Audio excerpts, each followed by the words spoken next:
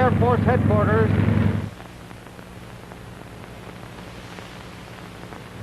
Dorn calling Eagle Nest, Royal Canadian Air Force. Dorn calling Eagle Nest, Royal Canadian Air Force. Off. Eagle Nest, okay, Dorn, come in, off. I just finished mapping the Titan Pass sector. Off. Where to now, off. Where to? Why, home. Home, sweet home. Right at Titan Pass. Strange bird, Jim Doran, isn't he? I'll say so. Been everything from a grease monkey to owning his own fleet of ships. Sure likes to be by himself. Yeah, that's the reason they called him the Lone Hawk during the war.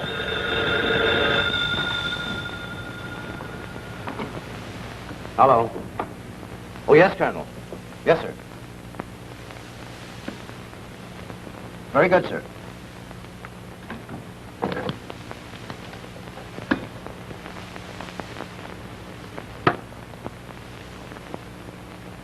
Eagle Nest to Sergeant Eby.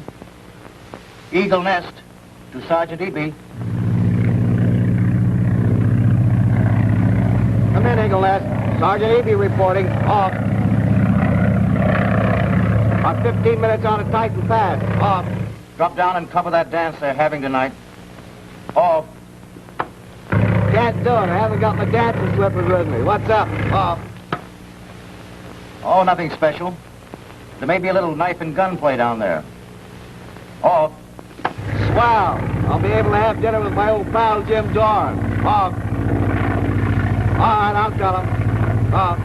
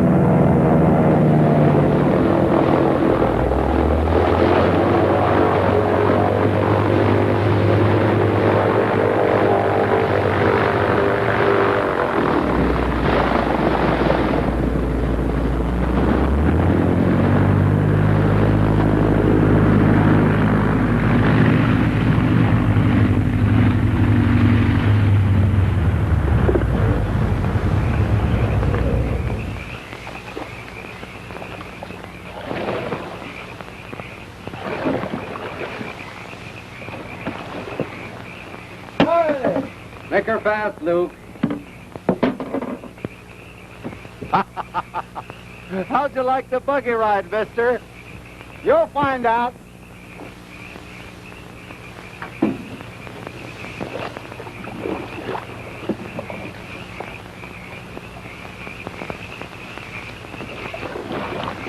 Hi, Jimmy. What brings you over this way? Orders.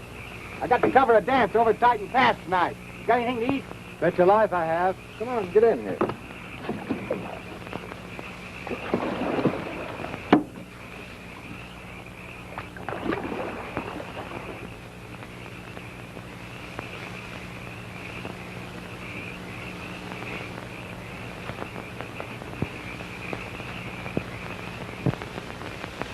Remember, pal, while you're keeping your eyes on that dance tonight, be sure and keep them off the girls.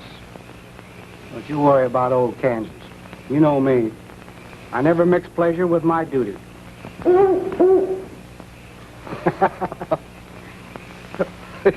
Even old Socrates is laughing at that one.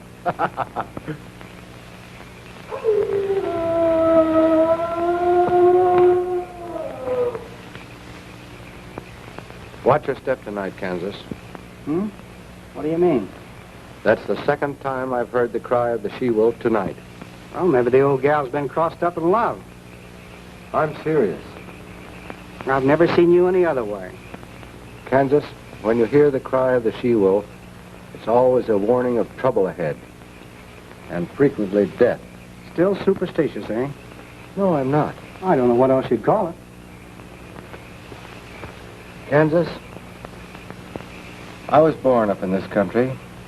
I learned in early life to read the signs of the wild things. And when I tell you that the cry of the she-wolf means trouble or death, I know exactly what I'm talking about. You know what's the matter with you, Jim? You live with yourself too much. Why don't you get out and circulate around? Meet people. Get yourself a girlfriend. Anybody, I don't care. What do you say, Socrates? Should I get myself a sweetheart?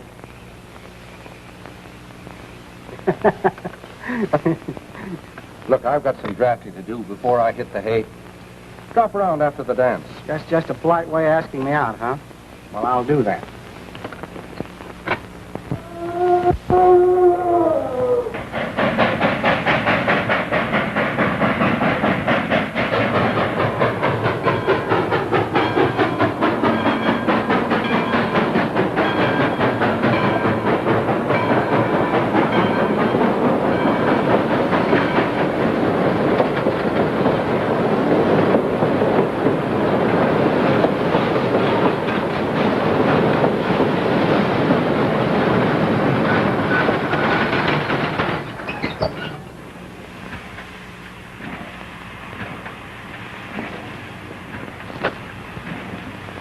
What's this all about? You will pull out at the siding 22 and wait for the transcontinental to make clear. Why, I never did before. I don't know. I only get your orders. That is because Monsieur Snowden is on board with his private car. You know how rich he is and powerful. Yeah, I know. So I have to sit in the siding for half hour, huh? It's too bad, Gordon. Maybe when you are as rich and as powerful as Monsieur Snowden, we will sidetrack the transcontinental and let you pass by with your freight car, eh? You're very funny.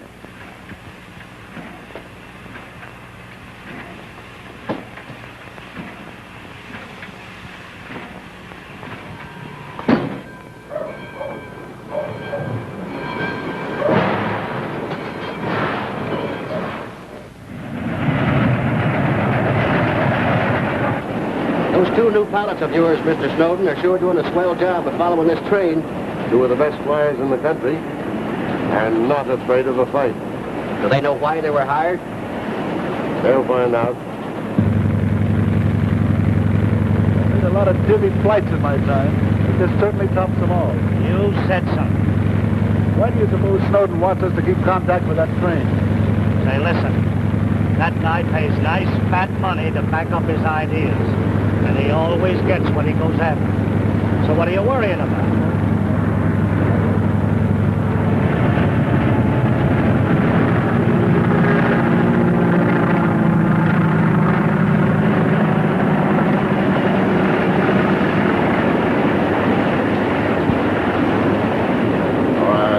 By the way, has the young lady been asking any questions? No. She believes everything you said to her. Anything I can do for you, miss? Oh, thank you, Jubal.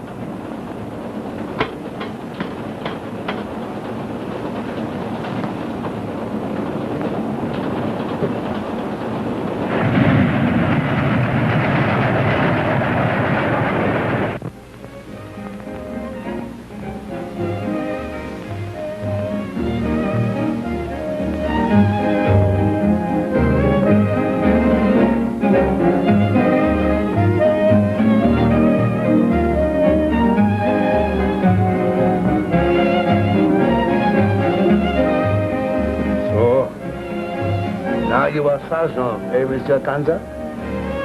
That's right. I got my stripes 3 months ago. You ought to be congratulated, mon ami. Thank you, Papa Bergelow. You know, if the railroad company were handing out stripes to their station agents, you would have them the entire length of your sleeve. And don't forget that.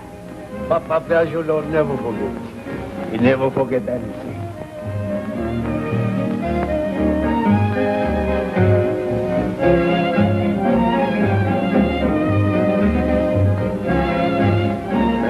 It's time for duty. Soon the dance will be over.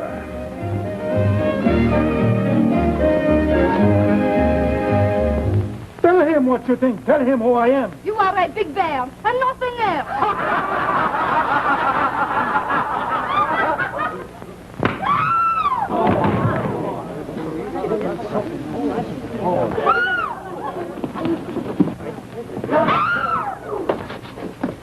Give me that knife. Put it away. You're liable to get yourself in trouble some of these days. Now, what's going on here? He take my Babette from me and dance with her. He tells lies. Wait a minute. Babette, she wishes to dance with me. And, who do you wish to dance with? Are you a good dancer, monsieur?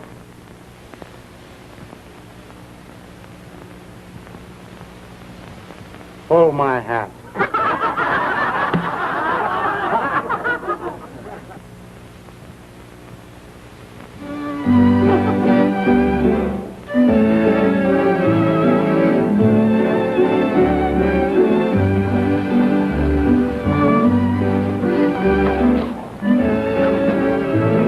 The uniform, she is a powerful thing, my friend.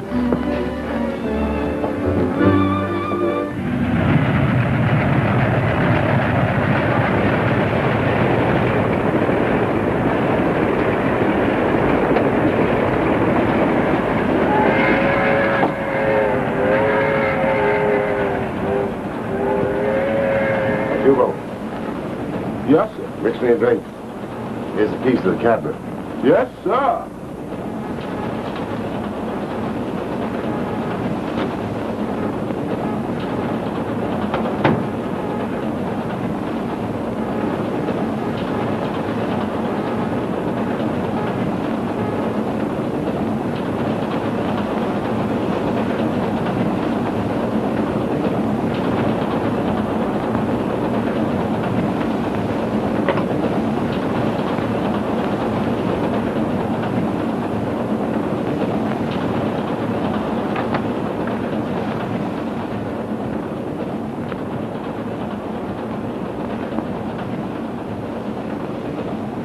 What do you want here? Keep your hand away from that bell, Snowden, unless you wish me to become a murderer like yourself. How did you get in this car? That doesn't matter. Why are you here? You've got Jean McNain on this train. Who told you that? Never mind who told me. He's getting off with me at the next stop.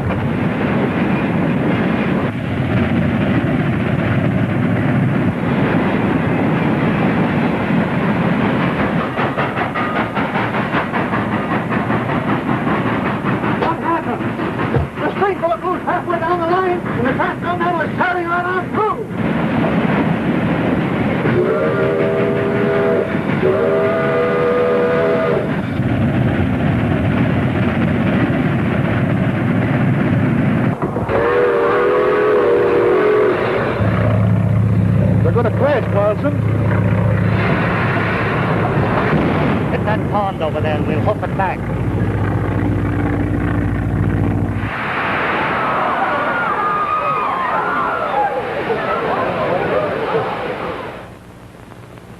What did you say your name was? Cardigan. James Cardigan. They call me Soft Shoe. Thank you. Say, wasn't there a lady in your party, Mr. Snowden? A lady? I seem to have forgotten her. This wreck seems to have dulled my senses.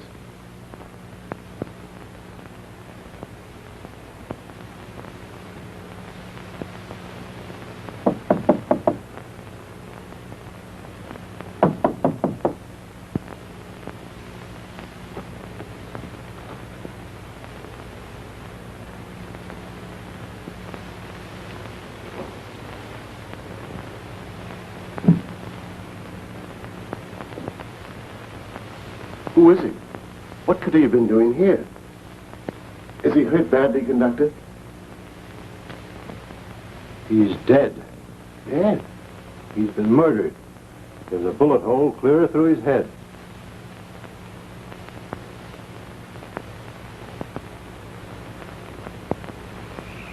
Jim, I'm telling you, that girl was a work of art. And was she scared? Scared? Yes, scared. When she jumped off of that train, she was frightened out of her wits. What happened then? Well, the woods just seemed to swallow her right up. Kansas, you're seeing things. Too much flying has shot your nerve. Then you think that I imagined that I saw her? That she was a ghost? It's possible. You know, I'm beginning to believe the howling of that she-wolf really did mean something. Come on. I'll paddle you out to the ship.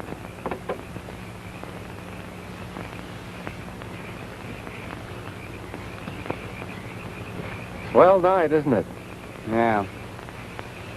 That lake's pretty smooth out there, though. Oh, I guess there's enough wind so you can take off all right. I guess so.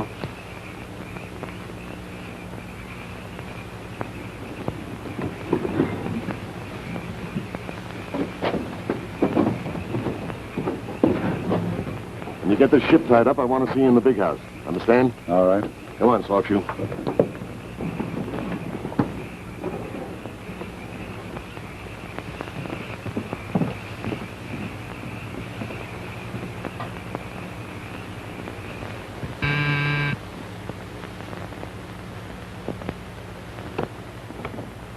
Bonsoir, monsieur. Never mind the greetings. Oh, Yaroslav. How long will it take you to cross the lake to Titan Pass Station? So quickly as anyone. And get over there at once. Ask the station master or anyone else you find there if a girl got off the Transcontinental tonight. But, monsieur, it is early in the morning. Old Papa Brigalow is long ago in bed. Do as I tell you. Find him. Find out if a girl got off that train tonight. Oui, monsieur. It shall be done.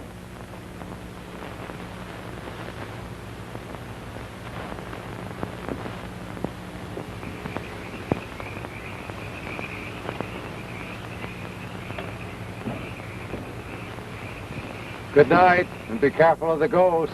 Yes, and you be careful of the wolves, too.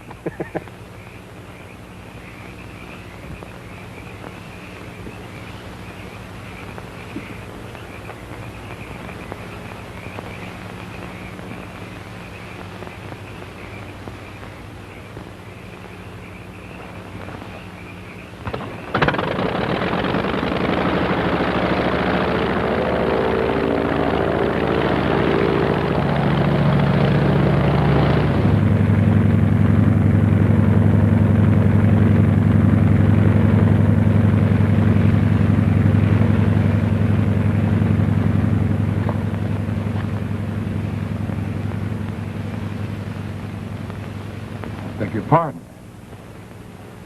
It is we who should beg your pardon, Monsieur Jim.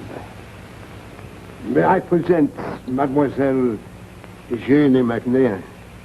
I knew her since she was so high. I'm sorry if we've intruded. Oh, not at all. As a matter of fact, Papa Bergelow forgot to mention my name. It's Dorn. Jim Dorn. I'm pleased to meet you, Mr. Dorn. Well, won't you sit down? Thank you.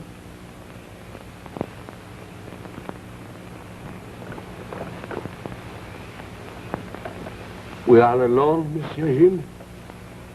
Nobody here but Socrates there. Yes. Socrates, he says nothing.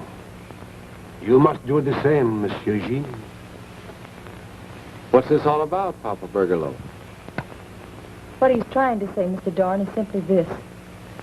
My father's in danger. Terribly in danger. He has enemies, Mr. Dorn, who would stop at nothing. Oh, come now. Nothing can be as serious as all that. Where is he?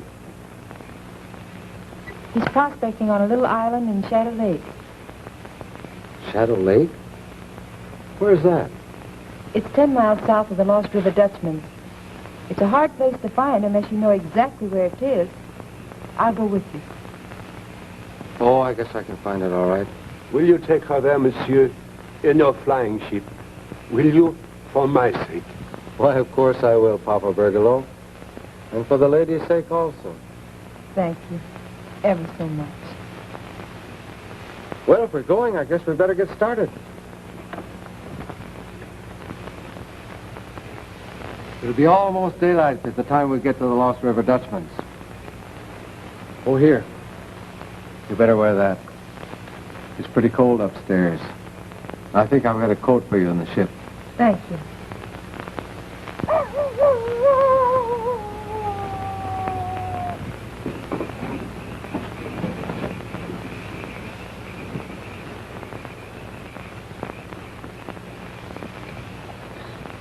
Well, now what's the big idea? St. Andrews. The boss thinks a girl may show up there. Well, if you ask me, I think this outfit's getting dizzier every minute.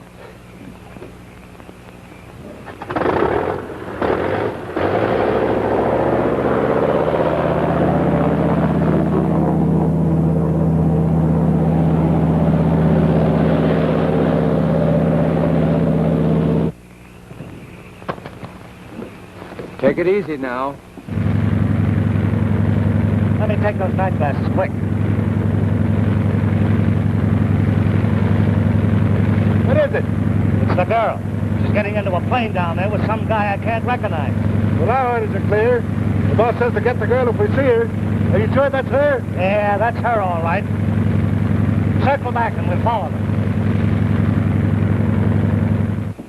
So long, Papa Bergolo. So long.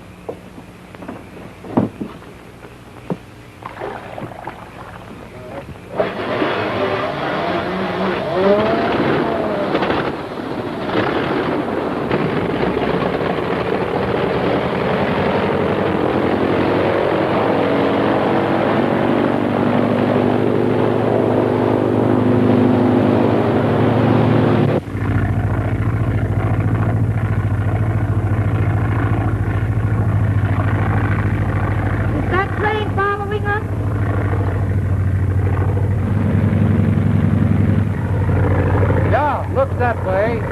They mustn't know where we're going. Okay. Take a cinch then in your safety belt.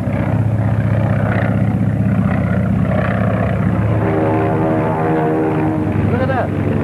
Yeah. What does that guy think he's doing? That guy must be crazy. Either that or he don't know the first thing about flying. Where do you suppose that guy went to? That last spin was his finish, if I know anything about flying.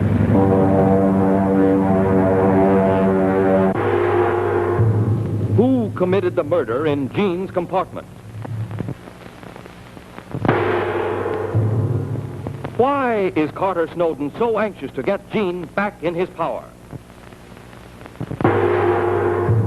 What happened to Jim Dorn and Jean McNain?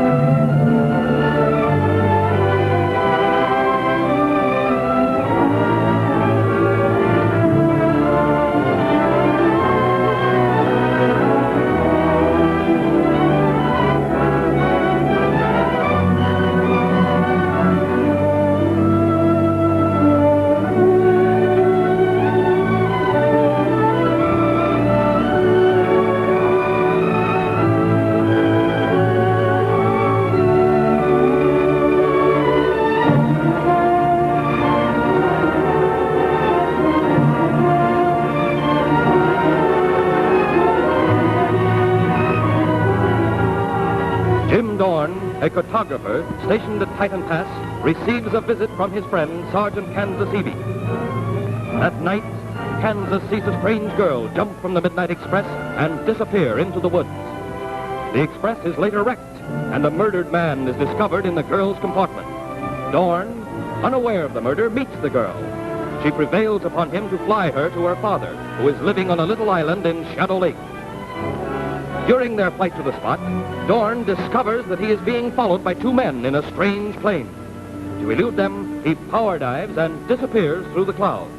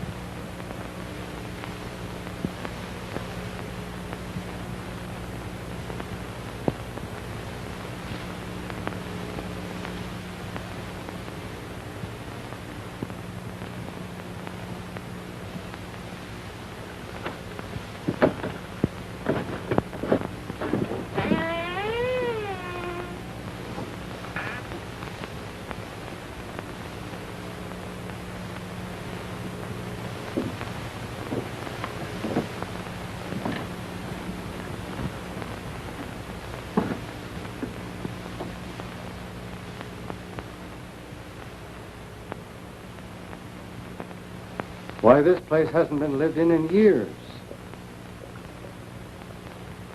I haven't been here since I was a little child. But your father... He's been dead for the past 5 years. But you said that... I know, I lied. I deliberately lied. I knew if I told you the truth, you never would have brought me here.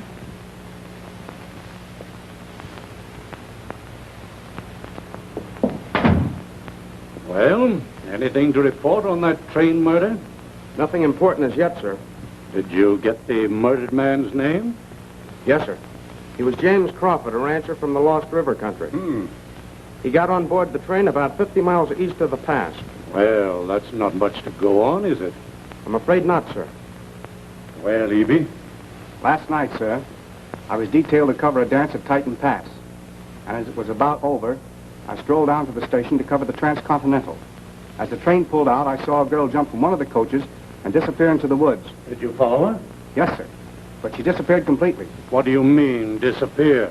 I mean, sir, that she disappeared completely, as though she were a ghost.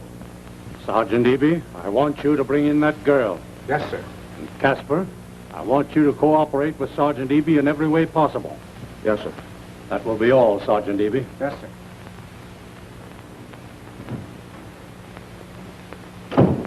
Well? I should like to report, sir, that on my last flight north, I heard many rumors regarding that mysterious pilot. For example? He has been seen day and night flying low over the country, engaged in that peculiar business of his, whatever that might be. Any further identification? No, sir. As I entered in my report of some weeks ago, his plane carries no markings by which it might be identified. I'll make a report of that. That'll be all, Casper. Yes, sir. Then why don't you tell me the whole truth now, so I can be of some real help to you? You've been more than that to me already. But as far as the whole truth is concerned, I can never tell you that. Never. Then why did you come here? To escape an enemy more relentless than any woman has ever known. Now that you are here, what? I intend to remain. Alone? Alone. I know these woods better than the Indians that call it their home. As I told you before, I've lived in this cabin. Well, now that you're here, you might tell me where the broom is so we can start cleaning up. Good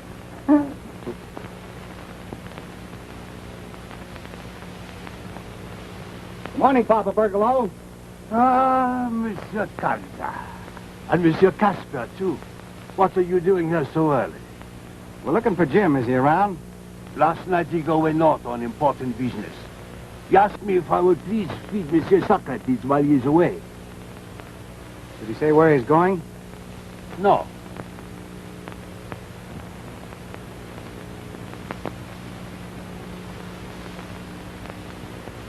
Burgalo?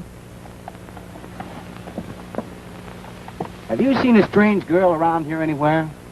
A strange girl, monsieur? Monsieur can't make joke with me. What would a strange girl be doing here, monsieur?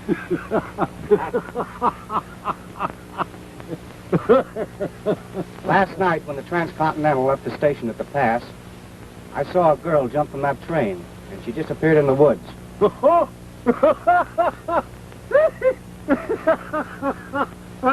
You make grand mistake, monsieur. Oh, no. I don't make any mistake. I'm going to find that girl and bring her in.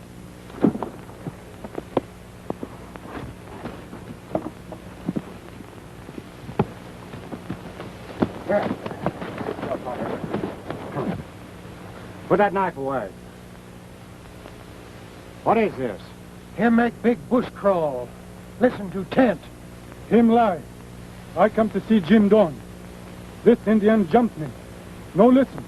What do you want with Jim Down? I have a message. What is it? It's for Jim Down, not for you. Who's it from? From Monsieur Snowden. I work for him. Snowden, eh?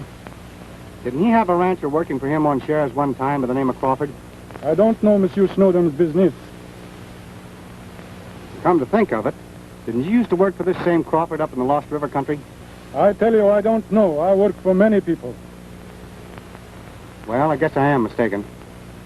I'll let you go this time, but be more careful about listening at other people's tents in the future. Beat it.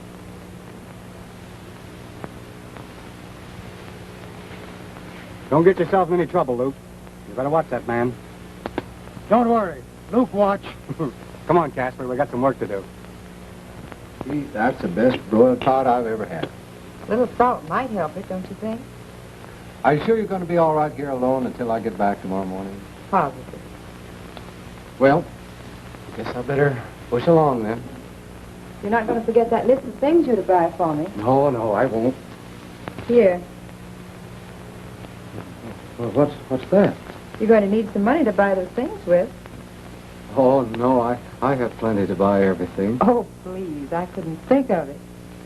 Well, how much will I ask for it? Anything you can get for it. Well, all right then. Guess I better be going. Take good care of yourself. I'll try. You'll never know how grateful I am to you for all you've done for me.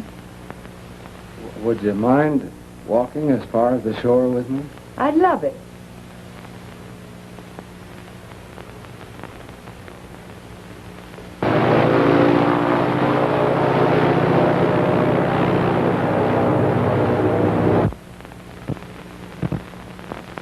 Fool. Why did you tell him that you worked for me? And why did you tell him that you worked for Crawford? That I did not say. Then why did you say that you had a message from me to that Jim Down? I must say something. I was very much afraid when I catch me listening to learn for you about the girl. Is that speedboat of mine in commission? Oui, Monsieur Snowden. What is it you wish me to do? Get some supplies. We're traveling to the Lost River Dutchman's. You think maybe Jim Down has taken girl up there? That's what I mean to find out. Any orders for me, boss? Yes. Have every jewelry store and pawn shop within a radius of 100 miles covered. Use as many men as you think necessary. That girl is without money. The jewelry she's wearing is the only way that she has of raising any. You mean that you think she'll... You know what I mean.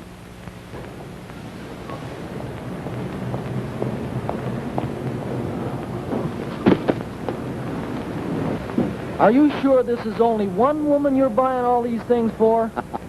Cut the comedy, Jerry. Look, meet me at the side entrance of the King's Hotel in 2 hours. Okay, I'll be there.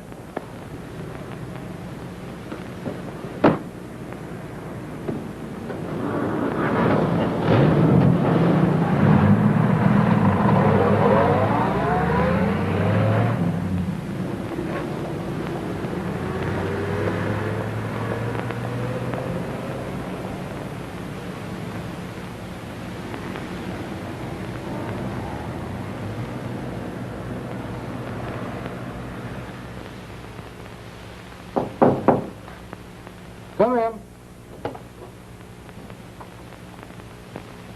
How do you do?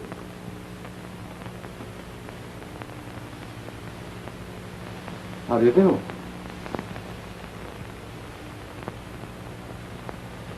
I've come to inform you, sir, that you were under arrest. Arrest? For what? I can't say as to that. My orders are simply to take you to headquarters at once. As for any other orders, perhaps this gentleman can furnish them. May I speak to this gentleman alone for a moment, officer? I suppose so. If this gentleman doesn't object. What do you say? Do we discuss this matter privately, or do you wish me to give it to the newspapers? I guess it'll be all right. All right, ma'am. We'll wait outside. Make it as brief as possible.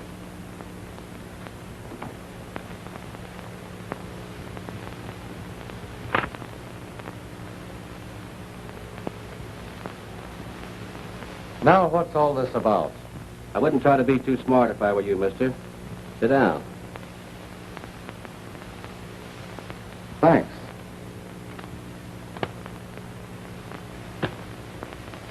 Sit down yourself.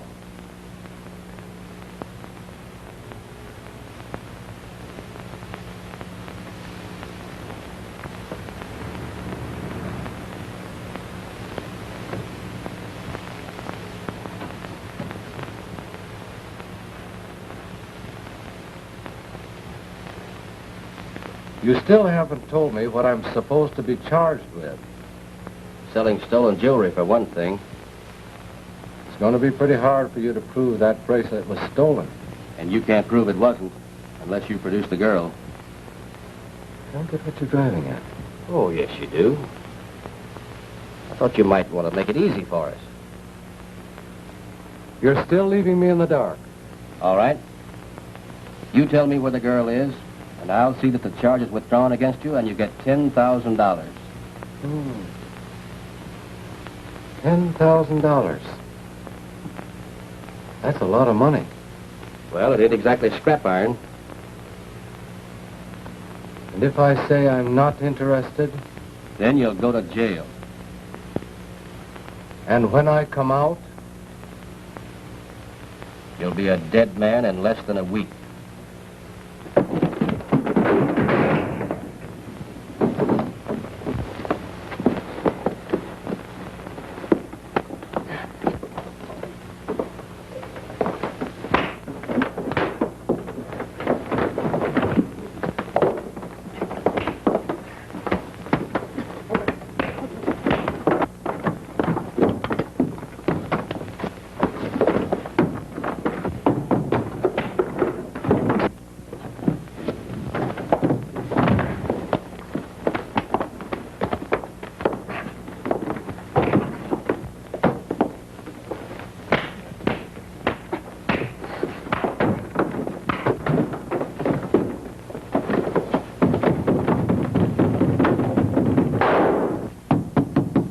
Open up!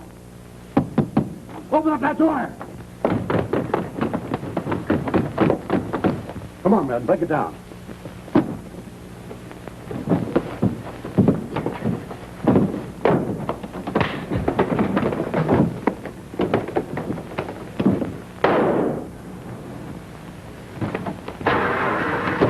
Give it the gas! Downstairs, man.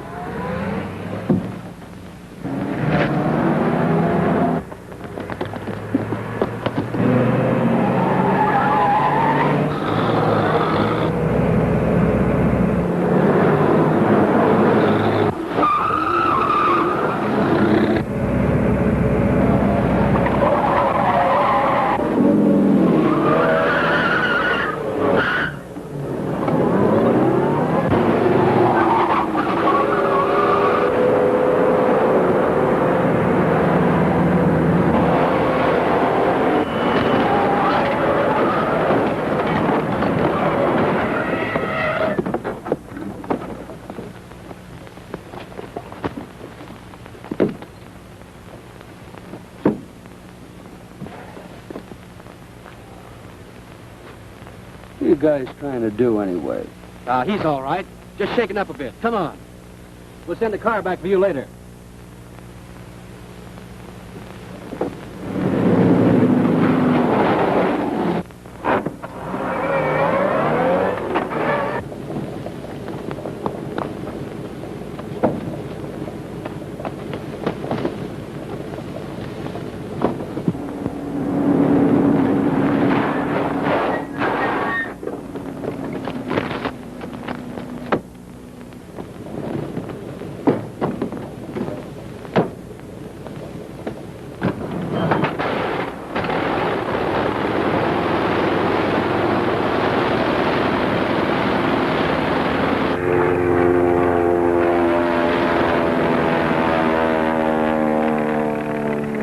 Well, he got away.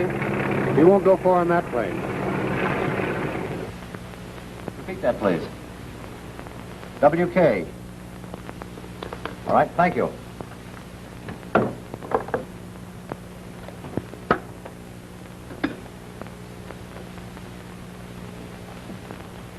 Headquarters, Eagle Nest, to all air patrols.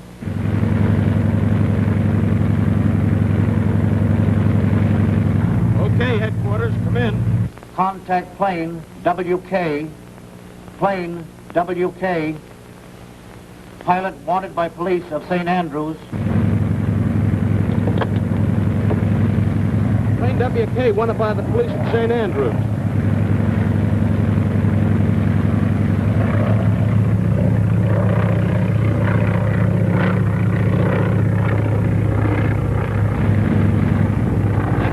Let's get him.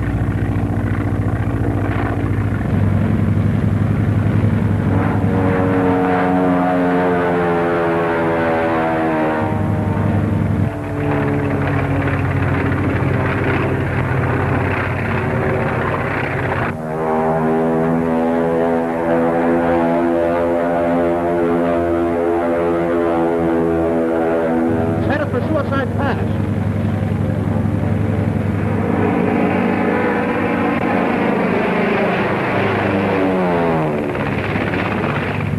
Wow, that was close. Close. That's it, finished.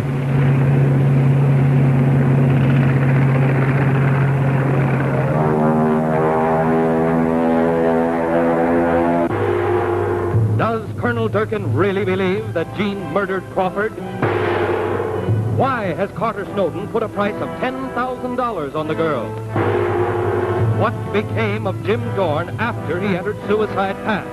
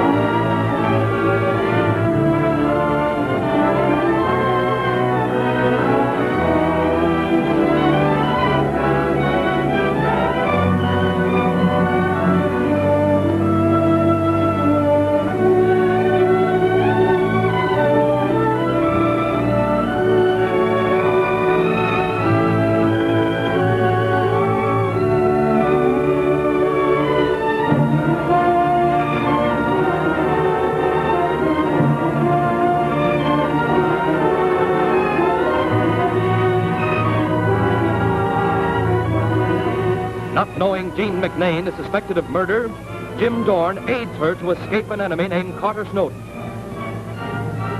Sergeant Kansas Eby, Jim's lifelong pal, is ordered to bring in the girl for this murder, which took place on Snowden's private car. For reasons of his own, Snowden wishes to keep the girl from the police and get her back into his own power. Aiming at this, he attempts to trap Dorn in order to learn the girl's hiding place, but Dorn escapes. Later, by a clever trick, Dorn evades pursuit by shooting his plane into Suicide Pass.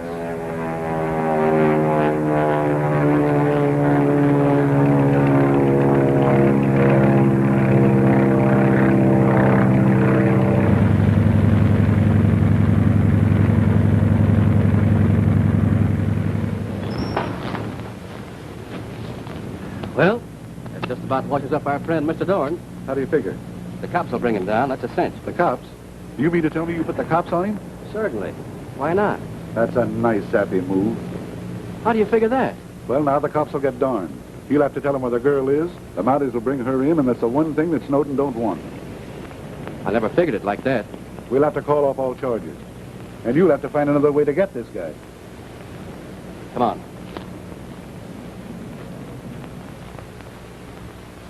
Headquarters to Sergeant Eby. Headquarters to Sergeant Eby. All right, headquarters. Sergeant Eby reporting. Come in. Off. Countermand order Z401. Charges against pilot in plane WK dropped. Answer, Sergeant Eby, if received. Off. You're too late.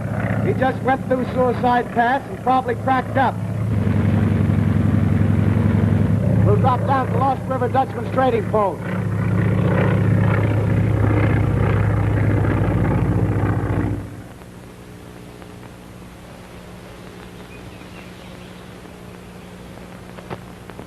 What are you laughing at, you fool? Our Fritz is no fool. You just said you would pay $10,000 for that girl. So if she is within 100 miles of this spot, you will know it very shortly. Yes, but remember, the police must not be brought into this in any way. The girl must be kept from falling into their hands at any cost, understand? Yeah. So what else is your pleasure, mein Herr Snowden? And as soon as you locate the girl, I want you to let me know at my place on Moon Lake. The thing is as good as done already. Fine.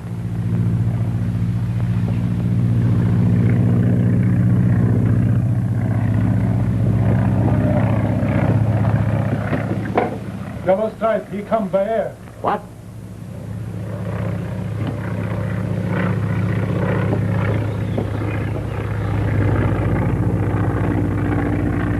He's right. That is an airship of the police. Are they going to land? For gas, probably. It is often so. They mustn't see me here, Fritz. Get in the back room, quick.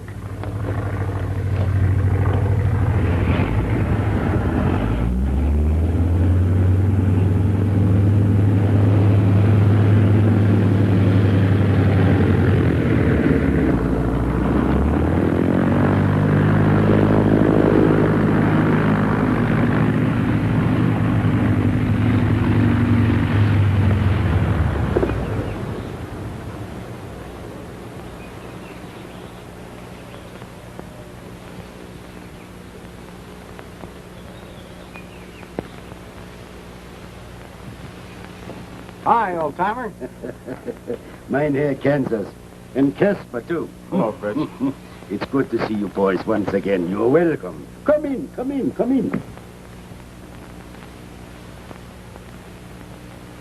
You know a man by the name of Carter Snowden? Did you say Snowden? Yes, he said Carter Snowden. Oh, him. Who has not heard of Carter Snowden, the richest man in the Dominion? Say, Fritz, did you ever hear of a girl by the name of Jean McNain? Jean McNain? Wait now. I must think. No, I never hear of such a girl.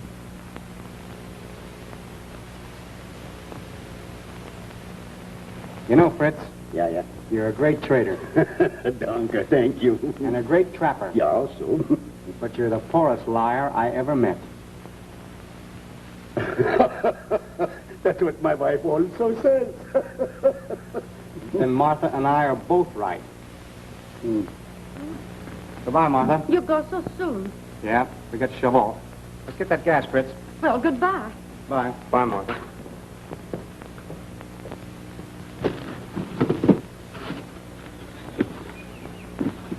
I guess that's all of them, Mr. Dorn. Thanks. Looks like you've been on a spending binge. Oh, just a few presents for the folks back home. I do this about once a year. Me too. Well, so long. So long.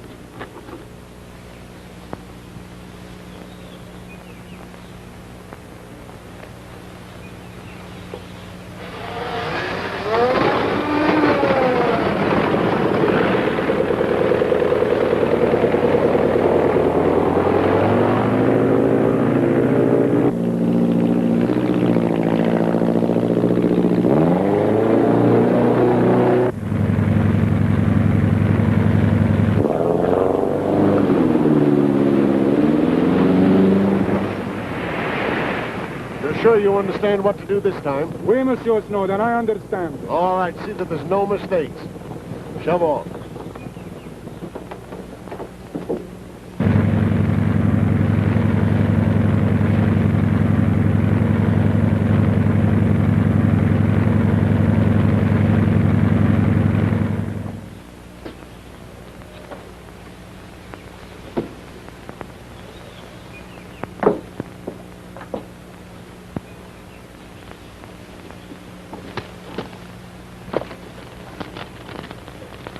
It looks as though you brought me enough supplies to last for 2 winters instead of 1. Well, I kind of figured I better double up on what you ordered just to make sure. I can hardly wait to open some of it.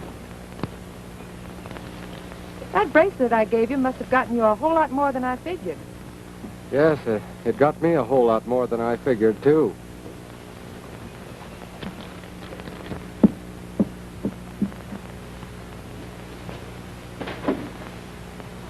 Well, how do you think I look? Fine.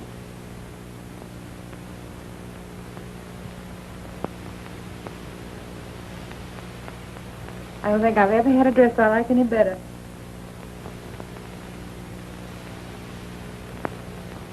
Gosh, Jerry's going to be pleased to hear that. Jerry? Who's Jerry? Oh, Jerry's a taxi driver friend of mine.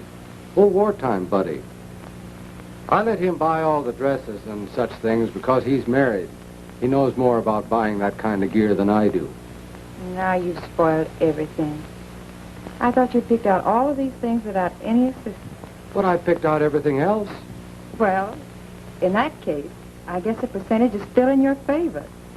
So I suppose I'll have to forgive you. Thanks. Now how about some coffee and a little snack? Just as soon as I can put on one of these new aprons that Jerry bought for me.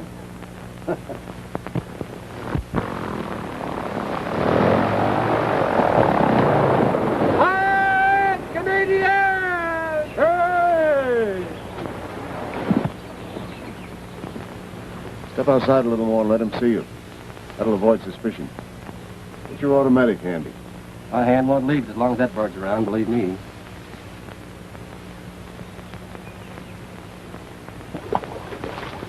The wolf pack gathers. What do you mean? The lookout and his fit are waiting in your tent.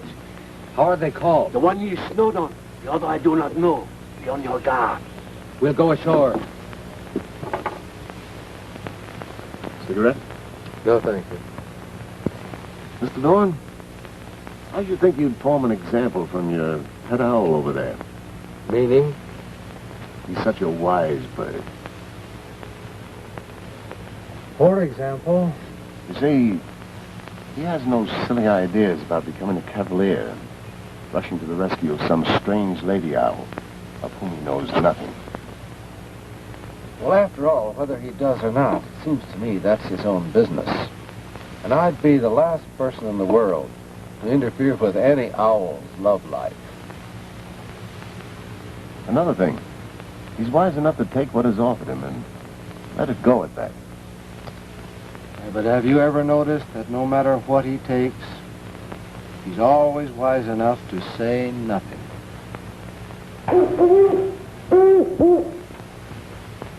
See? He likes the idea. Mr. Dolan, would 20,000 interest you? I wouldn't be interested in as many millions if I had to turn wolf to get them. Don't be a fool, Dawn. I'm offering you a fortune. Take the money and then forget about it. Why, with $100 of what I'm willing to pay, you could get 100 women like her.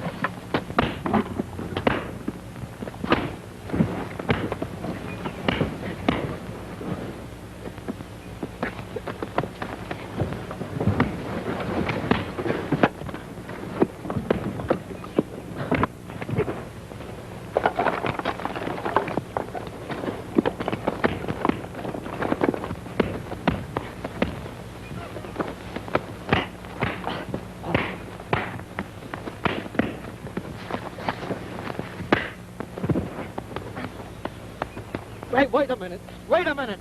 I've had all I want of this. Take care of him, Papa Bergalow. Come on.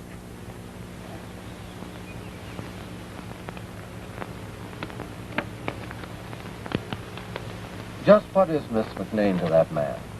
I can't tell you because I don't know. I only know that he wants to get hold of her and he'll stop at nothing to do it. Nothing, understand? Oh, partly. I'm sick and tired of this job. I don't care who knows it. I've done a lot of rotten things to that girl because he paid me. But I want to send her this letter and tell her how sorry I am. And then I'm taking the quickest way out for the farthest place away from here. Would you take her the letter? Yes, I'll take it.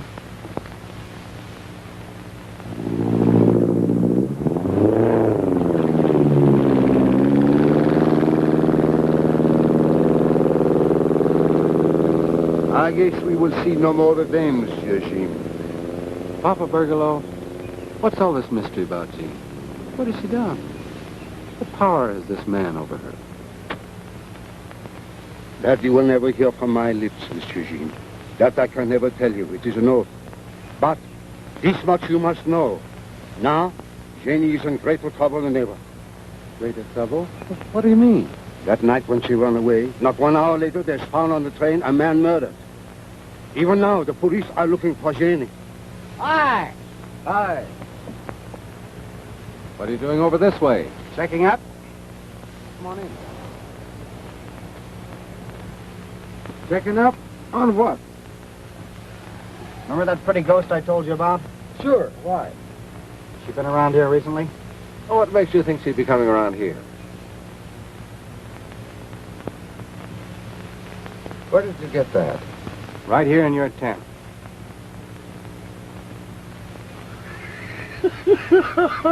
What are you laughing at? Again. That was my joke, monsieur.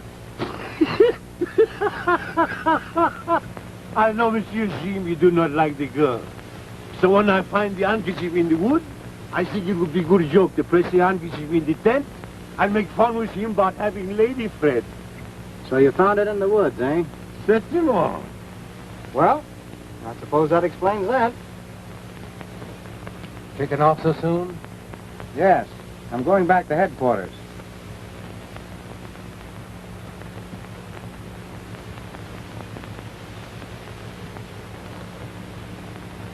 Get your canoe ready. I'm flying back to Jean at once. Oui. Bon voyage, Monsieur Don. And le bon Dieu's great blessing on you and Janie. Thank you, Papa Bergalow.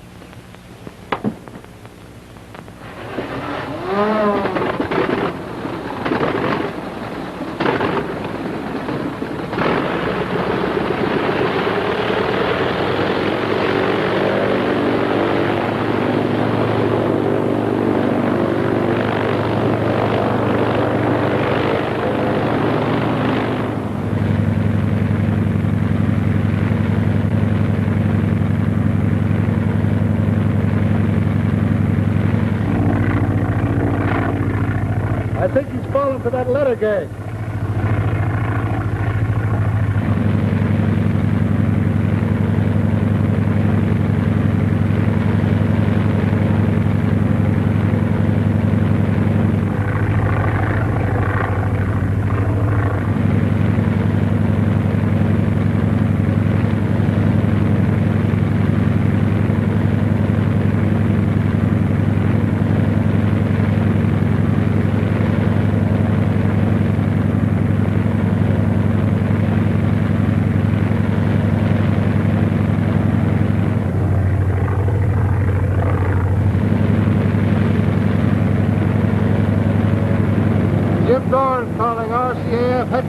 at Eagle Nest. Jim Dorn calling RCAF headquarters at Eagle Nest. Come in, please. Dorn off. Okay, Dorn. Come in. Off. Give me the registration of plane CFAO. Wait a minute, and I'll let you have it.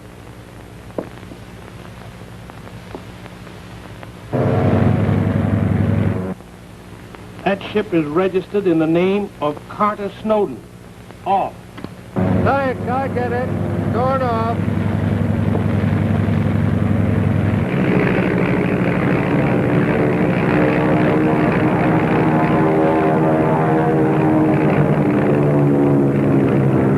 Looks like that fellow's coming back for an argument. Then let him have it. Don't worry, we'll accommodate him. Here, take this stick.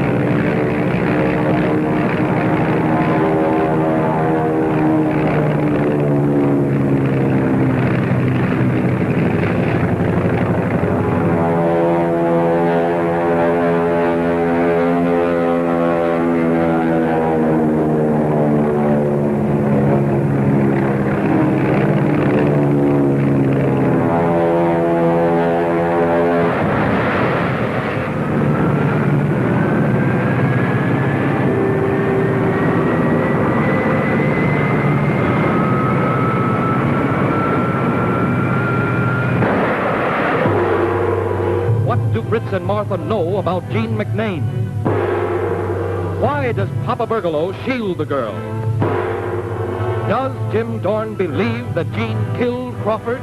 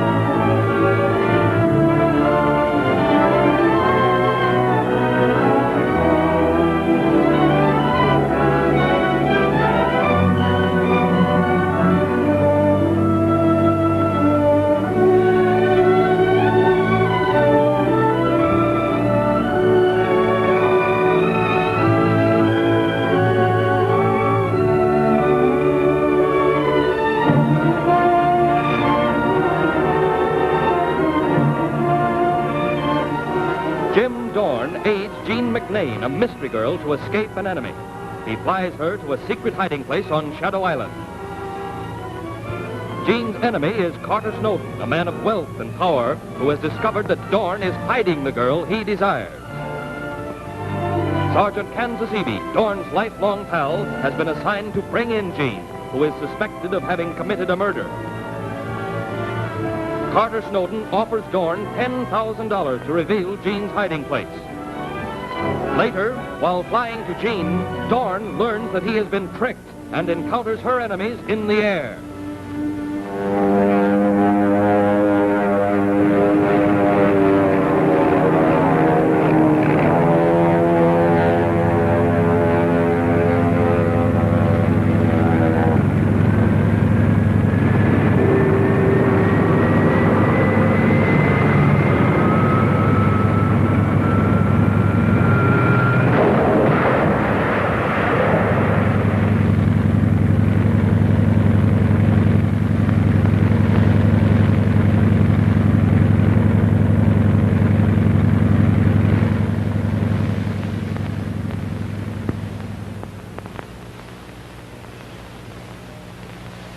There. Is that all you want? Oh, you mustn't get up here.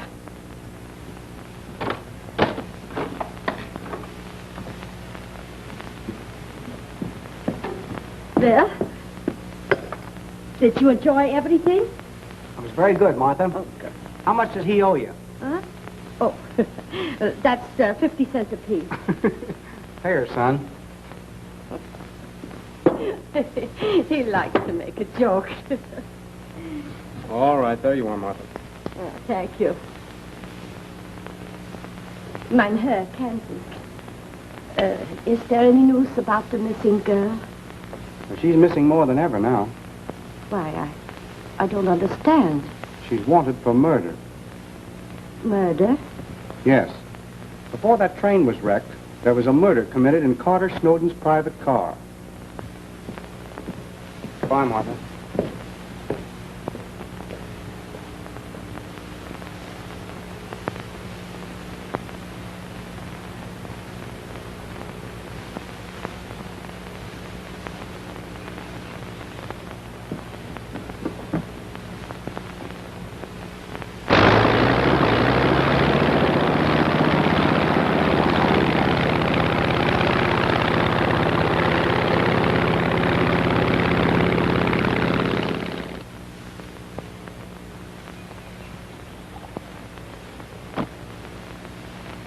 Now, you have not forgotten the trails and the water that lead to Shadow Island? Low-key, no forget. It is well. Understand, no one must know that you are watching, not even Monsieur Jean. It would make him angry, perhaps. But you must be like big watchdog. Stay in the wood and watch, so that Monsieur Jean and Jeannie are also safe. That I do. Bonjour. Bonjour, mon ami. And bon voyage.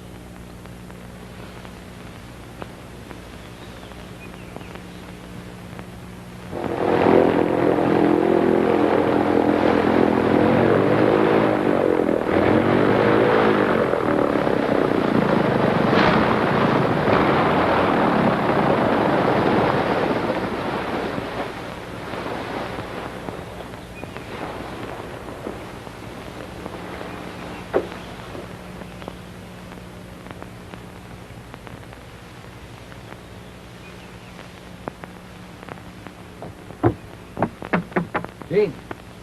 Jean!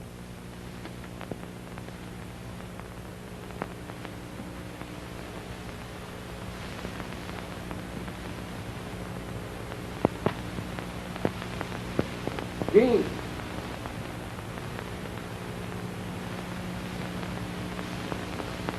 Jean!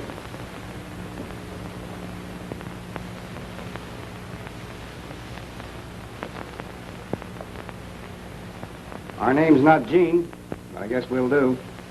But where is she? What have you done with her? I guess that's up to us to ask you that. You mean she's not here? Not unless she's hiding back of the woodwork. That's the only place we haven't looked. I've got some bad news for you, Jim. Well, let's have it. I've got to take you to headquarters. Headquarters? You know what I mean. I've had to do a lot of tough things in my life, Jim. But this is just about the toughest. What's the charge? Aiding a woman to escape that's wanted for murder. How did you know the girl was here? You don't suppose I believe that story that old Burgalow told me about that handkerchief I found in your tent, do you? Okay, you win. When do you want to start back? I'm ready whenever you are. Casper, you stick around here just in case. Jim and I'll go back in his plane. No hard feelings, I hope, Jim. Not a bit. Good luck. You know, this is liable to go pretty hard with you. Whatever it is, I think I can take it. She must be a wonderful girl, Jim. Come on.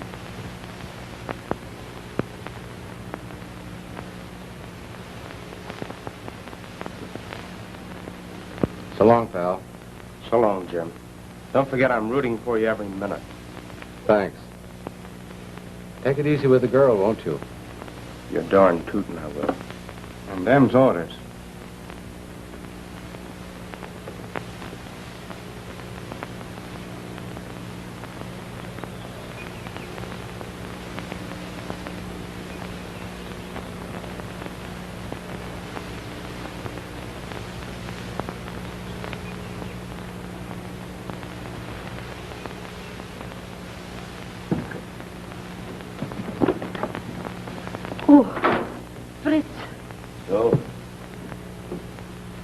The Mounties was here.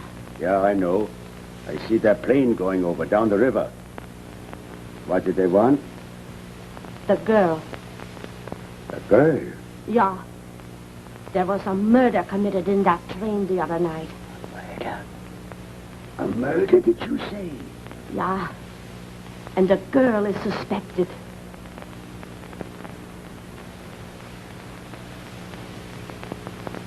Jean.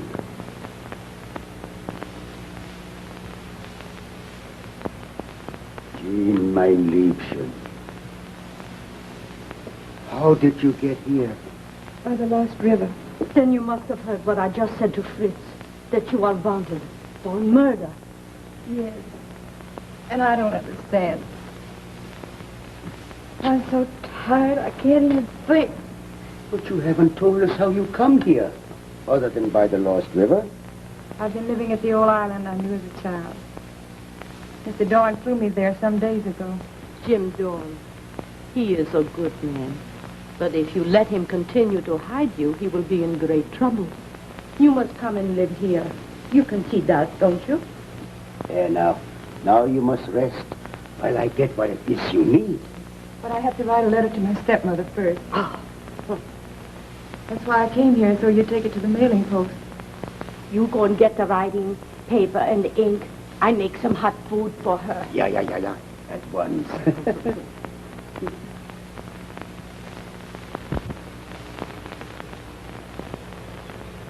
I can't answer that question, Colonel, because I'm certain that Miss McNain is entirely innocent. Well, in that event, I'm sorry to inform you, Dorn, that you are relieved of all regular duty with this department pending trial. But your special orders still stand. Yes, sir. That's all.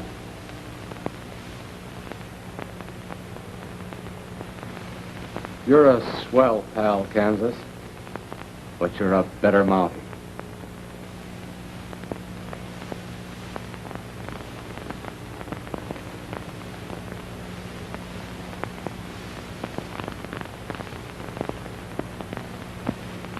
Kansas. Yes, sir. You know I like that man, and I'm going to help him if I can. Yes, sir. In the Sûreté of Police in Paris, they say follow the woman and you'll find the man. But in this case, I say follow the man and you'll find the woman. But Dorn's special orders, those orders must not be interfered with. You understand? Yes, sir. Then the mysterious pilot is to go on spotting gangster hideouts from the air. Exactly. I catch on. You what? I mean, yes, sir. I understand. Yes, sir.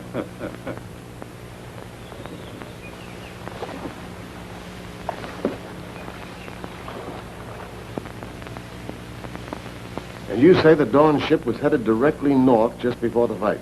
Yes, sir. And believe me, Mr. Snowden, what that baby don't know about flying ain't nobody's business. Quite the contrary. His business is my business, and in this case, very much so. But suppose she's up north where these guys say that Dorn was flying. I have your Ocelot up there to take care of all that. Well, suppose we need another ship. What are you going to do about that? I've already ordered one. It'll be here just as soon as a fine pilot can make the flight.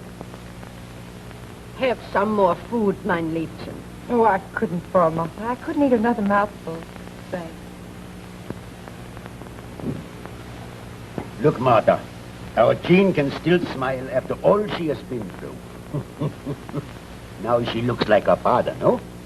Yeah. So, what is our plan? Plans?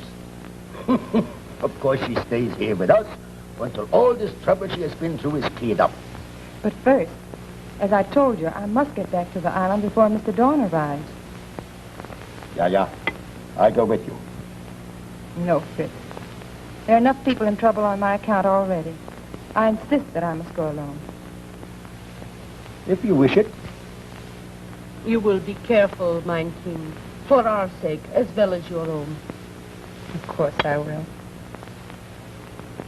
Well, if you must, then it is best that you go at once, so that you can reach the opening of Lost River while there is still daylight. You still think it is best you should go alone? Yes, I think so, Fritz. Then it shall be as you wish. Come. Auf Wiedersehen.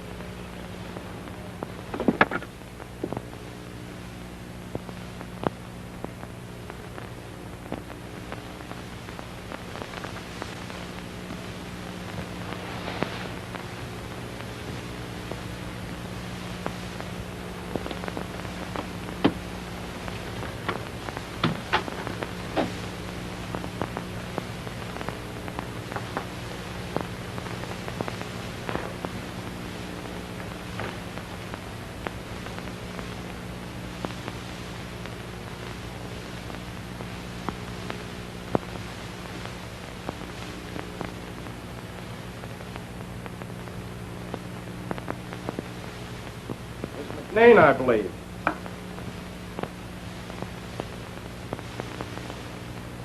Why are you here? Miss McNain, I'm sorry to inform you, you're under arrest. Arrest? May I ask what the charges are? I'm not permitted to tell you that. My orders are simply to fly you to headquarters. But why? Orders are orders, miss.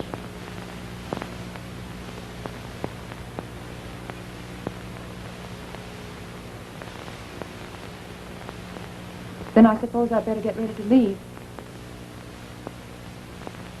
I'm ready to take off whenever you are, Miss McNain.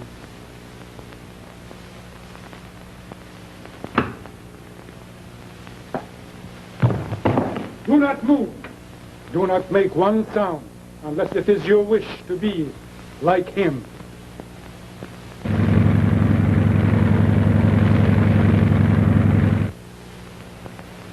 You do like I say. You follow my order, understand? Yes.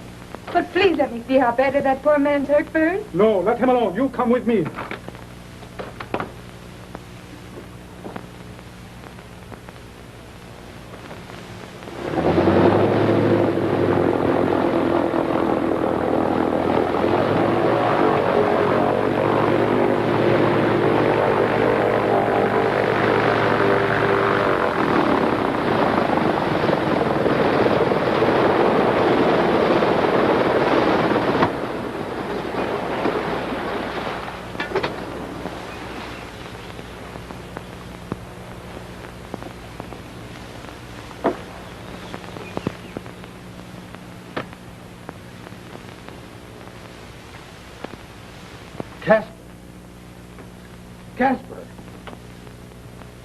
Casper, old pal.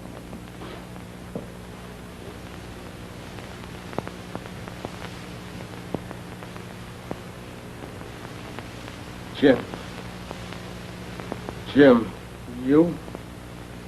Why did you? Who did this?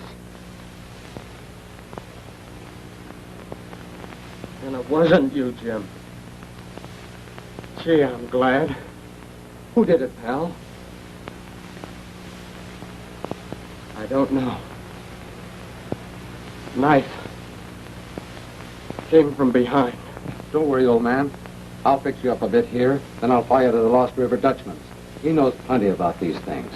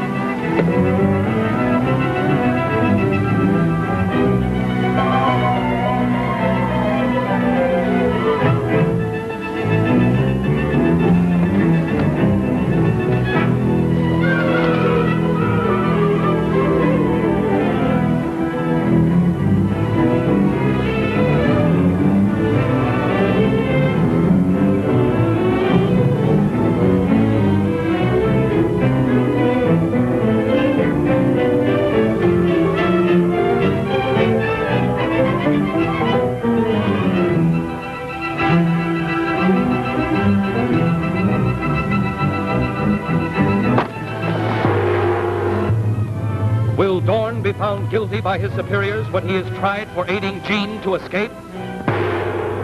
What will Snowden's next move be when he hears from Yaroslav that the girl has escaped him again? What happened to Jean McNain?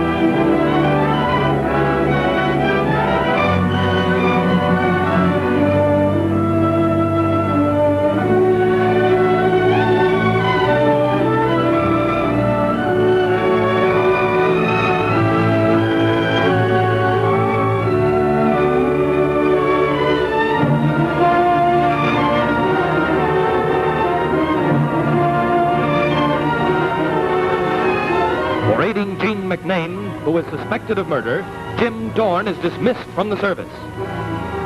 Jean is later arrested in her hideaway cabin by Sergeant Casper, who is struck down from behind by Yaroslav. The wounded Casper is later discovered by Dorn, who administers first aid and flies him to the Lost River Dutchman's trading post. Jean finds an opportunity to escape through the aid of an Indian friend named Luke.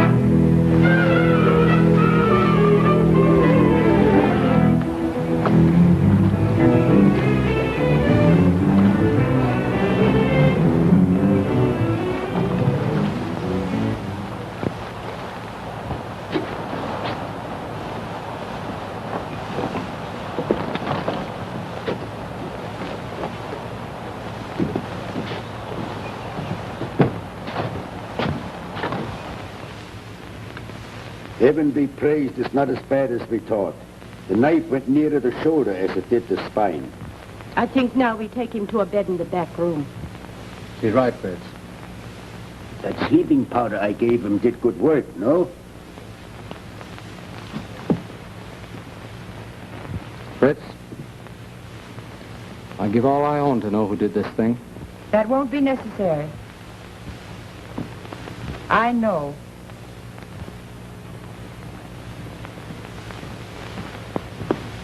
You know who did this to him? Yes, Who was it? Yaroslav. He threw a knife. How did you get here? Yaroslav was taking me away in a canoe a prisoner. Luke saved me. Where's Luke now? The last I saw of them, they were fighting it out at the other end of Moose River. Look. Fritz. He's coming out of it. He mustn't see the girl here. She is right. We must get him into the back room. Come. No. Fritz and I can manage this. You stay here with the girl. So Now. Easy now. He's heard enough already.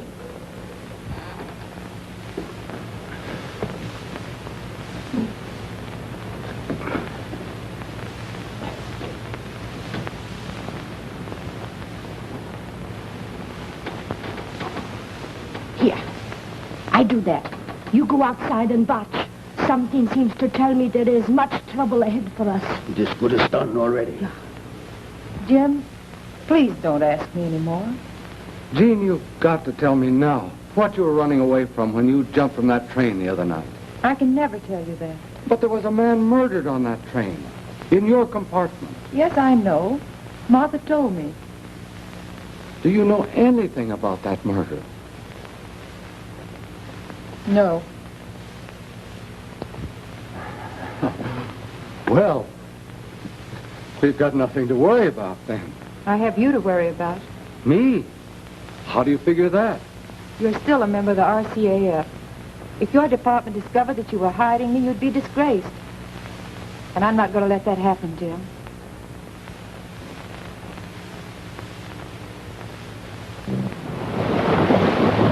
Doesn't that look like a man not playing canoe? Sure does. Let's pick him up.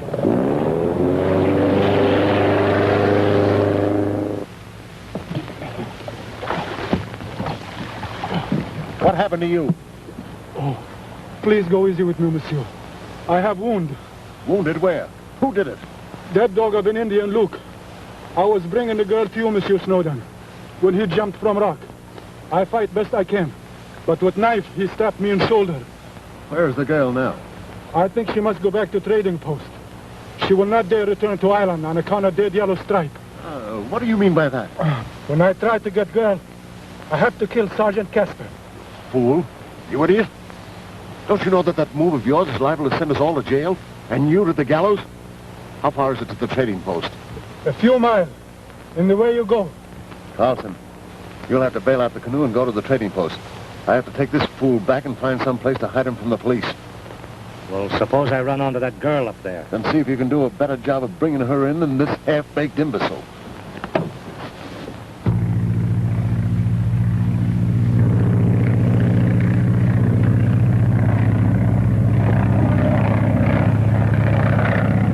Jean, we've got to find another hiding place for you. It's too dangerous here, and you can't go back to the cabin. A plane is coming. It looks like it should be for a landing. I could not say positive, but I think it is an official plane. But whoever it is, you better hide until they've gone. Where? I think the safest place would be in my ship. It is best to go out the back way.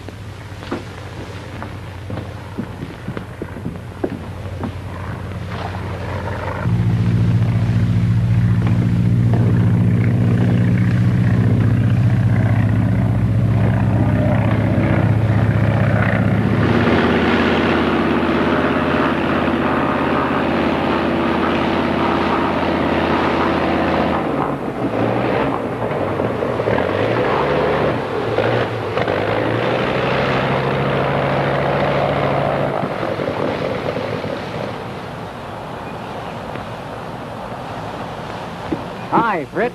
Ah, Mynheer Kansas. Back again so soon? That's Dorn's ship. Is he here? Yeah. He's up at the house, ready to welcome you as I do. Come.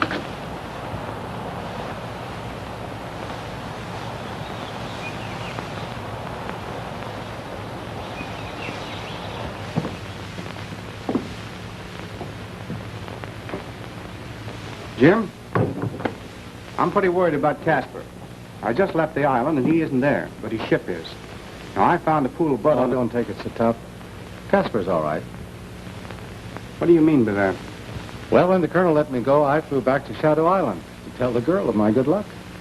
Did you see her? No. Funny, she disappeared just as mysteriously as she did from the train the night you first saw her.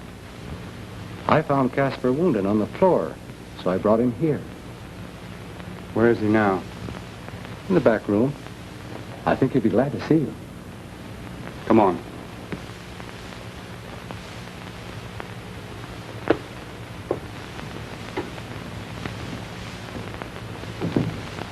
How is he, Martha? Oh, he's all right. Casper. Here's an old friend of yours. How you punching, son? I guess I'll do, pal, until someone better comes along. Sit down, boys. Get some chairs.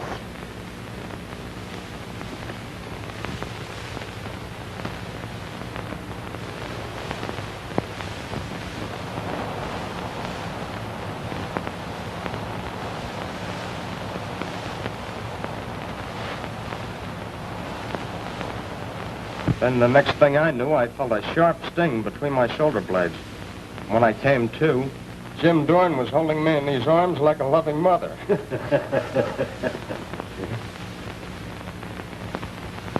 But what became of the girl?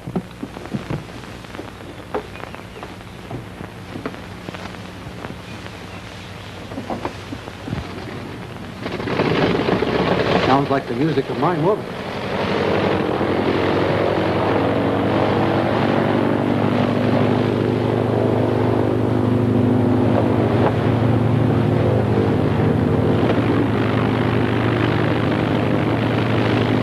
Got the girl in there. What?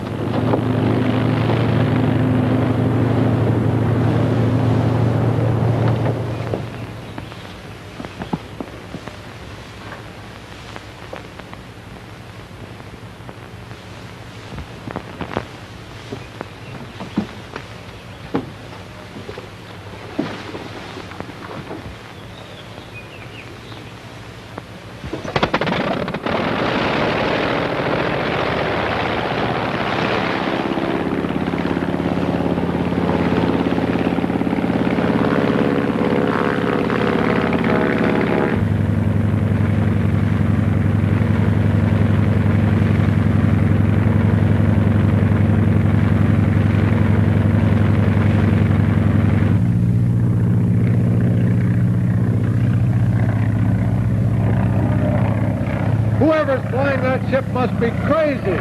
He should have checked his gas before he took off.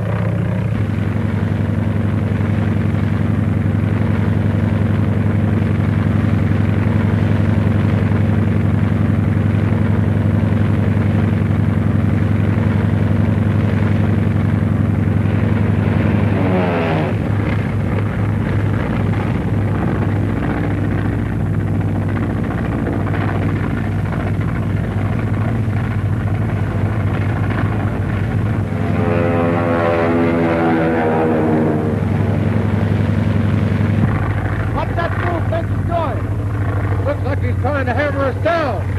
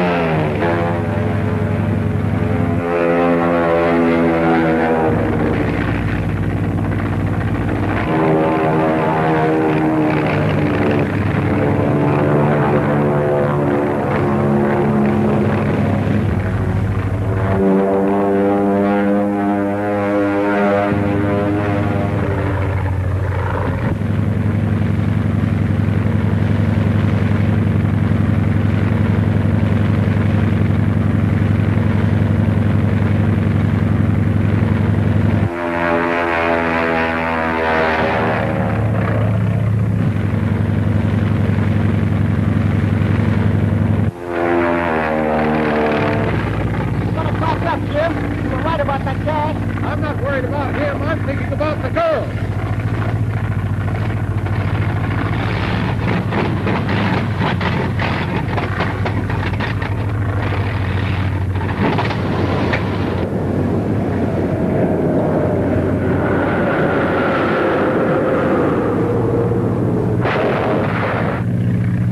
Let's get some altitude. I'm going to bail out.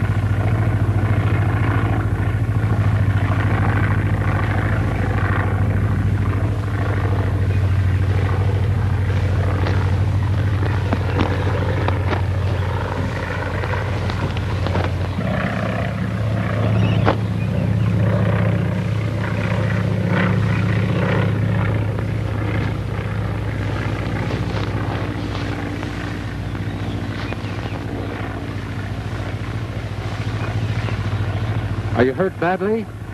No, I'm all right.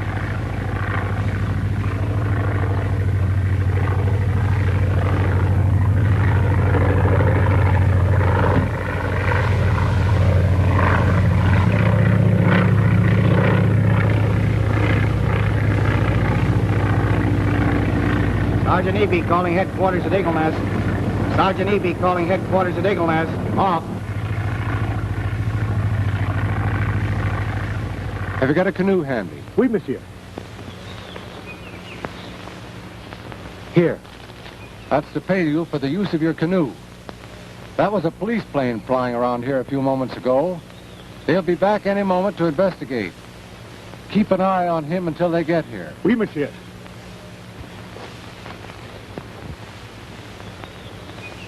Now, you think you'd care for a little boat ride? Or would it be too mild after this?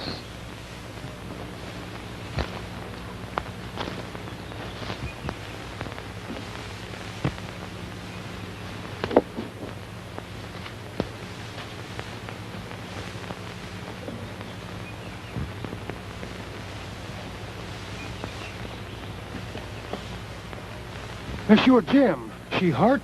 Not badly, Luke.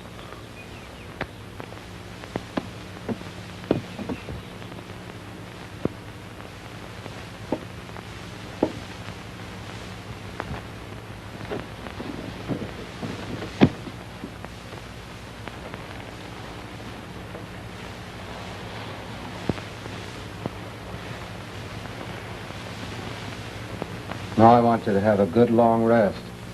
You've been shaken up more than you think. Nonsense. I'll be all right in a little while. That may be what you think, but you need a good long rest just the same. Come on, Luke. Monsieur Jim, he is right. Now you must rest.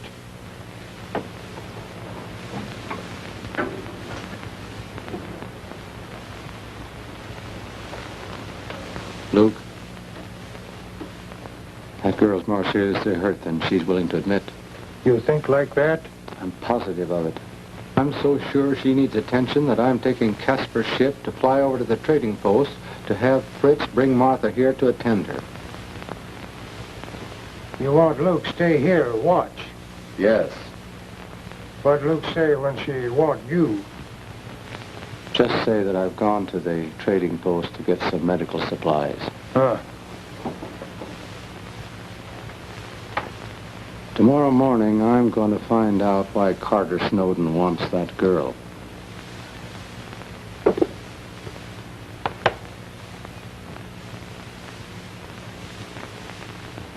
Are you sure you know these men? As sure as I would be of myself, monsieur. They will do what they are told and say nothing. I think you're taking a big chance in this, boss. What do you mean? You forget that we just discovered that Jim Down is an undercover mountie for the government. The mysterious pilot that the natives around here are always talking about. And not the flying map maker he's supposed to be. He's absolutely right, monsieur. But I've got to take big chances now. Carlson is in the hands of the police and Dawn still has the girl. Dawn. He's the one I mean to get. He's got to tell me where the girl is. Now listen, you three.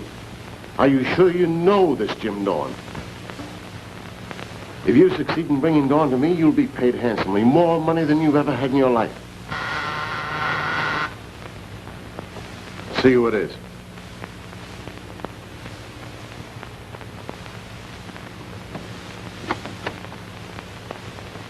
Well, Mr. Dorn. I want to see Mr. Snowden. Come on in. How do you do, Mr. Dorn? How do you do? I hope I'm not intruding. Oh, quite the contrary, my dear friend. This is just a little business conference in which you may be greatly interested.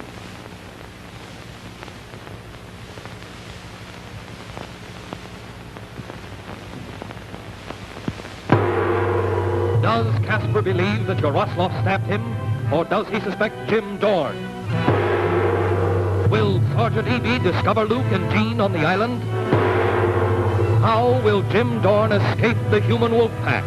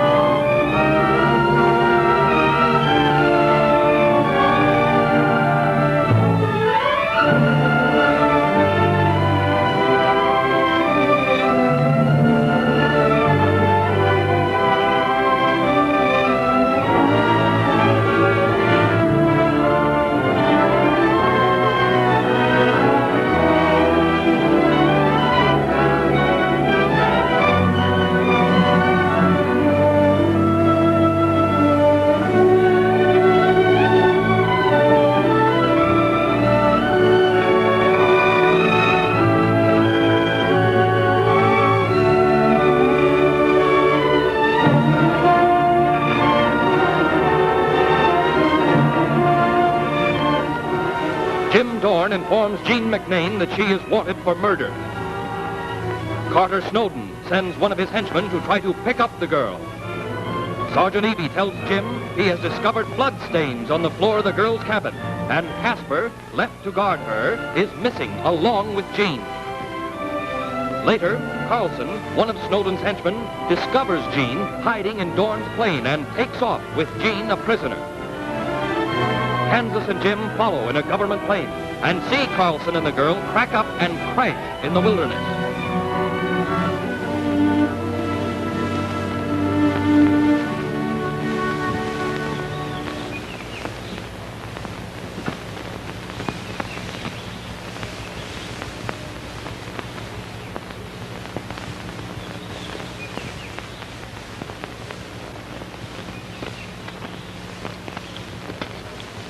Good morning, Luke. Morning. You have good sleep? Very good, thank you. Your breakfast soon ready. Doesn't look like you have very much fire there. Oh, big fire make too much smoke. Where's Mr. Dorn? He go. Gone? Gone where? Luke much afraid. Afraid? Sure, Jim. He go see Snowden. Snowden? Look, he's walking into a den of human wolves. I know. We must go to him at once. Luke have orders. Never mind the orders. Are you going to take me to him, or must I go alone? Bungalow tell Luke be watchdog. So Luke, he is watchdog. Oh, I knew you'd say that. I know quick way to Loon Lake. How? By River Diablo, but he is much danger there. Oh, never mind the danger. We must reach him the quickest way possible. Oh, good. First you must have cup coffee. Then we go. Oh, all right, but let us be quick about it. I hope I'm not intruding. Oh, not in the least. Will you gentlemen excuse me for a few moments? I have a little personal matter I want to discuss with Mr. Dorn. Mr. Cardigan, Yaroslav, you may stay. Now, Mr. Dorn, I think you'd better sit down. I have a feeling our little discussion may take a long time. I guess I can finish what business I have with you, Mr. Snowden, standing up. That remains to be seen. Mr. Dorn, I'm afraid you're making too many things your business lately that don't concern you in the least. If you're referring to Miss McNain, let me say you're right.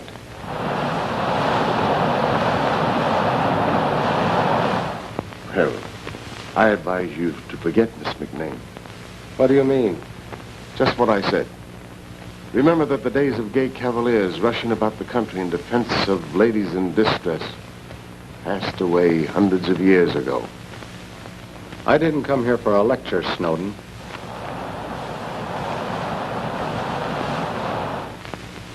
Where are you hiding that girl?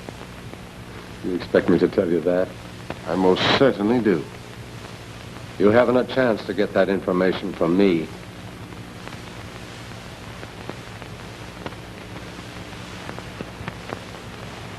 Wait a minute, smart guy. I ain't through with you yet. That's just what I was thinking.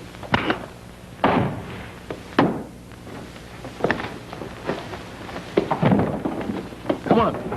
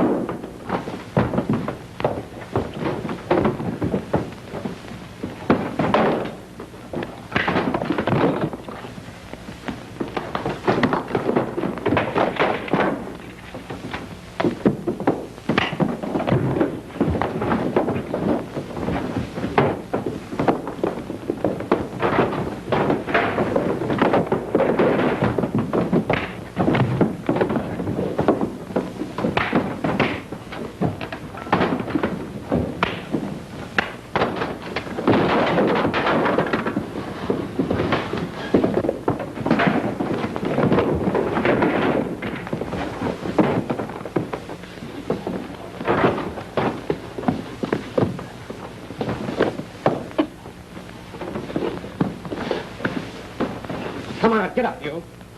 Get up.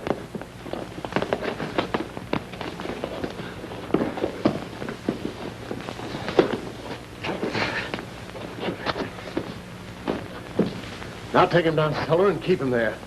Come on.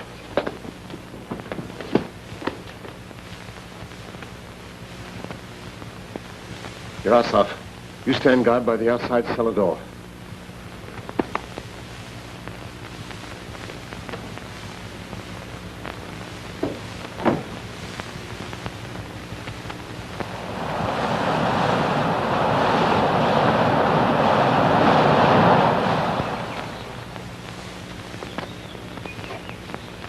Do not speak of important things. Yellow Stripe is here. Who is it? Monsieur Kanza. Where is he?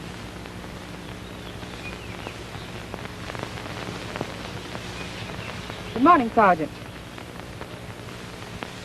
I suppose you're looking for that handkerchief. What handkerchief? This one. The one you left in Dorn's tent. Oh, I think I can explain that handkerchief to your satisfaction, Sergeant. But while we're discussing it, your friend Jim is in danger. In danger? What kind? Mortal. Where is he? He's at Carter Snowden's hunting lodge. I was on my way there when... Never mind that now. Get back in the canoe. We can talk as we travel.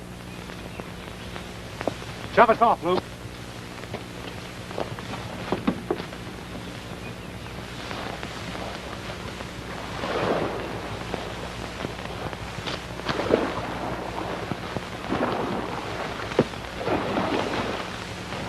What do you think, my friend? We wait. First we give them chance to be there. Then you and Luke take back trail. It is not for nothing they call you wise, my friend. Is the chief inside? Yes, and something more important down in cellar. I don't get you. We have got Monsieur Jim all tied up like a barbecued pig. And now we shall see some fun.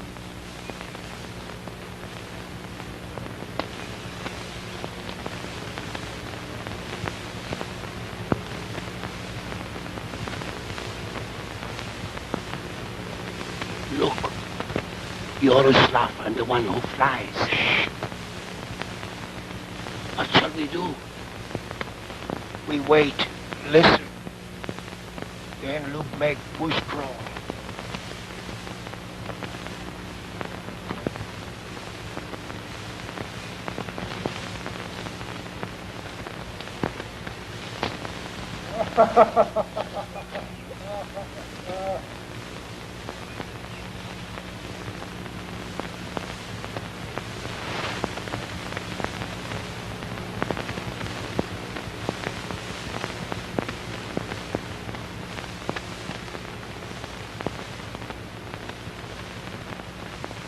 What's the idea of holding Dorn in there? Who can tell? Maybe you should have to fly him yourself when Mr. Snowden gets through with him.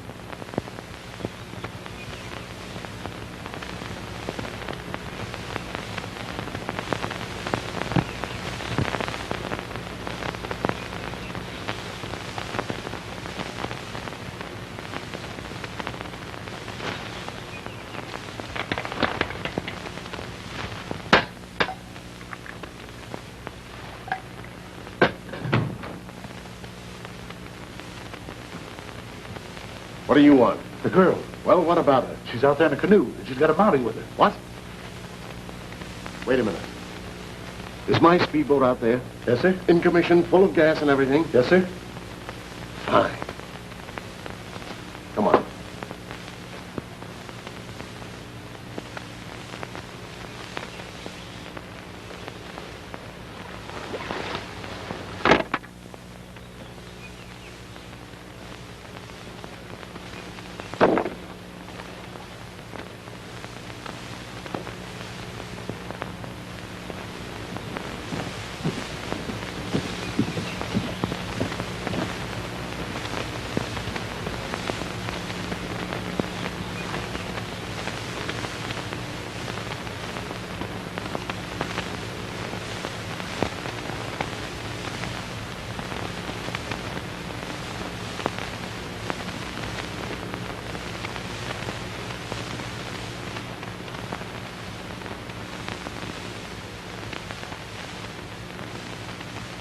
Hello?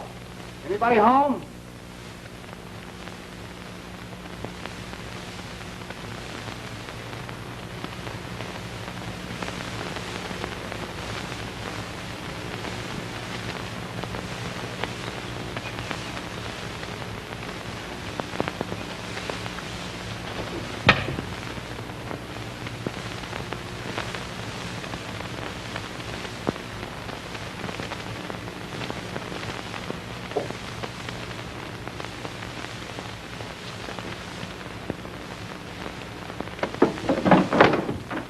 Did you hear that?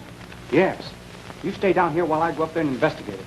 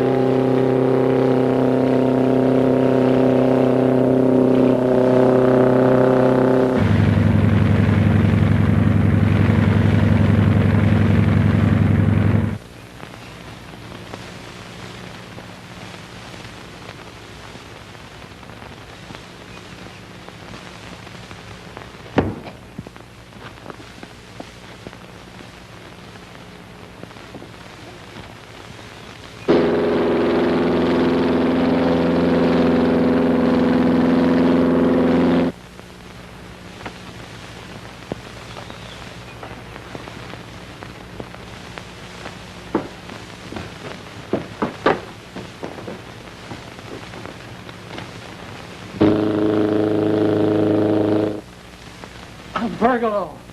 Luke! Quick! Quick, Monsieur Jim! Quick! He's taken away in boat!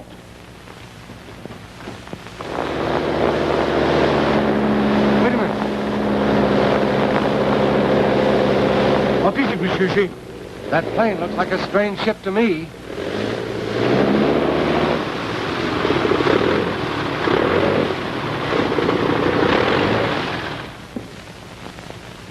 Miss McNain! Miss McNain! Hello. Hello. Who is it?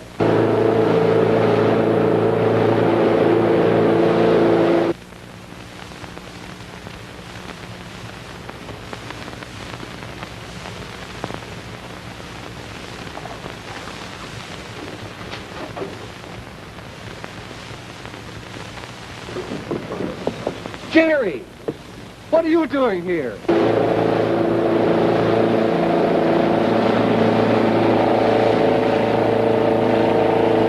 I'm supposed to deliver this ship here to a mug named Snowden. Get back in that ship. I've got a better job for you. Okay.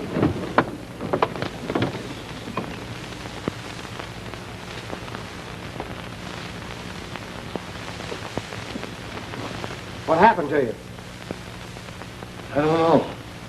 Somebody struck me from behind. And I don't remember anything until I heard you coming downstairs. But I don't get it. What's the idea? I'll tell you when we get upstairs. Get going.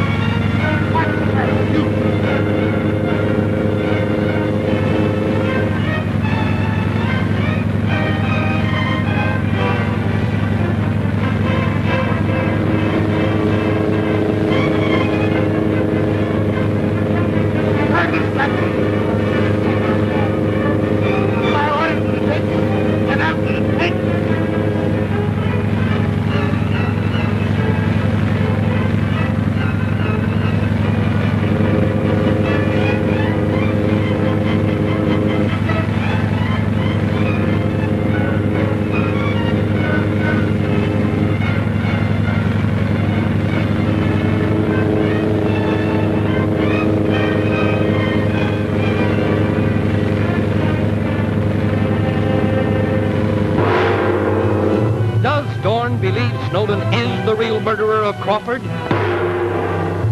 Will Kansas follow up his clue of the handkerchief? Will Dorn once again succeed in rescuing Jean from her enemy?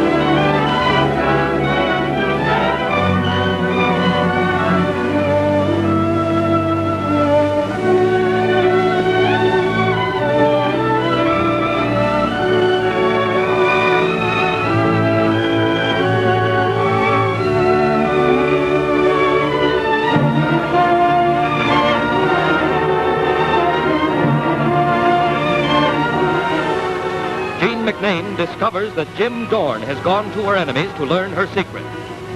There, defying the human wolves, Dorn is captured and made prisoner. In order to save him, Jean and Kansas go to Snowden's lodge, where Jean is captured by one of Snowden's henchmen. Dorn is later rescued by Papa Bergolo and Luke, only to be informed that Jean is flying away with one of Snowden's henchmen. With the aid of Jerry, an old flying buddy, Dorn takes off to rescue the girl.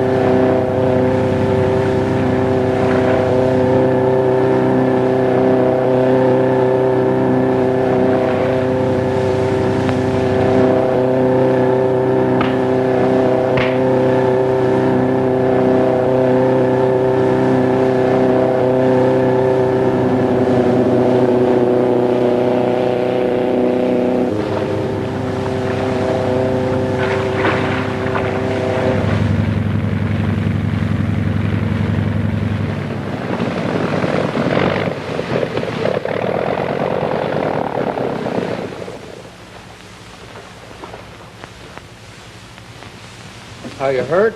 Not a bit. How do you feel? Well, I feel a lot safer, if you know what I mean. I think I do.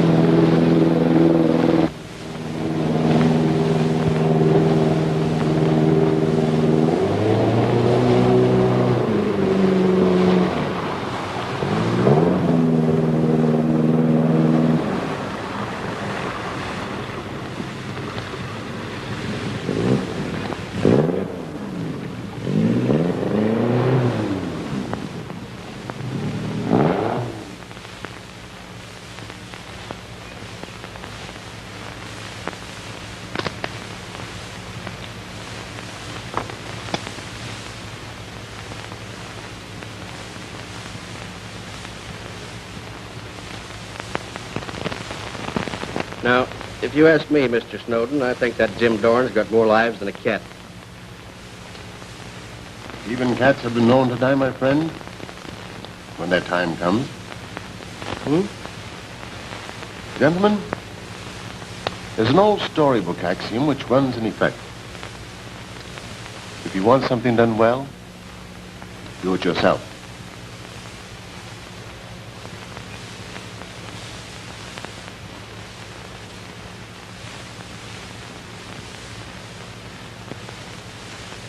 Jean, you still think you're doing the right thing in this?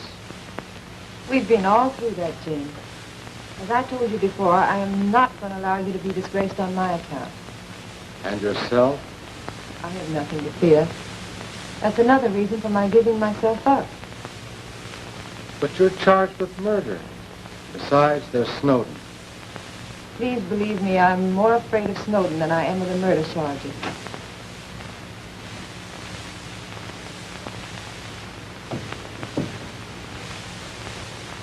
How do you do, Colonel? Dorn. I'd like to have you meet Miss McNain. What name did you say? Miss McNain. Miss Jean McNain. You mean Bruce McNain's daughter? Well, well, this is a pleasant surprise. Dorn, if you'll excuse me, I'd like to speak to Miss McNain alone. Yes, sir. Sit down. Sit down. Thank you, Colonel. Now, my dear, what brings you back to this neck of the woods? And more especially here? Murder, for one thing. Murder? What murder? Crawford. Well, I'll be... You'll be more than that, Colonel, when you've heard the whole story. Either that or I'm becoming stupid, I'm afraid. This Dawn must think we're a lot of idiots, and I don't blame him. This makes the third time we've let him take that girl away from us. If you want my opinion, we ought to nail Dorn for keeps. Don't you suppose I know that? Get your Russell out, soft shoe, round them all up, get them here. I'm stopping that Dorn right where he is. Now you're talking, boss. Yours is a strange story, Miss McNain. Are you positive it was your Roslop who threw the knife that almost killed Casper? I'm positive. Now, possibly, we have a new track to go on.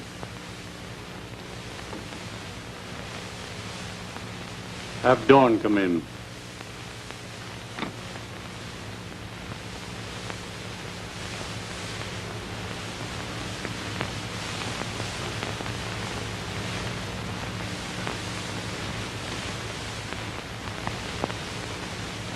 Yes, Colonel? I am releasing Miss McNain in your custody. Understand? Yes, sir. You hate that, don't you? Yes, sir. I mean, no, sir. I mean... And I'm ready to give $5,000 to the one who delivers Jim Dawn to me. Is that understood?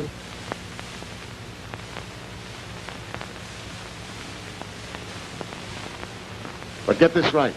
I want him delivered alive. All right, get busy.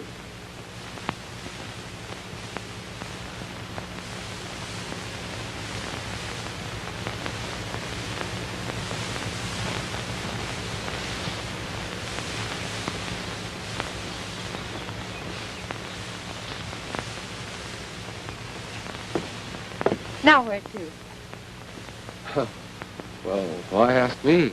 Didn't you hear Colonel Durkin say that I was your prisoner? Sure, but I didn't take that too seriously. Maybe you're not, but I am. Suppose you go back to Shadow Island. Shadow Island. I'm sure that that's the last place that Snowden would ever look for you. Maybe you're right.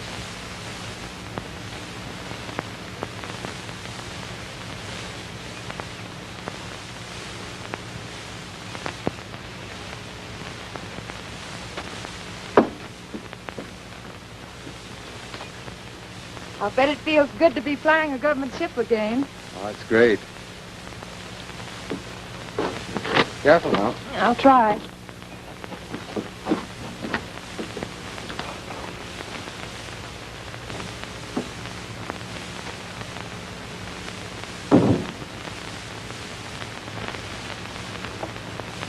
What is it, Kansas? I have a report, sir, to make about the McNain girl. A report of great importance.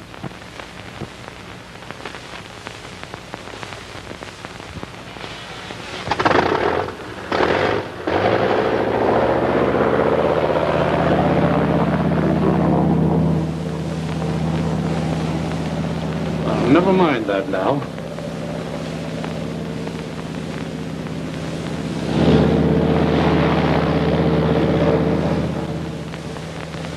Come here. You see that ship? Your friend Jim Down and Jean McNain are in that plane. What? I'll have them down in 10 minutes, sir. Come back here, you. Huh? I said come back here. Yes, sir. I don't blame you, Evie, for thinking I've gone mad. I thought I was, too, when I heard the whole story. You mean, sir, that she's not wanted for the Crawford murder anymore? That's exactly what I mean. But how did she get out of the Snowden lodge, sir? Never mind that now. I'll explain that later. I want you to bring the half-breed, your Roslop, in. What are you grinning at? Excuse me for saying so, Colonel, but I've never had an assignment that will please me any better. Then go right ahead and enjoy yourself. Yes, sir.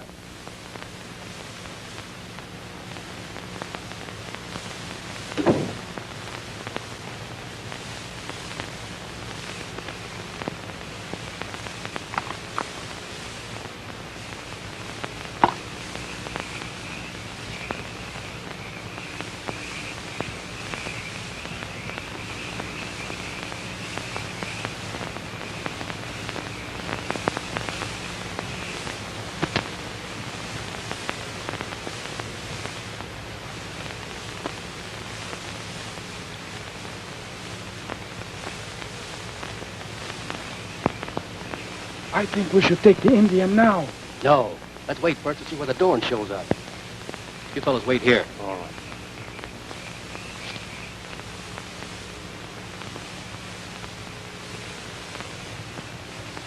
I don't see what sulks you stalling about. Why don't we go in and get that guy? Not yet.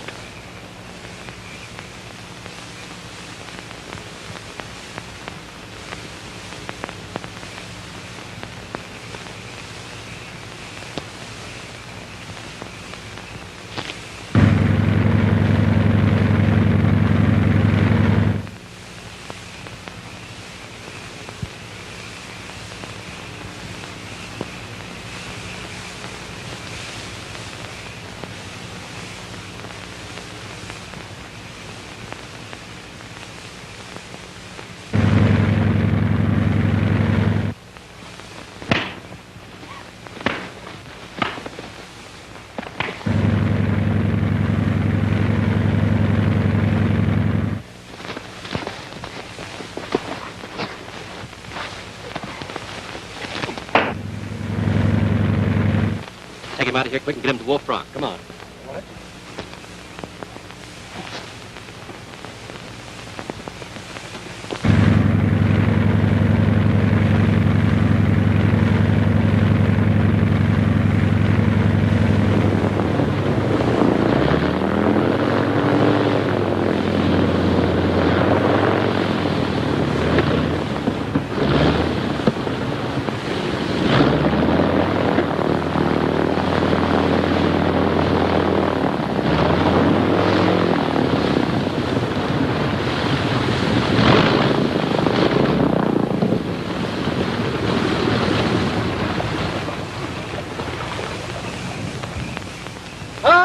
Canadian! Hey, Monsieur Jim!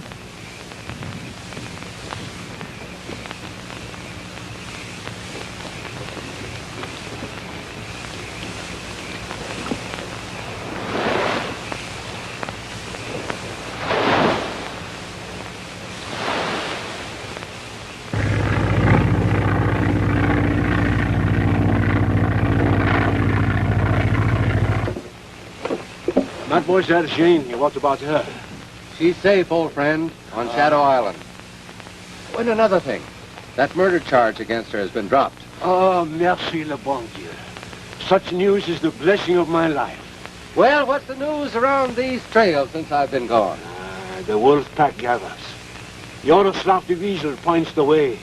Of that I am afraid. Why do you say that? Because the trails carry strange signs. Wolves of other woods prowl where stands what it is you call home. Be of great care, monsieur. I will. Don't worry. Where's Luke? He waits for you. Take me ashore.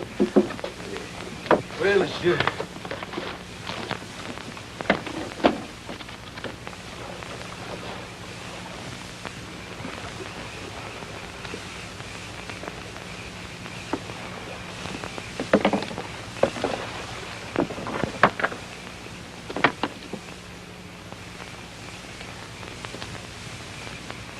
Are you sure you wish to go alone, Monsieur Jean? Yes. But, Bergelow, before you go, tell me, why does Jean fear Carter Snowden? That you will never hear from my lips, Monsieur Jean. That is a secret which is locked in my heart. But I must find out, Papa Bergelow. Not from me. Once I tried to give you warning, you must not love you too. But it happened. It is the will of heaven. It is also the will of heaven that Bergelow must never speak on this again. So please do not ask. Thank you, Papa Bergelow. That is all right, my boy. Calling headquarters at Eagle Nest. Sergeant Eby calling headquarters at Eagle Nest. Off. Okay, Eby. Come in. Off. Reporting on the assignment ordered this afternoon by Colonel Durkin. Ready? Off. All ready. Shoot. Off. I couldn't locate that half-breed ocelot at Snowden's lodge. And he hasn't been seen for days at Titan Pass either. Got it? Off. Check. Where to now? I'm sitting down at Dorn's camp. See if I can pick up any information. I'll be seeing you. Off.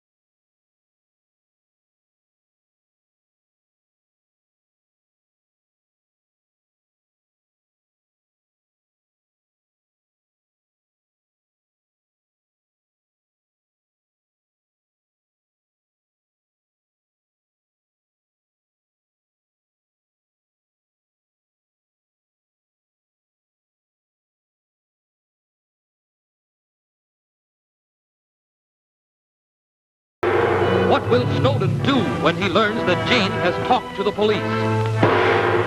Will Sergeant Eby reach Dorn's camp in time to save his pal?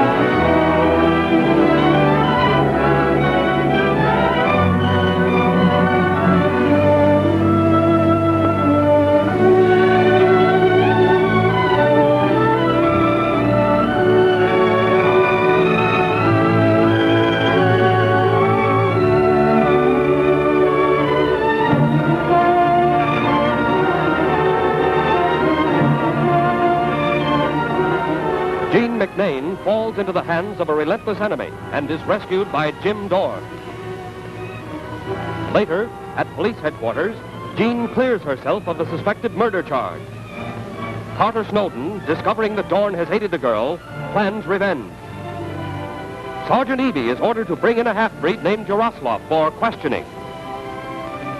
Then, in a fight at Jim Dorn's camp, Jaroslav captures Luke, Dorn's Indian friend.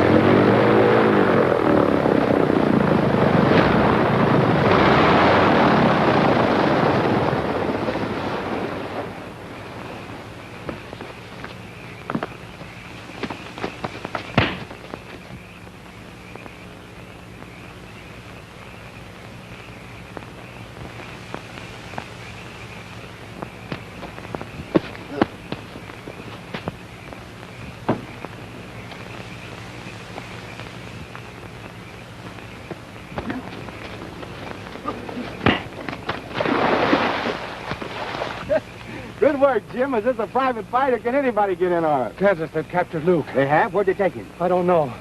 I heard him cry for help when they took him away. I think I know where they take him, Monsieur Jim. Bergalo. They take Luke. I watch. They have him at Wolf Rock. You watch the tent till we come back. We will take my plane. It's already warmed up. No, that make too much noise and give us away. I guess you're right.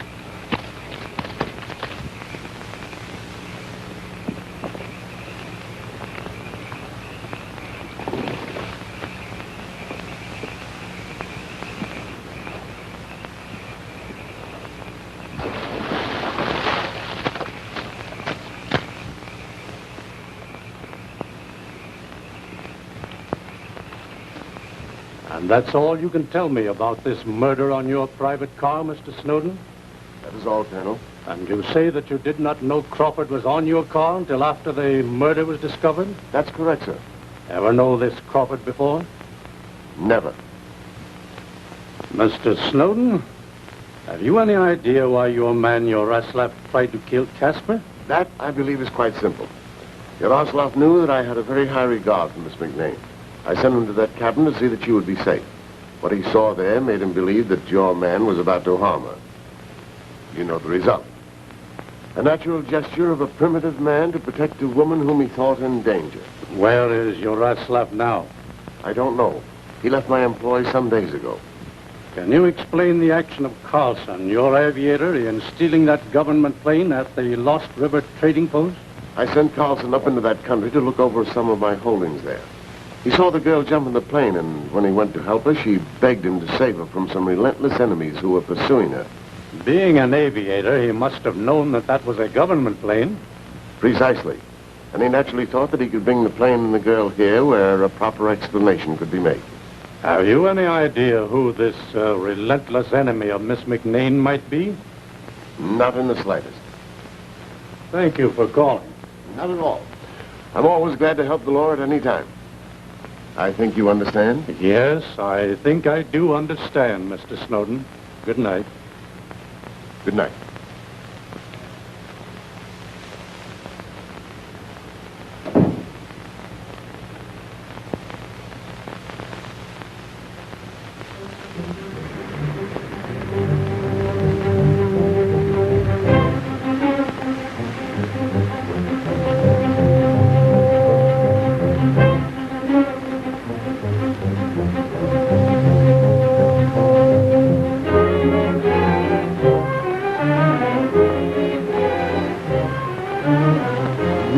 Happens if you do not tell where is the girl? That's what I have to say, son of she-wolf. Why don't you use knife? You are afraid. Oh, no. That would be too easy way to do. But if you do not answer my question, I'll tell you how it shall be. With this knife, I cut the rope. Then you go into river. That is the end of you, my friend. Now, what do you say?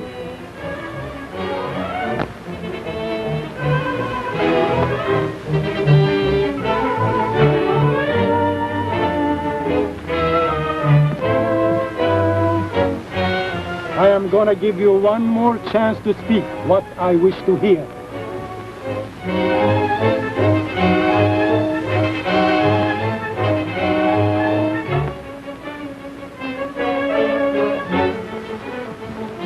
Now, do you answer? Where is Monsieur Jim? Where has he got the girl? That you will never get from me. Even I die 1,000 times. Then 1,000 times you die. You're a little mixed up in your arithmetic, my friend. He isn't going to even die once. At least not this time. Give me that knife.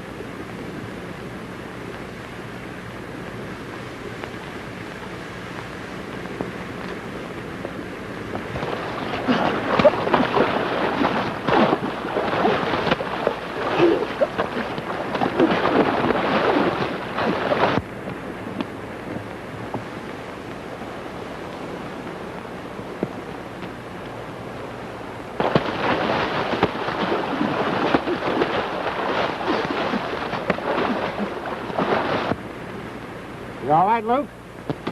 Yeah, Luke, all right. Hi, Canadian! Hi, Canadian! Come on, Luke.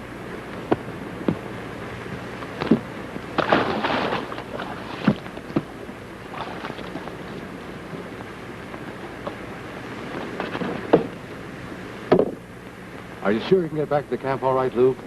For sure, Jim must not worry about me. Luke, he gets back. Good. Shove off, then. I'll see you later.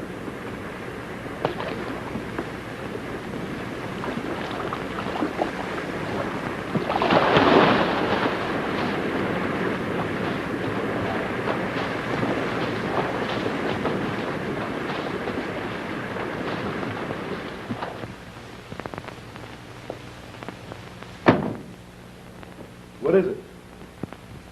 It's the Mounties.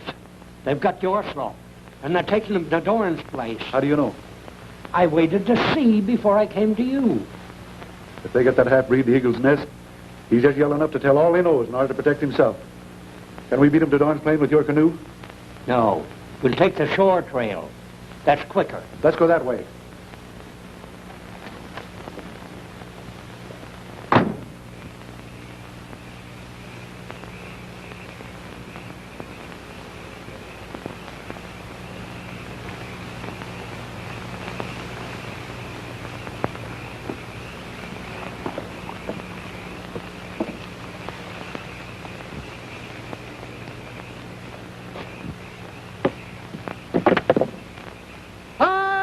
Canadian! Hi!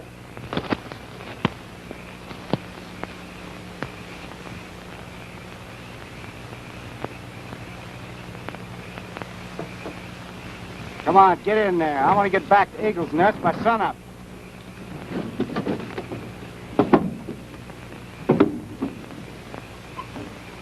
We've got to get those yellow stripes on shore. Why? That'll give me a chance to get to that ship. How are we going to do that? Well, you start something with Bergelow. That'll attract their attention. That'll give me just the chance I need. It's done.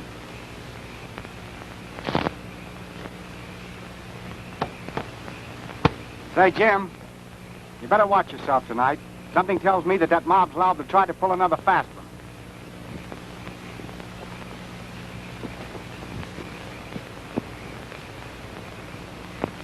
Shoot him! Help!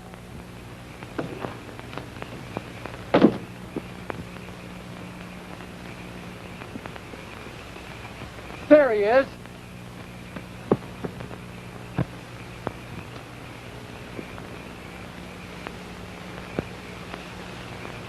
Papa Bergelow, are you badly hurt? No, Monsieur Jean. Go, quickly. Who was it?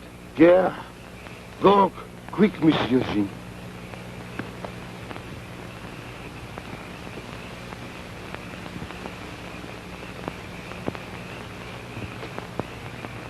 Which way did he go? I lost track of him at this point, but I think he turned here. You go that way, and I'll try this direction. Right.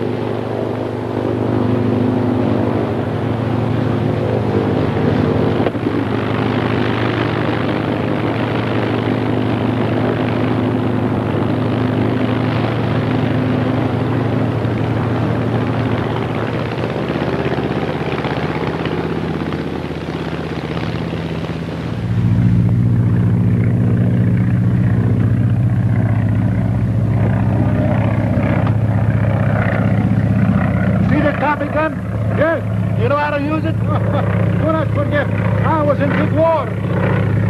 Good.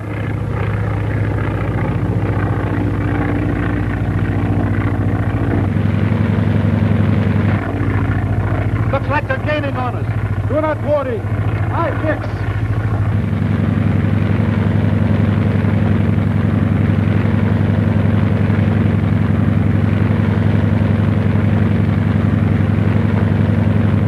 Do you think you remember any of the tricks that go with this thing? Wait till we get under him and you'll see for yourself. If we can beat him to that cloud bank, I think we can lose those two.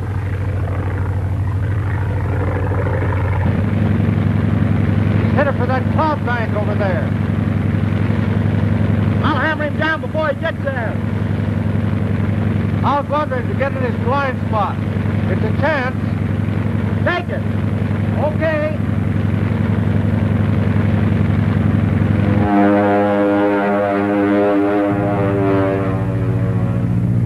When they get under us, let them have it. I will.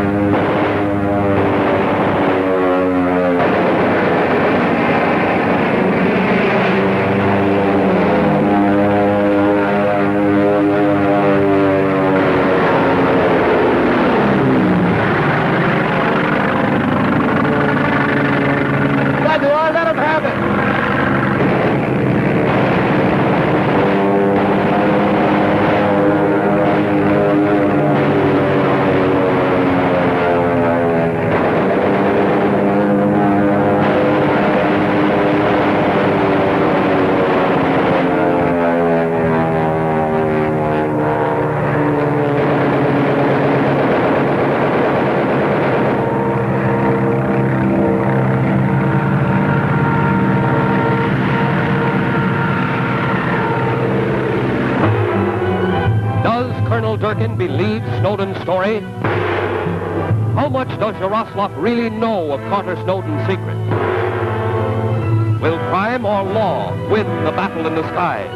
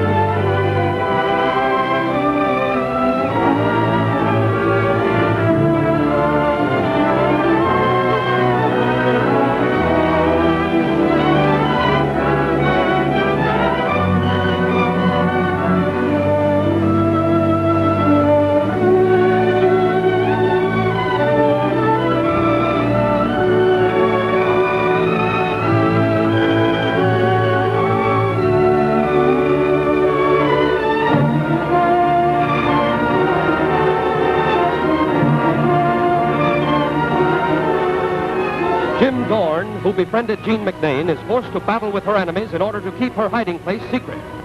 Explaining Crawford's murder to Colonel Durkin, Carter Snowden further implicates Jean. Luke, an Indian friend of Jim Dorn's, is captured by Snowden's henchmen, but is later rescued by Jim and Kansas, who then arrest Yaroslav.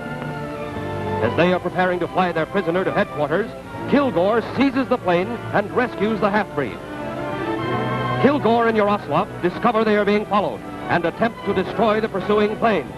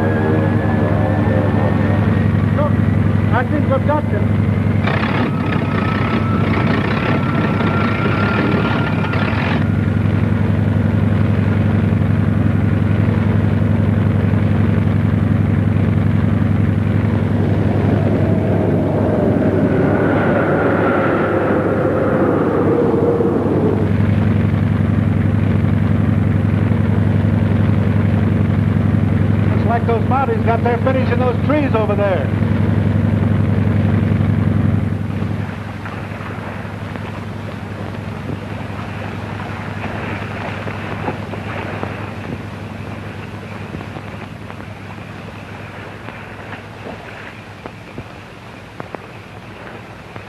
That was a sweet piece of work in setting her down here, pal. What's the idea? Gas. They've punctured the tank. You all hurt, monsieur? Nothing much. Just a little nick in the shoulder.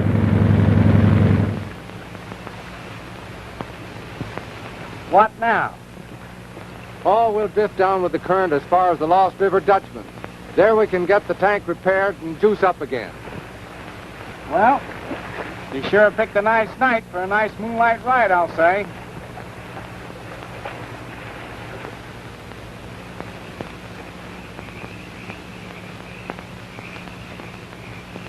Fritz, that girl is hiding from him someplace in these mountains. And it is my honest prayer, wherever she may be, that she die before she fall into his hands. So, I have said it. And now I speak. You will keep your mouth shut and leave this entire matter to me.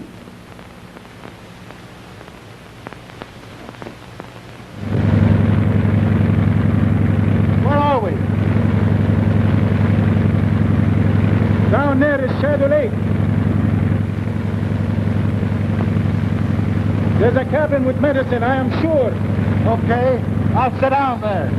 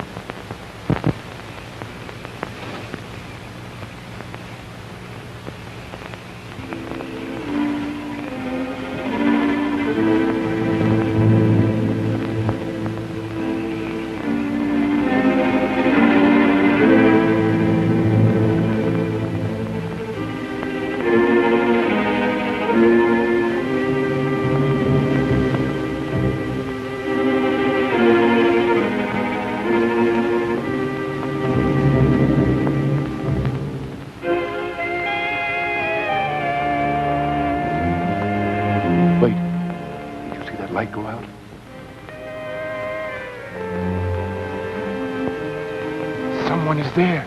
Someone has seen us. You think it could be more of the Mounties?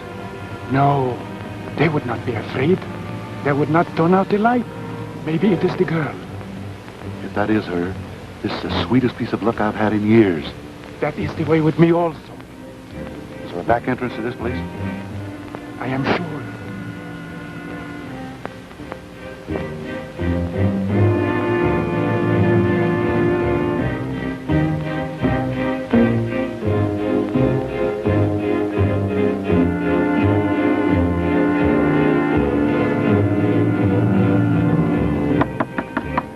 Who's there? It is a friend. I have important news for you. I recognize your voice, Kilgore. Get away from that door, I'll shoot.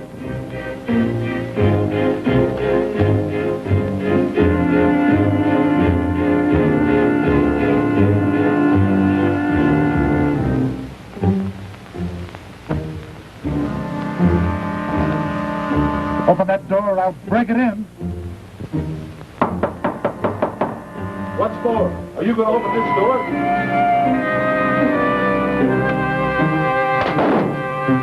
Come around the back way, Kilgore. I have the girl.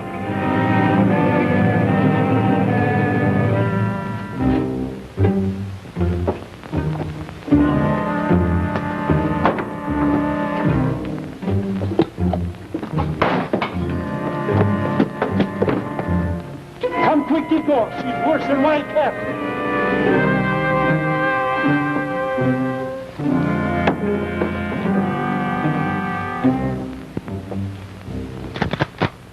Stay where you are. I'll fire.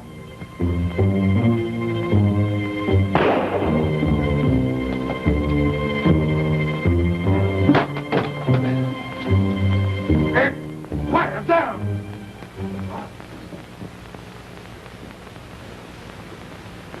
Is it a very bad puncture, Fritz?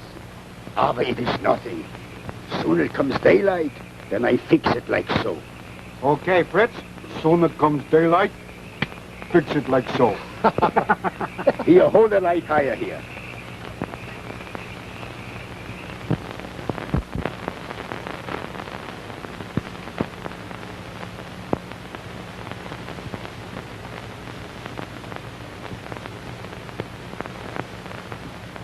Thanks, Yaroslav. You did a good job of mending. It is nothing, monsieur. Where do we go now? I'm taking the girl to Snowden. Good, very good. Then we get big reward. Sure. I'll have her there in no time, and you can go back by the trails. I go back by trails? Why should I do that? Well, there's only room in the ship for the girl and myself. Is it that you are trying to trick me? I don't know what you're talking about. I am going with you, monsieur. I'm flying this ship, and you're taking orders from me.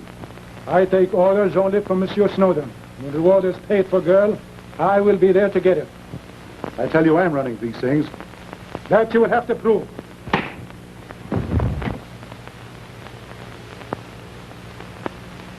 Now, are you ready to travel? Yes. Well, get on down to the lake ahead of me.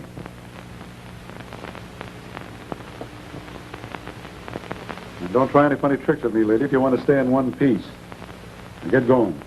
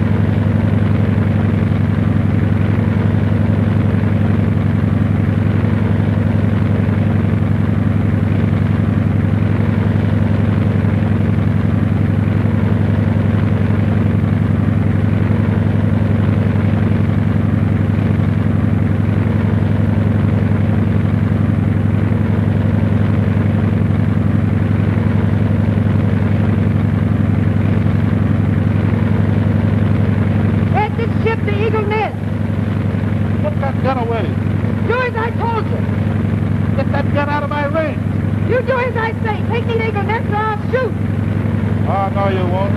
If you kill me, you'll get here with this plane alone. For the last time, fly me to headquarters.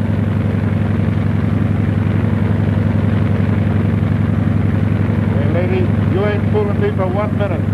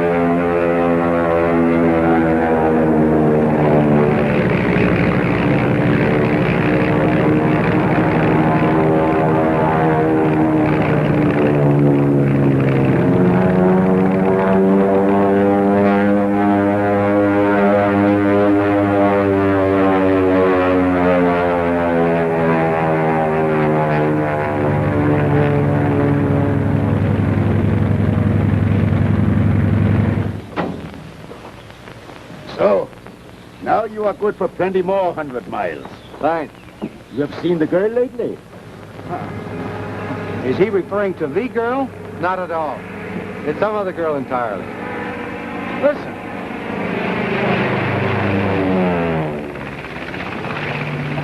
That ship's in trouble.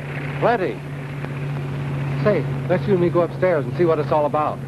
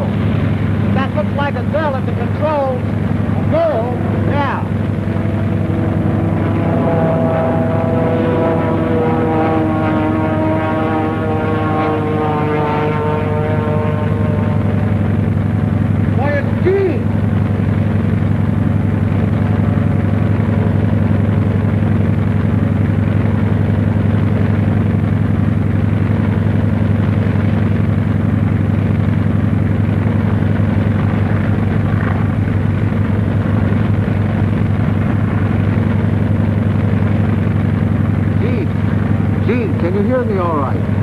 Yes. Not very plainly, but I can hear you. Try to follow out my orders, and I think I could fly you out. I'll try. What do you want me to do? Neutralize the controls first. What do you mean by that? Be sure and get the stick and the rudder in the center. That'll keep you on an even keel. Is that what you mean? Yeah. That's it. Swell. Thanks.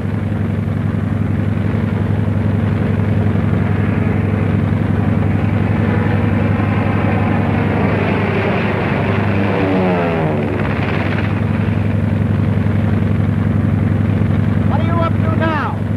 I'm going to try to transfer into that ship. You're taking an awful chance, Jim. You'll never make it. Don't worry. Fly steady. She's yours from now on. Okay. Good luck.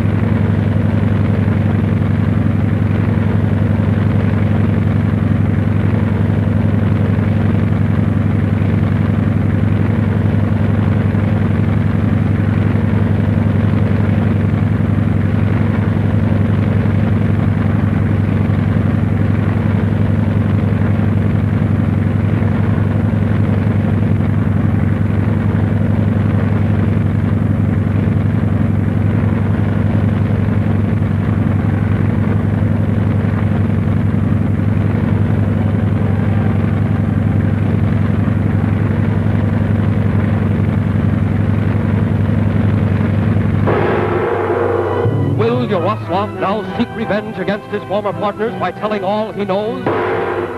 Will Jean be blamed for the death of Kilgore? Will Jim Dorn succeed in reaching Jean's plane and bring her down to safety?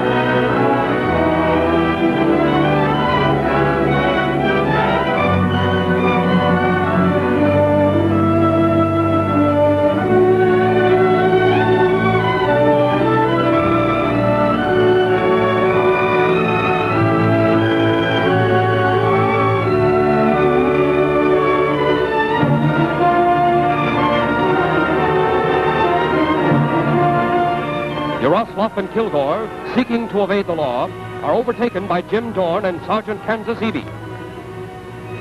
The two gangsters escape and land on Shadow Island, where they find Jean McNain. Dorn and Kansas come out of the encounter with no more damage than a plugged gas tank. Kilgore takes Jean McNain from Shadow Island and, in a struggle that follows, falls from the plane. Jean is now left in the air alone in the runaway plane. Dorn and Kansas see her plight and take off to her rescue.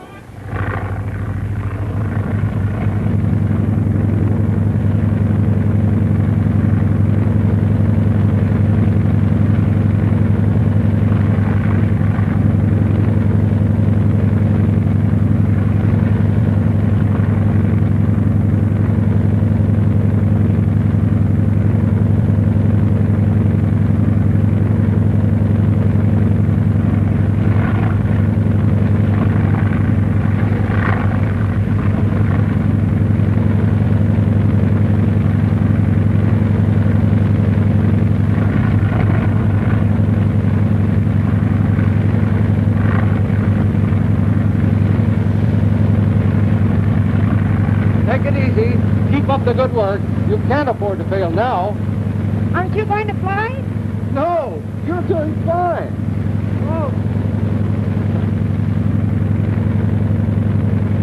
Have I done all right so far? Swell. Oh, thanks.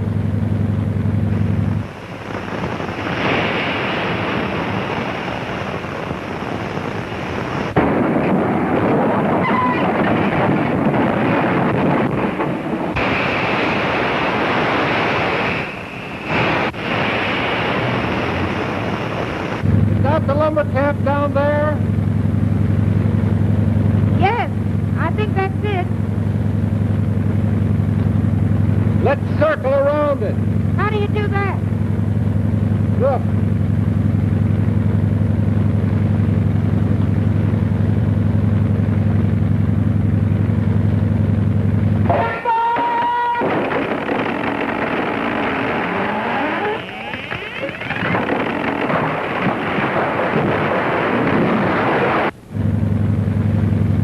Point down there?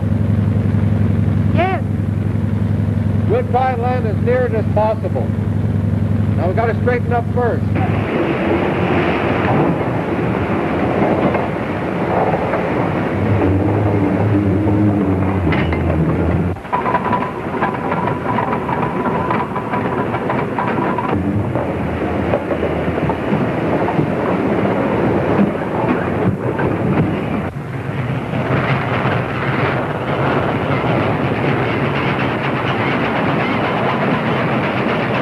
Now keep the nose down. Push down gently on the nose. That's it.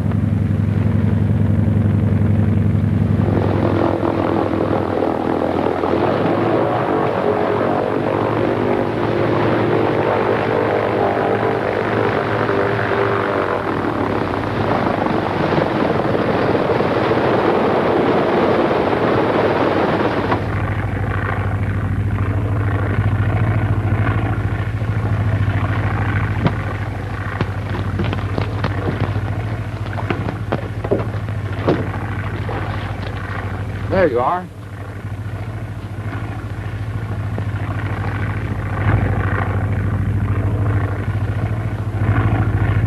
Where is he going now? Oh, he's going to scout around the country and try to pick up your Oslo. Say, why did you pick out this place?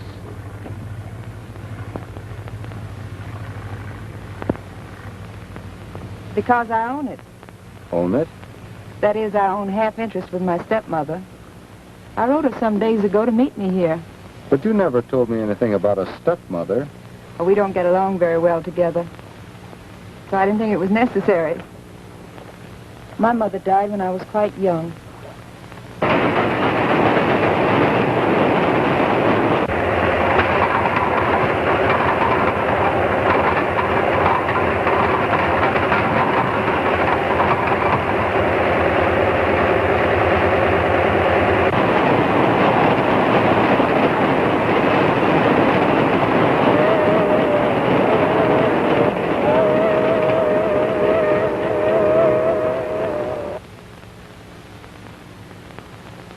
There should be a lot of activity. I wonder what could have happened. What do you mean, could have happened? We have a big order to get out. And if it isn't delivered by a certain date, we forfeit a bond. It's taken all of our available capital to secure. This silence makes me believe something's gone wrong somewhere. Well, let's see what it's all about.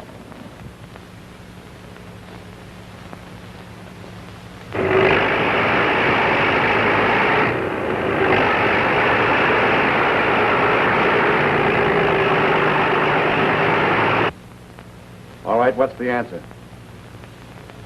Now, wait a minute, boys. Let me explain this thing. That goes for Sweeney as far as I'm concerned, and I think I'm speaking for the rest of the boys. Is that right? Boys, I've worked side by side with you for a long time. Now, let me know what you want me to do, and if it's possible, I'll go through with it. All right, then. Here it is. When we took this job, we were supposed to get 3 months' work, and only 1 month's pay shows up. Now we either get 2 months' work or 2 more checks. All right, we'll see the boys right now. Come on.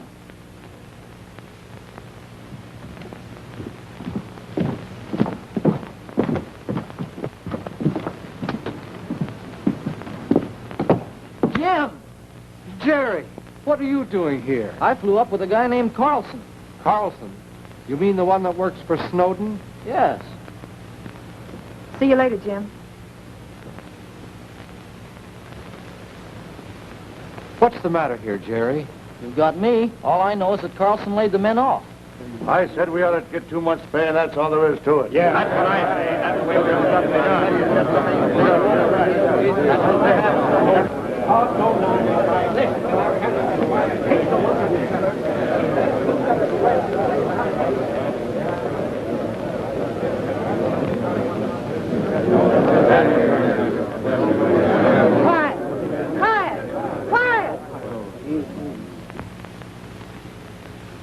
What's this all about, Thompson? These men have contracted for 3 months' work. And now they've been laid off with a paycheck for only 1 month. On whose authority? The new foreman, Mr. Carlson. Is my stepmother here? Yes, miss. She's up at the big house. Men, for the information of those among you who don't know me, I'm Jean McNain, a half-owner in this outfit. I don't know the details of your grievance, but I know that they can be straightened out in a few moments after I interview my stepmother. Will you wait that long? Yes.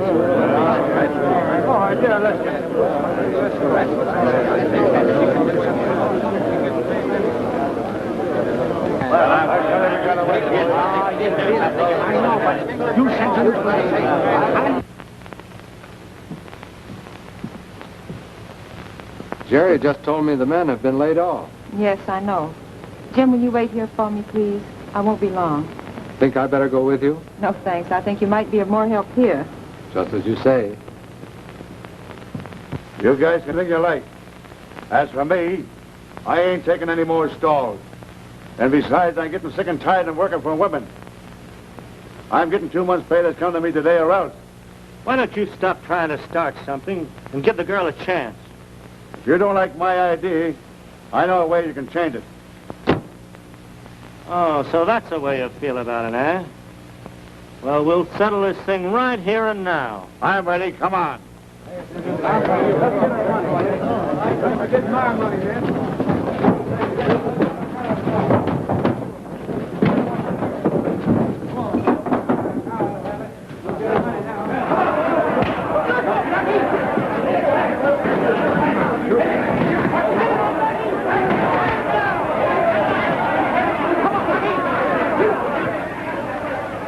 What's that? Sounds like a fight to me.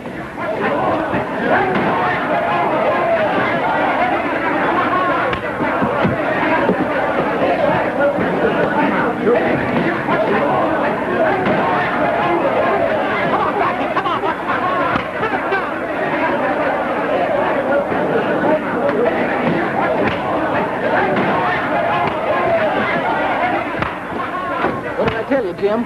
You're right, Jerry. And it's a honey.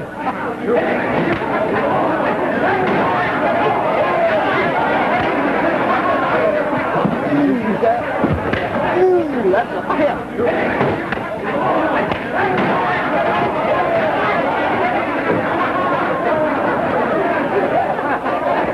I bet Thompson takes it.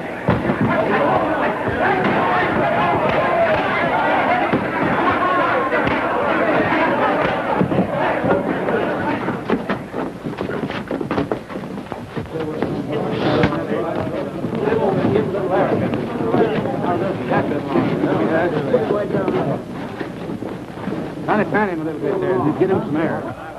Good work, fella. You did a swell job. I'll say you did. Thanks.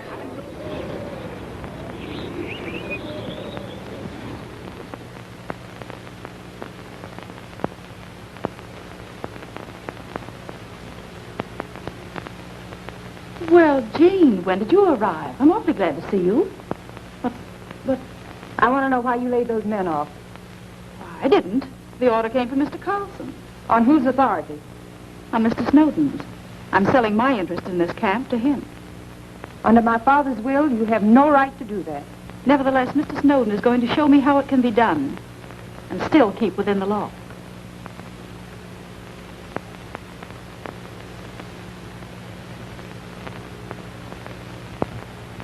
Thank heavens you can't sell my share. From now on, I propose to run this camp. You'll have to take that up with your new partner, Carter Snowden. Can't you see that Mr. Snowden has bought your share merely to ruin me? I'm not at all interested, my dear, in your personal affair with Carter Snowden. You'll find him at the Lakeshore Hotel, just over the ridge. Thanks for the information.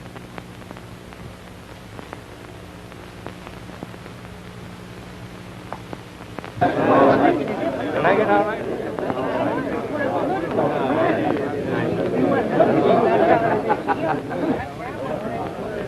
Jim, what's happened here since I left? Oh, nothing very much. Just a couple of the fellows had a friendly little argument. This is some of Snowden's work. He's at the Lakeshore Hotel, just over the ridge. Men, I want to talk to you. I don't know what you've been told, but this much I am telling you. I am still the owner of this camp. It has not changed hands in any way. You were contracted for 3 months' work, and that's just what you're going to get. My orders are that you get back to work at once. And if we get the work that we've contracted for out on time, there's a bonus for each and every one of you.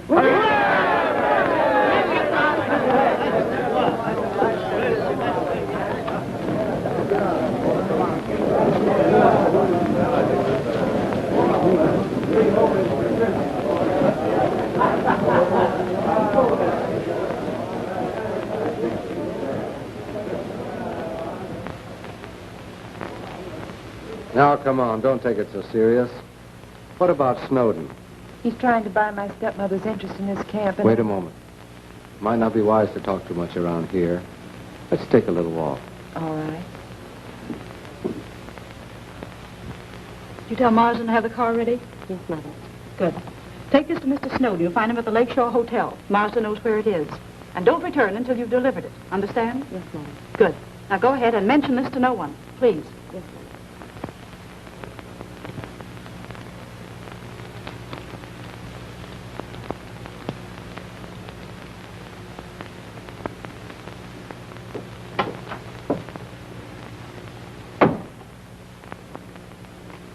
You want to see me? Yeah. Get out to the engineer and tell him to call in the men. What for? What do you care? But the girl said... Never mind what the girl said. Carter Snowden owns half of this outfit, and I'm working for him. Get that? Yeah, I get it.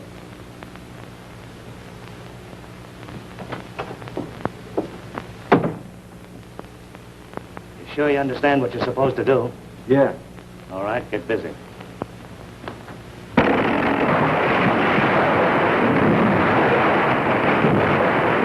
And about how many acres do you and your stepmother own around here? Oh, I don't know about it.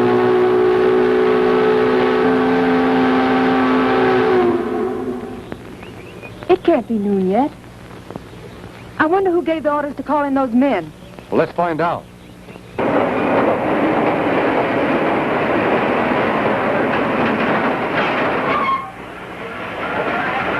Miss McNain. Miss McNain. Yes?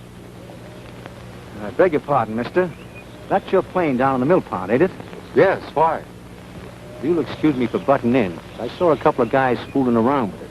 I knew they had no business there. I just thought I'd let you know. Thanks. I think you'd better go and see about that at once. But what about you? Well, I'll be all right here. Don't worry. You want me to stay here, miss? No, you go with Mr. Dorn.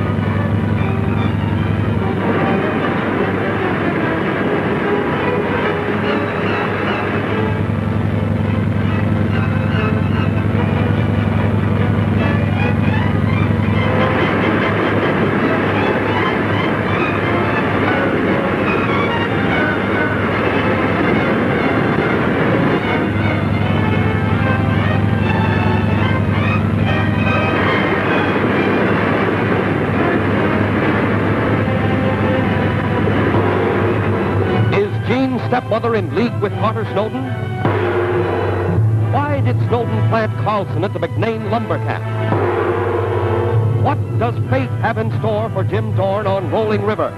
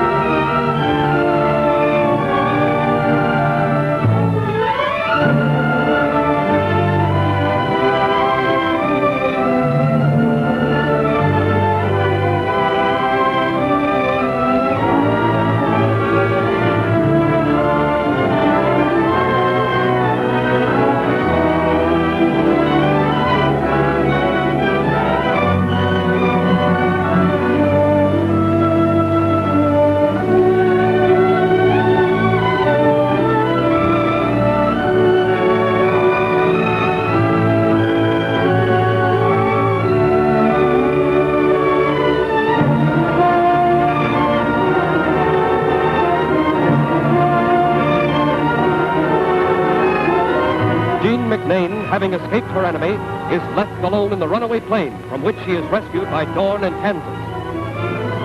Reaching a lumber camp far to the north, Dorn discovers that it belongs to this girl of mystery. Here, Jean finds that her stepmother has sold Carter Snowden a half-interest in the lumber camp. By the aid of his henchmen, Carter Snowden seeks to get rid of Dorn and again get Jean into his power. Toward the end, Jim Dorn is finally overpowered and set adrift in a canoe going down the rapids.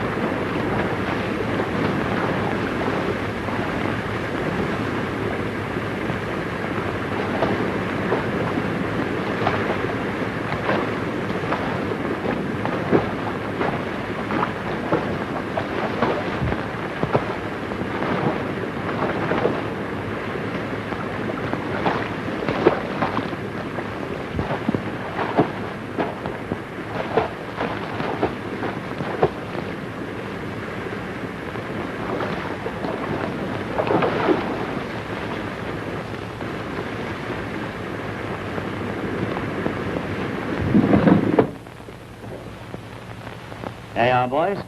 Take a handful. Thanks.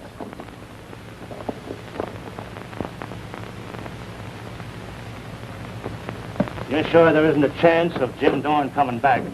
Unless he comes back a ghost. Well, if you fellas do as good a job in delivering the girl as you did with Jim Dorn, you cut up 5,000 between you. How do you like that? It's music to me, mister. When do we start? Jim Dorn's plane is still down there in the mill pond. Get the girl down there and leave the rest to me. It's a cinch.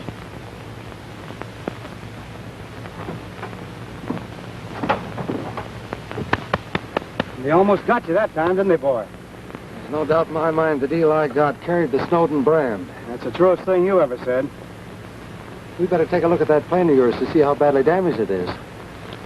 You think you can stand the gas? Sure. Come on.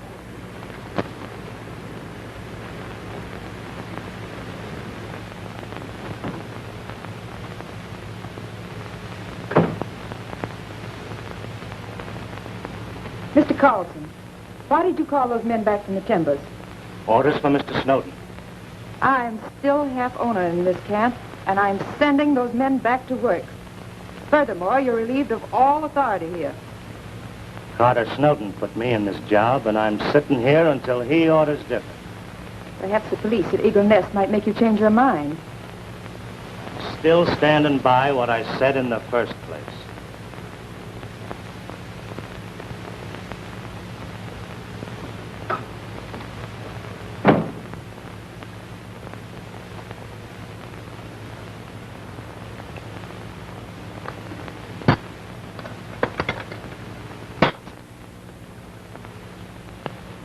Does Jean know that I'm in the vicinity?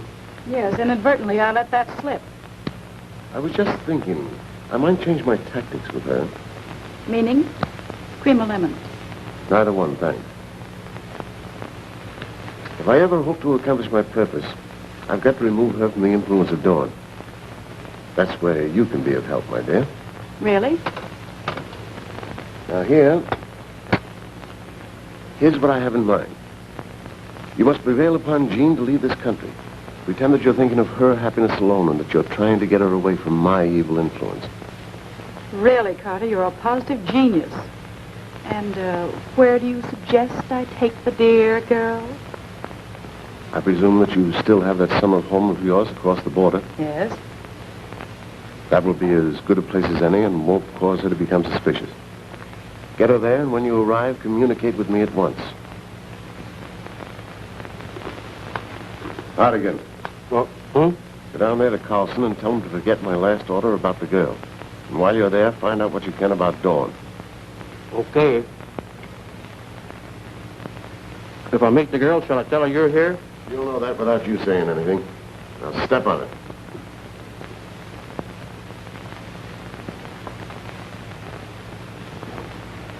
Well, what's the bad news? I cracked the motor mount when I landed. Luck is no worse. I'll say so. What do you mean he's changed his mind? I'm telling you what the orders are. You're to keep hands off the girl. What's the idea? Snowden's the boss here. He dishes out the orders, and we follow him through. What about Dawn? Well, what about it? Well, do I get the 20 grand or don't I? That's strictly a business deal between you and the boss. And I'm bowing out.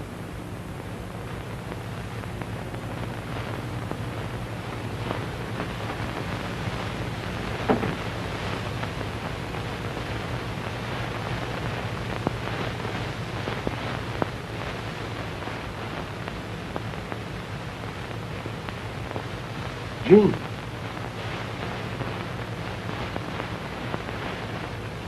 What are you doing here? I came to complete a business transaction I had with your stepmother. One moment, Mr. Snowden. Please permit me to explain. Jean, I've just learned the truth regarding you and Carter. And I've decided not to sell my interest in the lumber company. Do you mean that? I mean, you've acted far more wisely in this matter than I gave you credit for. And I want to thank you for saving my interest in the legacy your father left me. Oh, thank you.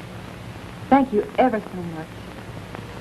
Mr. Snowden, I'm sorry, but I'll have to ask you to leave.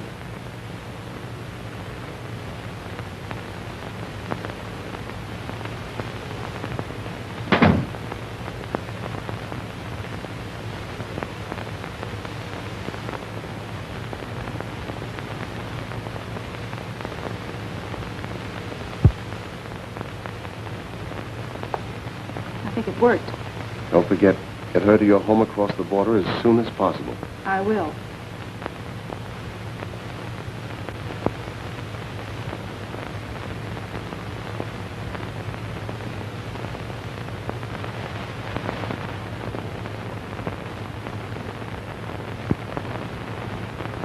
Going to fly this back? Not me. I'm phoning into headquarters for a little help. I'm going to stick around here and find out what's going on.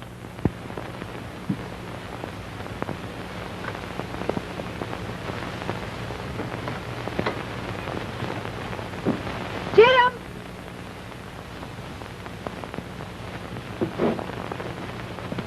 Jean, what's the matter? Oh, I just left Snowden at the house. Oh, that accounts for it.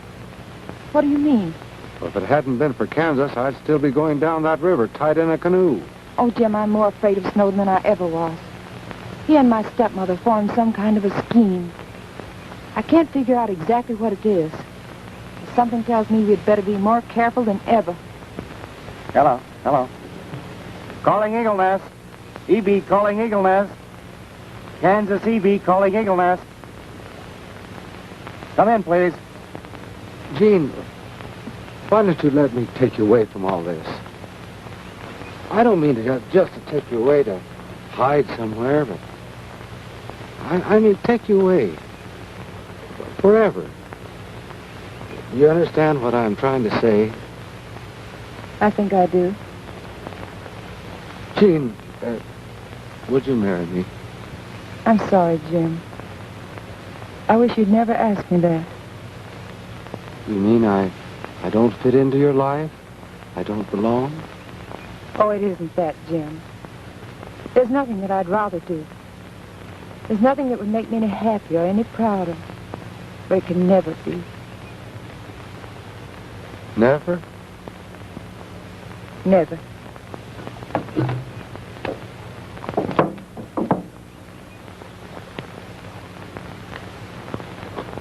Kansas, I want you to meet Miss McNain. How do you do? How do you do? I think we've met before. Now, you two can figure out anything you want to. But I'm going up there and round up everybody and try to find out who gave you the business. You might try the McNain house. You'll find Snowden there. You're kidding. If you think so, go up and take a look for yourself. And maybe you think I won't. Glad to have met you, Mr. McNain. And you're sure that Dawn is finished? Positive. That's a big load off my mind. What is it? What's the matter with you? Dorn. Well, what about him? He's here, on the job. I just saw him down by the old mill pond talking to the girl not 3 minutes ago. Ah, this guy must be mistaken. Say, are you calling me a liar? No, but nobody could live through what we gave that Dorn. I tell you, I just saw him. And that Mountie Kansas is here on the job, too. Where's my car? Parked over on the logging road. All right, let's get going. Wait a minute, boss. Do you still want me to forget about doing anything with the girl? No. Follow my first orders and don't let that Mountie get a look at you. Don't worry. I won't.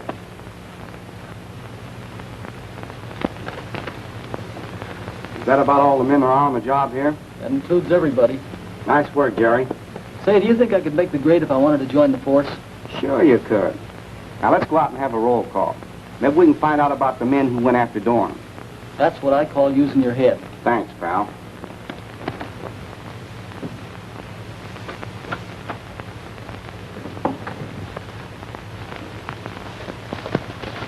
Take it easy. Something tells me we better stay where we are. At least sneak around the back way and have a private look before we show up over there. But, Jean, why can't you tell me what Snowden is to you? Perhaps I will sometime. When? Oh, well, let us forget it for the time being. Will you fly me to the Lost River Dutchman's place? Sure, when do you want to go? Right now, if you say so. That's all right with me. Oh, first we must see Kansas and tell him where we're going. All right. Ledman? Here. Now we'll call group number 4. Boyer? Thompson? Here. Smith? Here. Dorman? Here. Huff? Here. Roberts? Here. Gallagher? Here. Boyer? Boyer? McCarthy? McCarthy? Looks like Boyer and McCarthy are it. You get a load of that? Yes. That Mountie probably figures you're miles away from here by this time. So it's a safe bet to stick right around this camp. Beat it.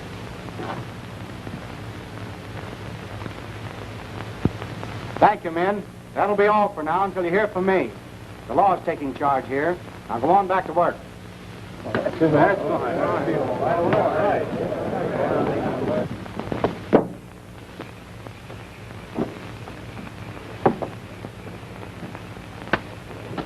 Sure you won't need this ship for a little while? I'm positive. A couple of the boys from headquarters are setting down here any minute. Okay. Go on.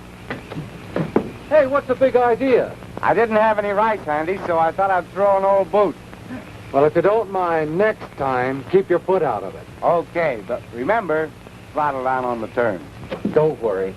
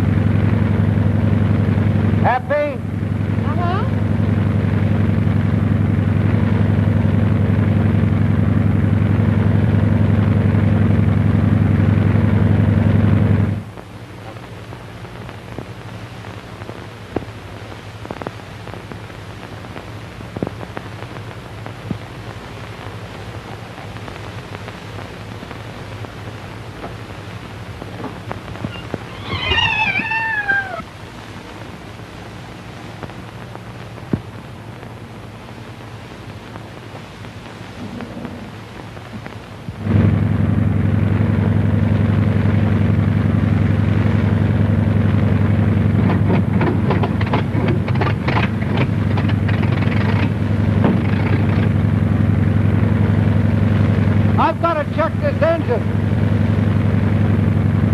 How about setting down over there, by the old deserted mill? Okay. Here I go for a landing.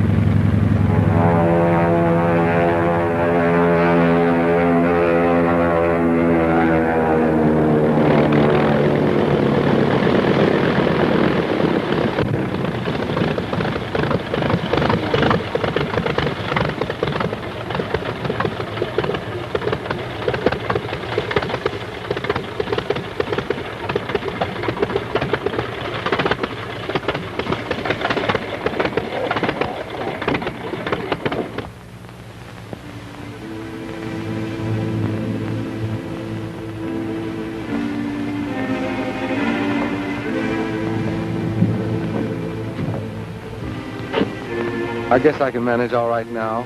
You go up to the mill. I'll see you in a minute.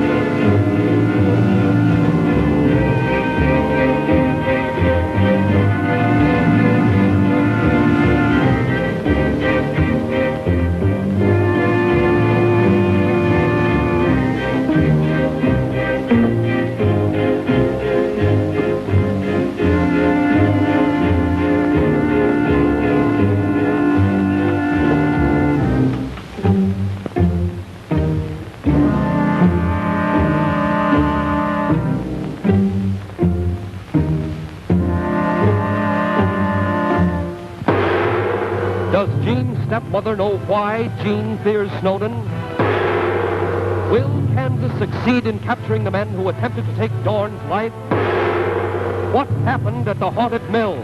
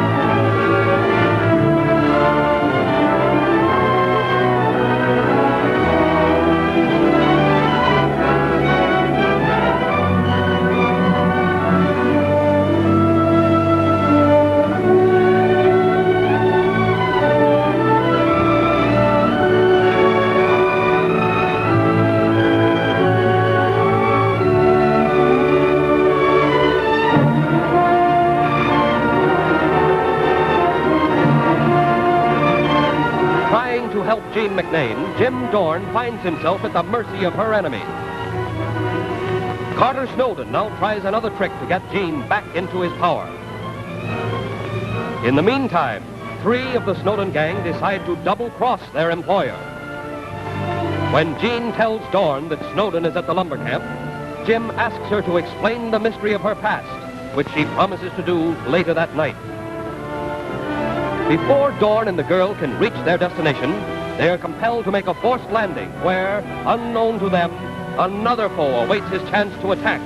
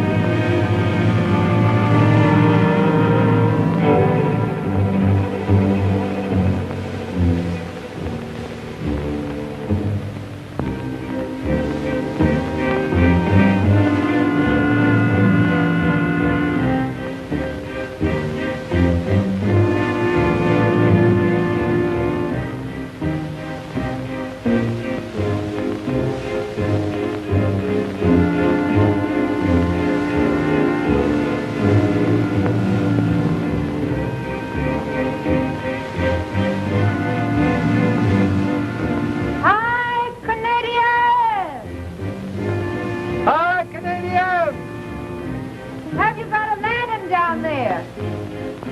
I'll be up with it right away.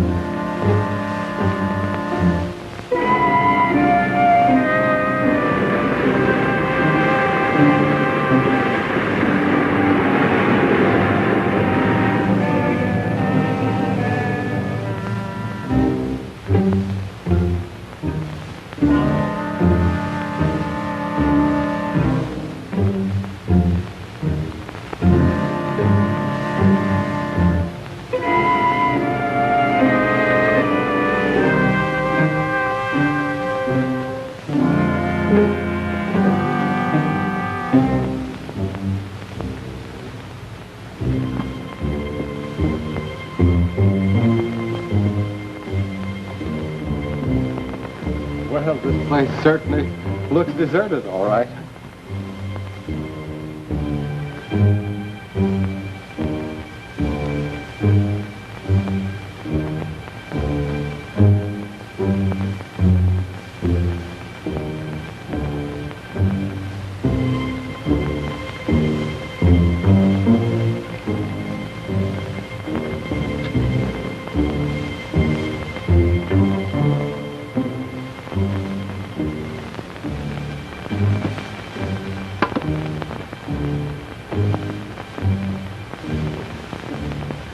Nice, cozy little bungalow you have here, Miss McNain. Oh, I'm so glad that you like it. Won't you be seated while I order tea?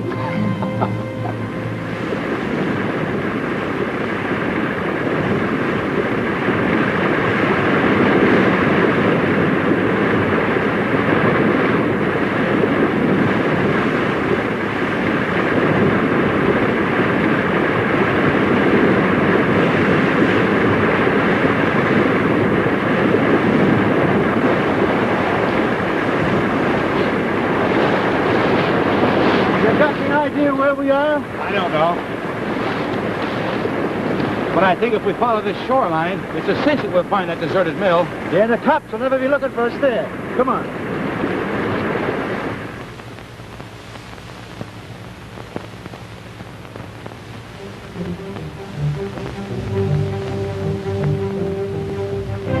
Why, this place hasn't been worked for years. Gives me the creeps.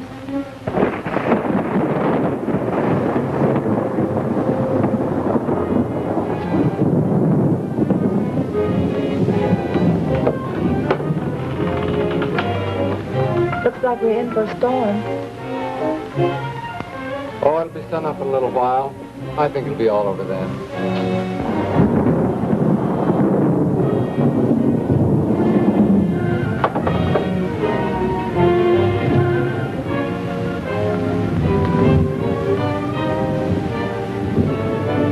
Jean, you just told me that in about 2 weeks you were sure that Carter Snowden was going to stop his search for you.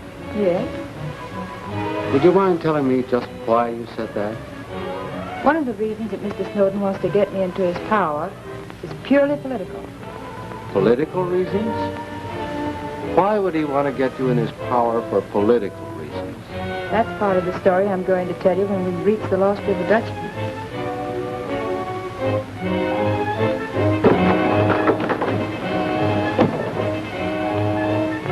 Did you hear that? Yes. There's something in that loft.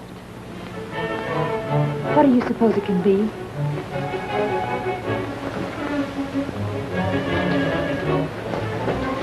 I don't know, but I'm going to soon find out.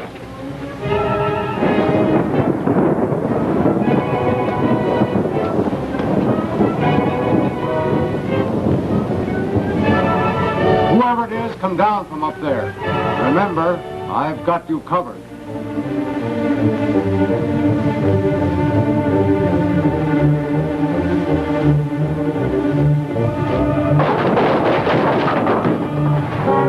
Stay where you are.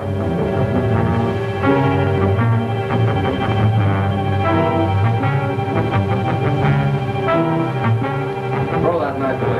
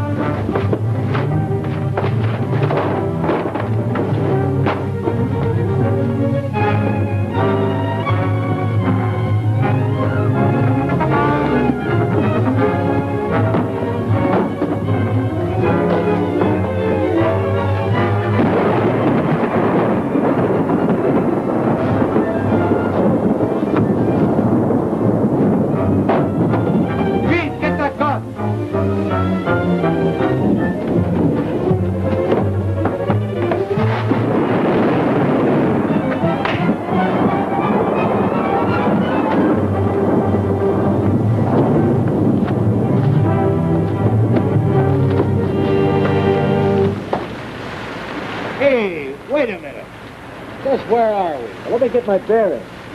I figure the old mill ought to be down this way, about a mile or so.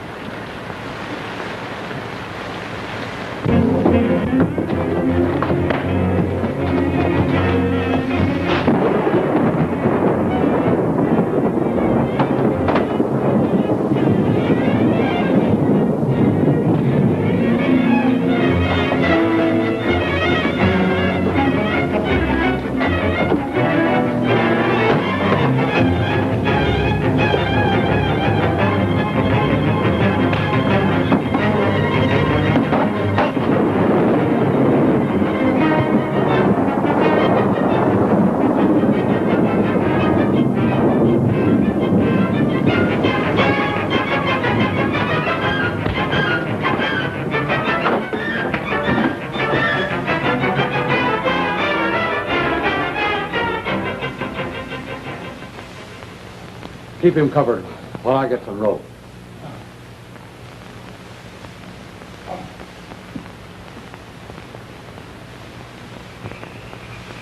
Well, looks like the storm is about over. Yeah. But how much further have we got to go? Oh, come on and stop your beeping.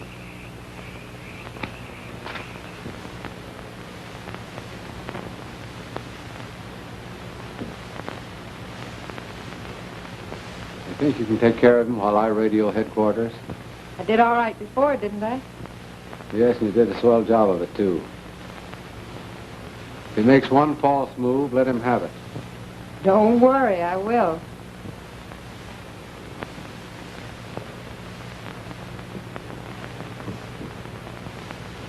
Here, make yourself comfortable while I'm gone. Thanks.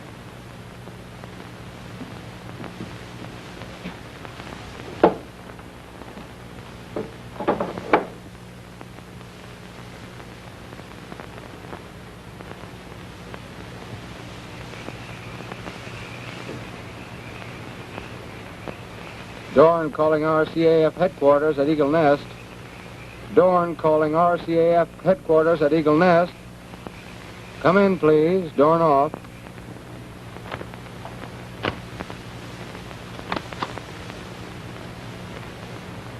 That storm up north is certainly doing things to this system. You can say that again. Jim Dorn's been trying to get in for the last 5 minutes. I don't seem to get any word back. See if you can get out over here. Maybe you'll have better luck.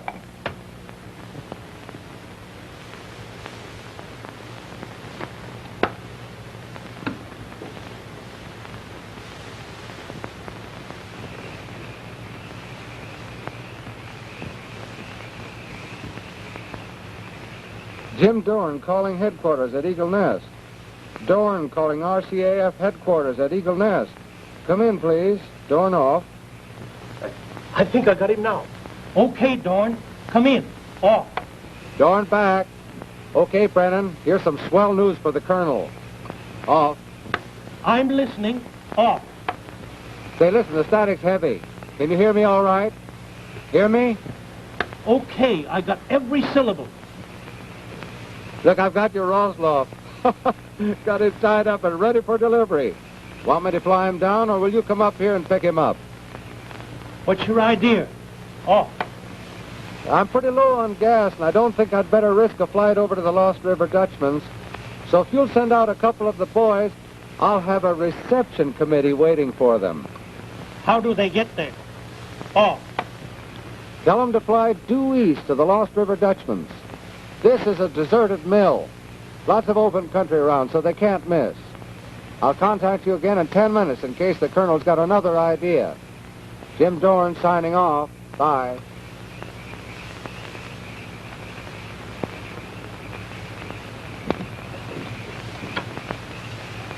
Calling Jim Dorn. Headquarters at Eagle Nest. Calling Jim Dorn. Now what is it? I want to get his version of what happened up there in that lumber camp where Kansas cracked up his ship. Calling Jim Dorn.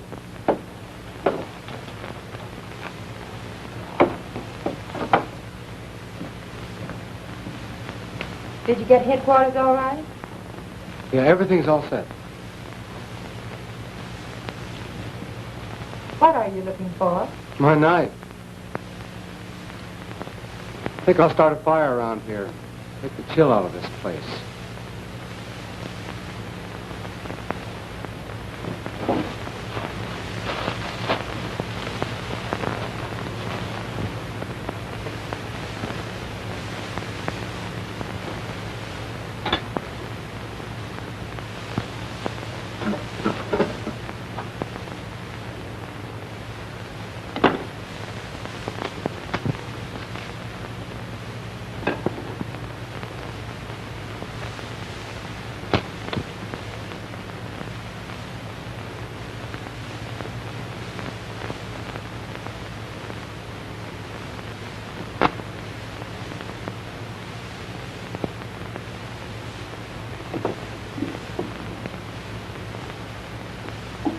Well, it won't be long now.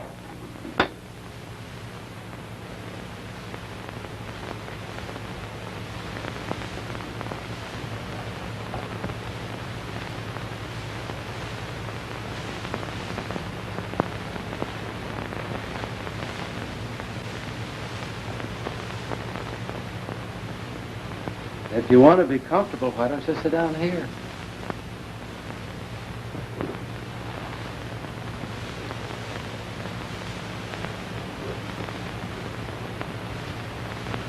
Now, how's this for perfection? We only need one thing to make it that way. Yeah? What's that? Marshmallows.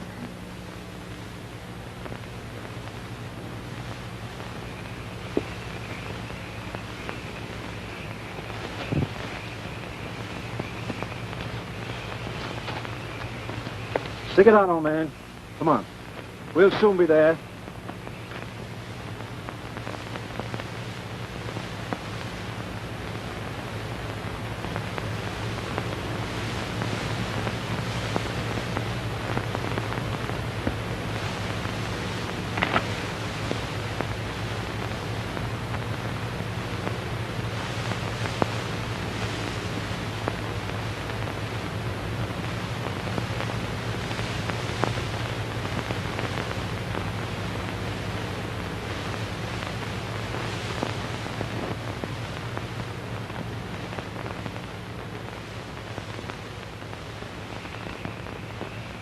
You sure we're on the right trail? Stop your beat.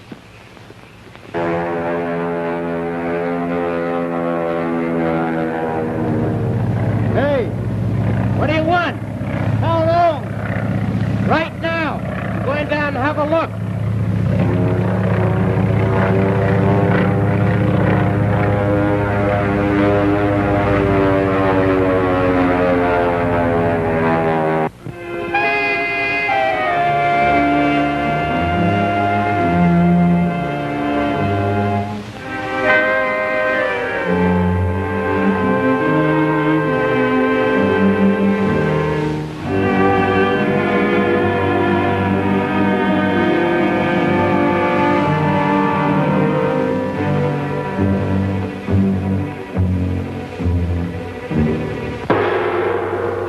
Of Jean's and Dorn's plans did Jaroslav overhear?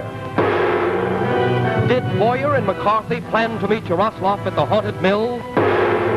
What happened to Jean McNain, Jim Dorn, and Jaroslav?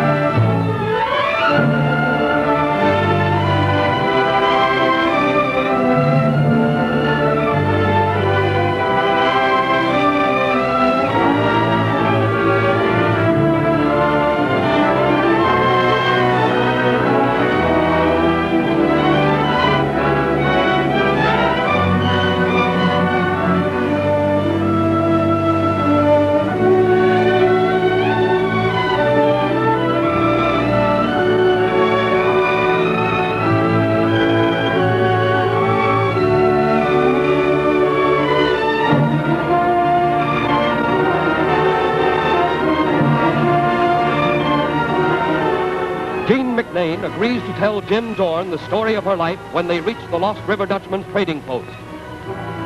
Overtaken by engine trouble, they are forced to land at an old deserted mill. Unknown to them, a strange fate awaits behind the doors of this old ruin. Jean and Dorn discover their foe, and after a fight, Yaroslav the half-breed is made a prisoner. Jim radios headquarters that he has captured the man they have been looking for.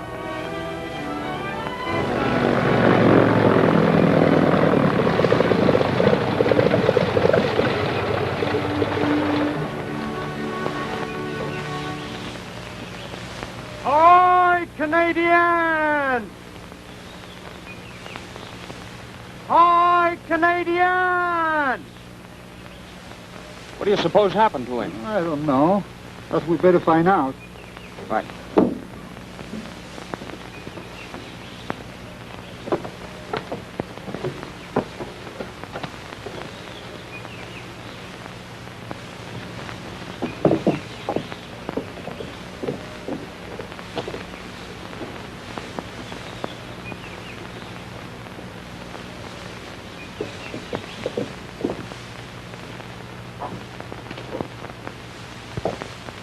Jim!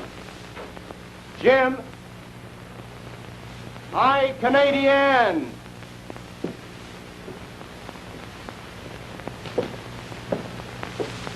Well, what do you make of this?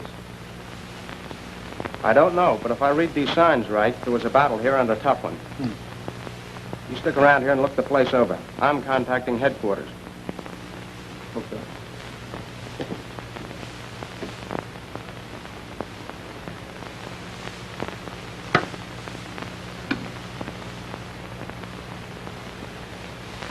Okay, Casper. Come in. Jim Dorn isn't here, and neither is Yaroslav. And all around the place, there are signs showing plenty of trouble before we got here. Let me have that again, please. I tell you, Dorn has disappeared, and Yaroslav, too. And what's more, there was a woman mixed up in it. What? How do I know? Because I saw bits of her torn clothing all over the place. Find anything? No. What's our next move? We'll fly low over this neck of the woods and see what we can pick up. Come on.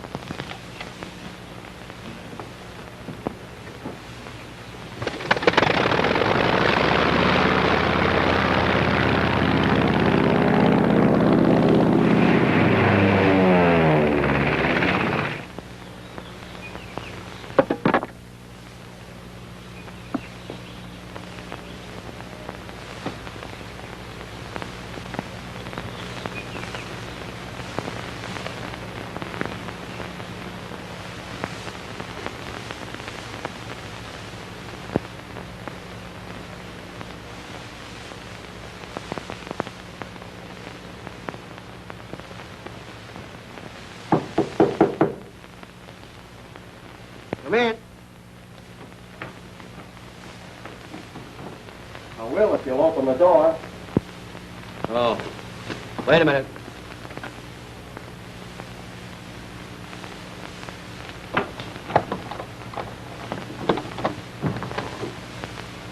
What do you want here? Take it easy. Hey, what's the idea of busting in here like this? I said take it easy, didn't I? Here. Take a look at that. Well, what do you think of it? This is no news to me. That's why I'm here. Wait, I'll lock the door. Thanks.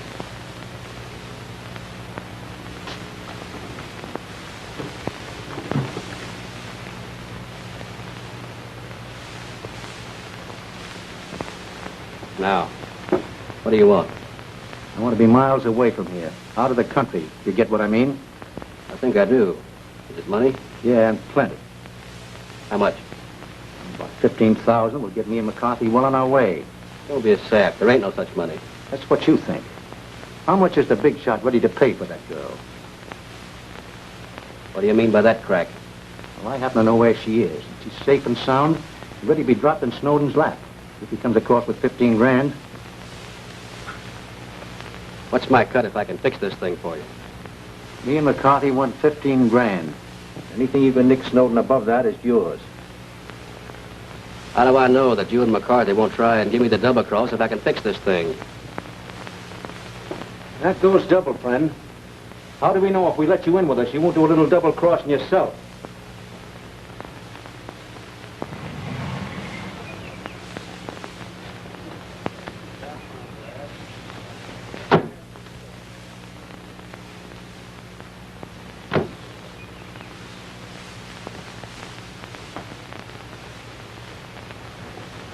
Listen, pal, this whole Snowden mob's getting hotter than a firecracker. I'm for taking it on the run just like you are. Well, what's that going to get me and McCarthy? Now, you let me handle this thing for you, and I'll get you your 15 grand and get mine beside. Is it a deal? Think fast. I just saw him coming up the walk. It's a deal. How am I going to contact you, just in case? Just to show you that I'm on the level, I want you to hear the deal I put over on Snowden. Get in there. You can do your own contract. Okay.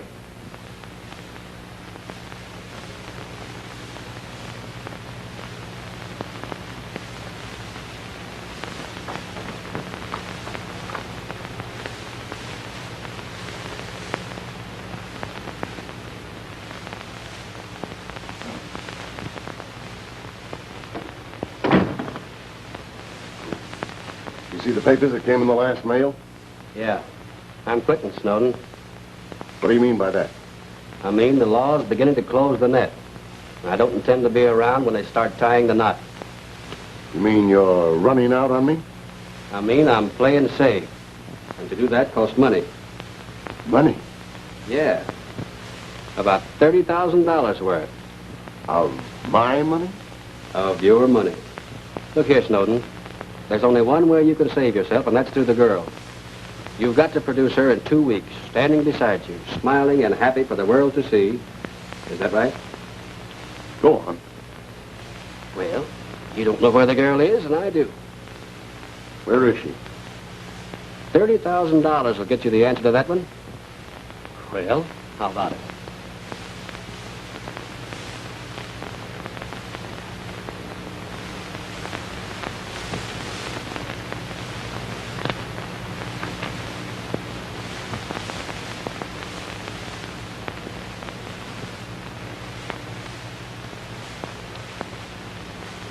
How do I know this isn't a frame? You'll have to take my word for that. All right. I'll take a chance with you, Cardigan. But if this isn't on the level, I'll spend my last dollar to see that you get yours. Get that? Don't worry.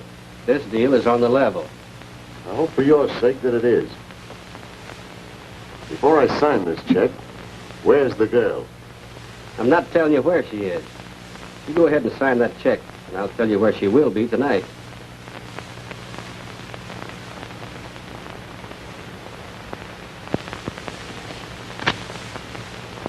Here. There are new planes out there on the lake. Get in touch with one of the boys and have him fly you to the Lost River Dutchman. I'll deliver the girl there tonight.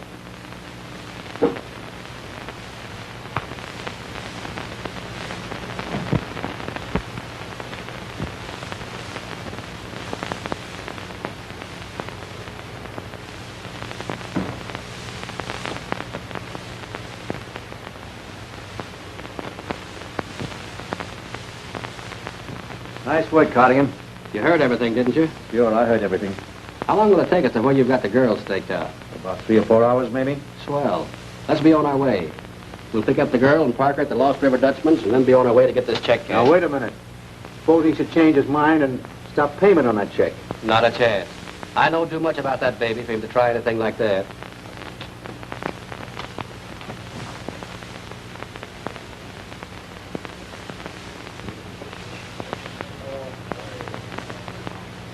Get over to the McNain lumber camp at once.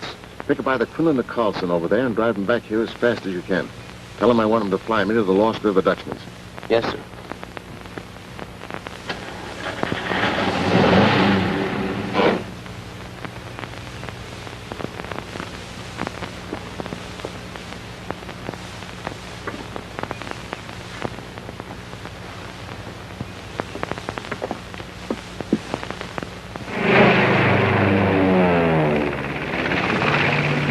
See anything down there you'd like to visit? No. We're supposed to be out on lucky day. Well, how about following the river, over the ridge? Okay with me.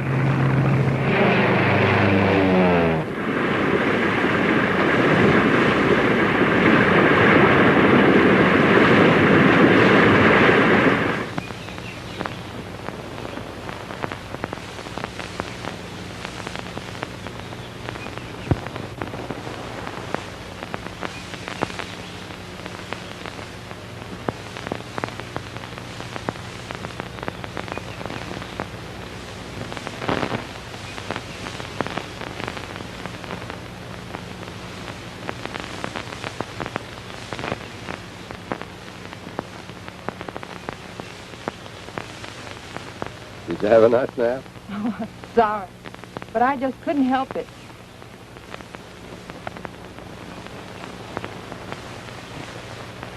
Do you have any idea where we are? Yes.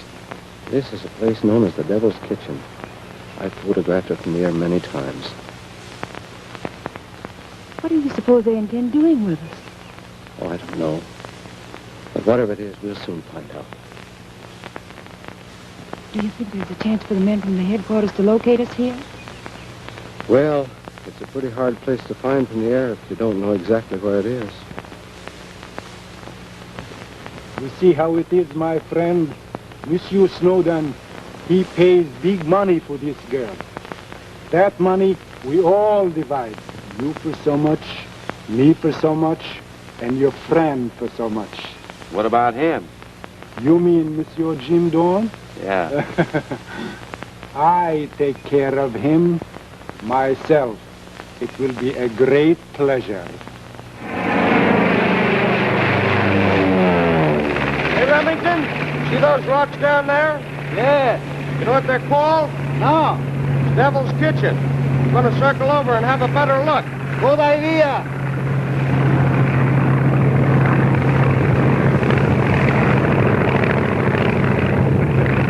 After today, my friend, we will be rich.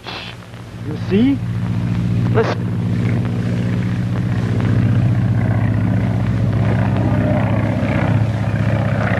Jim! Oh, yes, I hear it. But there's not a chance of them finding us down here.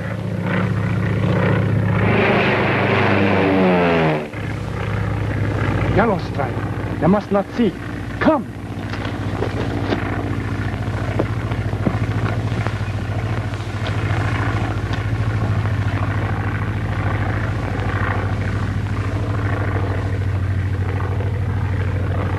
Here, tie the girl up good. There must be no funny business. We will put them where Yellow Stripe can no see. Philippe, you watch here. Shoot if Yellow Stripe come. Quick, everybody, under that tree.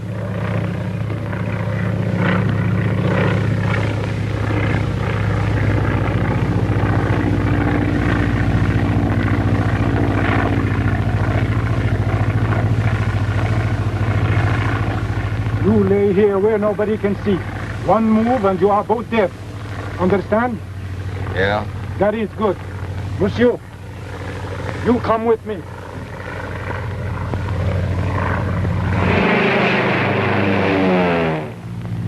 Jim. I think I can get one of my hands free. Good. Say, have you a pocket mirror with you?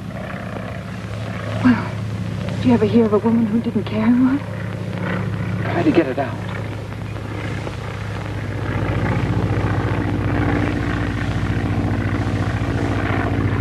That's some of the boys from headquarters trying to locate us. I'm sure of that. Oh, say, do you know anything about the telegraph code? Not a thing. I think with that pocket mirror, you can flash some signals at that big rock over there. First, we'll try an SOS. It's 3 dots, 3 dashes, and then 3 dots, and you keep repeating it. See what I mean? Yes. All right, try it. Is that right? That's it. Hey, get a load of that rock down there.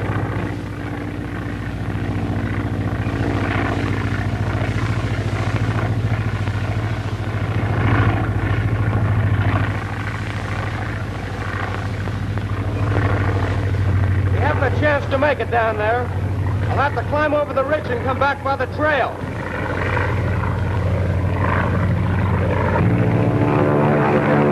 You see, they have no catch us. They go away. They didn't see us. Perhaps they did. They couldn't land here anyway. Maybe he went back for a land plane. I know, but that'll take so long before they can get back to us. And Jim, I'm afraid. The first time in my life, I'm honestly afraid. Oh, now, don't be that way. You put up such a swell front all along. Stick it out till the end. I'll try. What do you want me to do? Put that mirror away and get your hand under those ropes as quickly as possible. We don't want them to know that we have an edge on them. I say, first, loosen me up a little bit.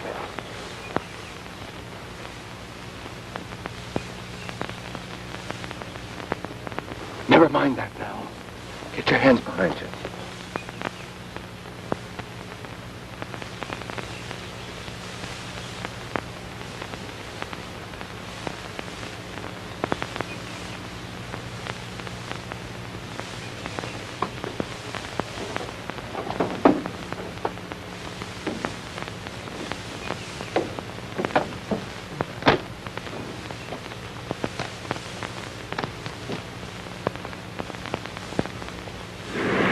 When do we get there? It won't be long now.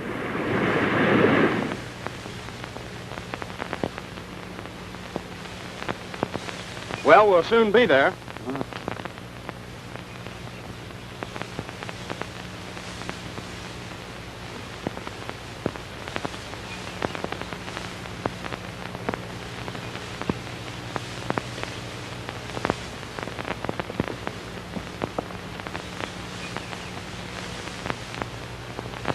How do we move? You cover this spot while I do a little scouting on my own. Reach for the stars. Throw that gun away. Now you boys turn around and head for over there. Come on.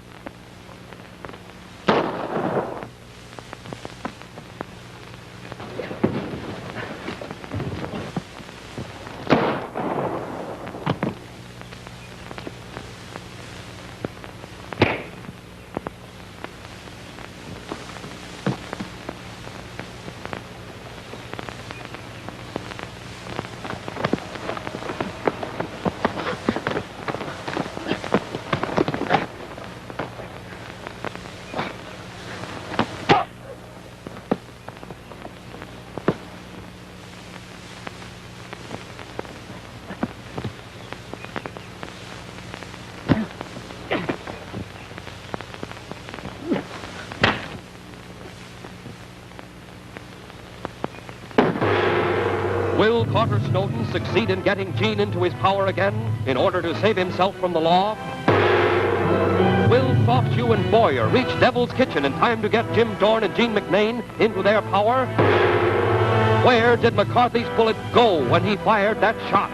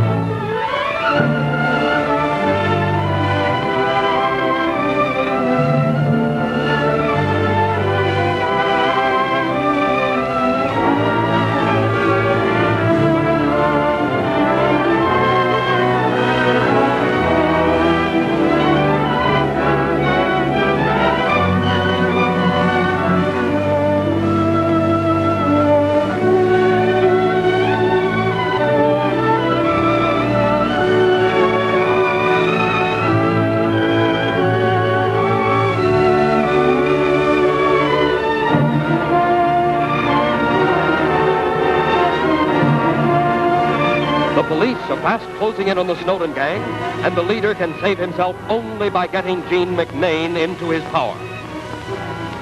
Soft Shoe turns traitor and bargains with Carter Snowden to deliver the girl at the Lost River Dutchman trading post for $30,000. In the meantime, Jean and Jim Dorn are being held prisoners by other members of the Snowden gang in Devil's Kitchen. Later, two of the air police, Casper and Remington, come to the rescue of Jean and Dorn. During the fight, McCarthy gets possession of Casper's revolver and shoots point blank at the battling officer.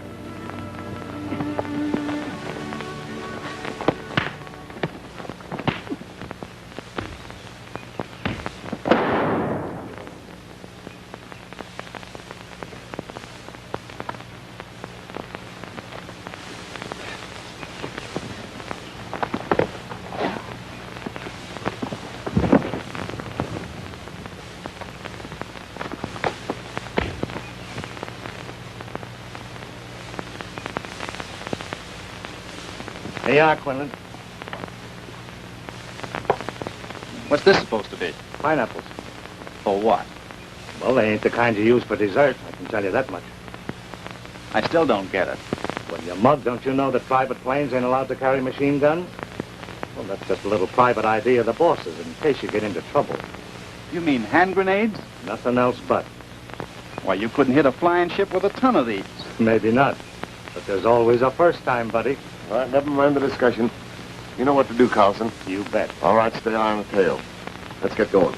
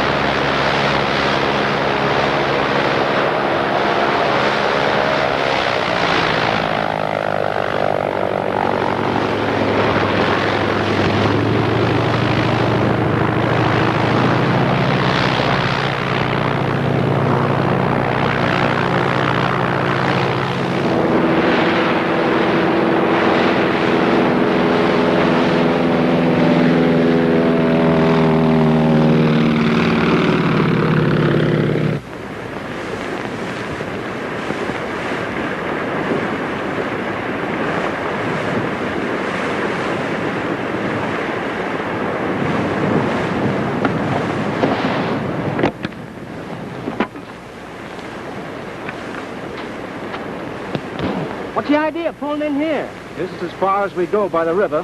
From now on, we're taking the Overland Trail. Get yourself set for some tough going. Come on.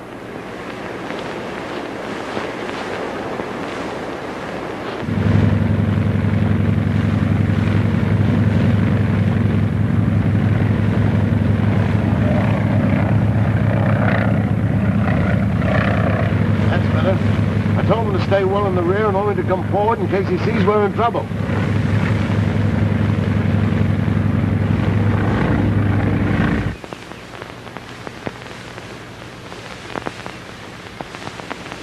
Now, let's see. How do we work this thing out?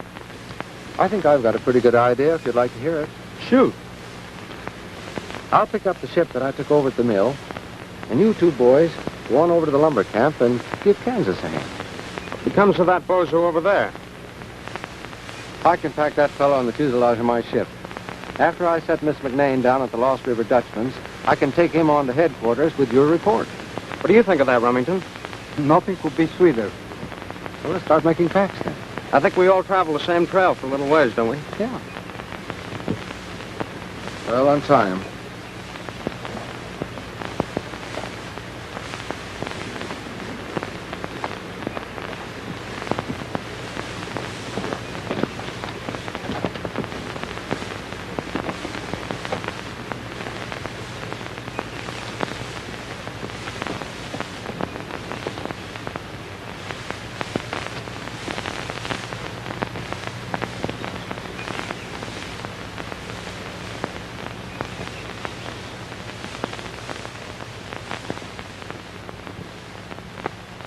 How do you like that?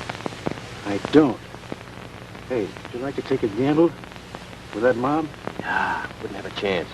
And what else have you got to offer? Do you know where the Lost River Dutchman's trading post is? Yeah, we can get there by following that river we just traveled. Come on, let's make it. Well, what for? We've got to get to Snowden and give him some kind of a stall so we can get this check cashed. It's a smart idea.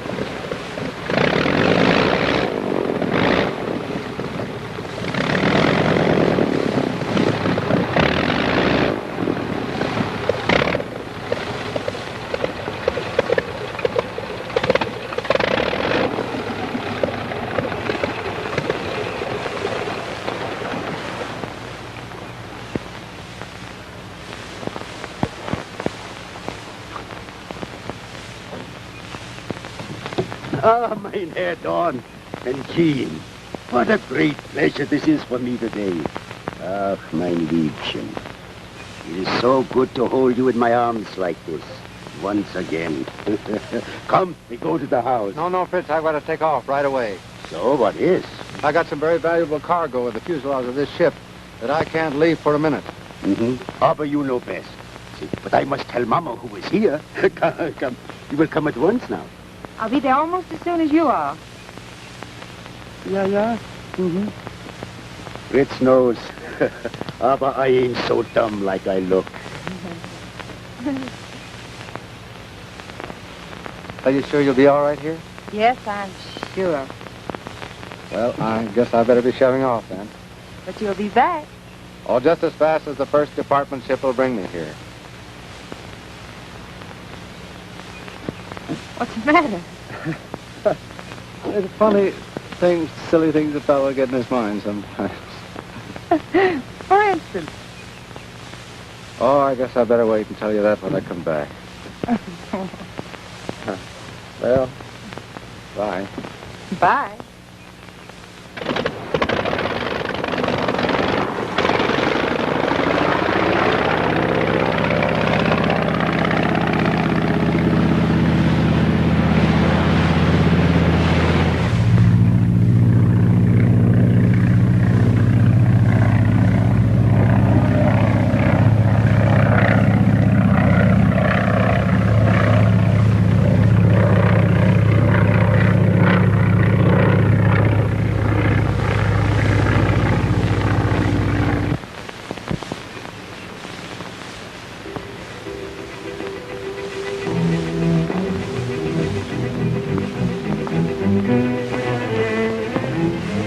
Hey, what are you looking at? Oh, nothing much.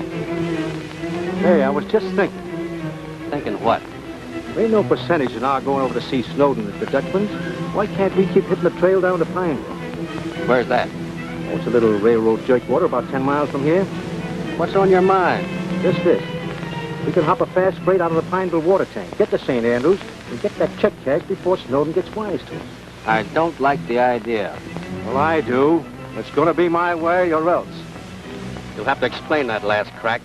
I mean, I ain't going to let you guys slip me the same dose you did Crawford on that train.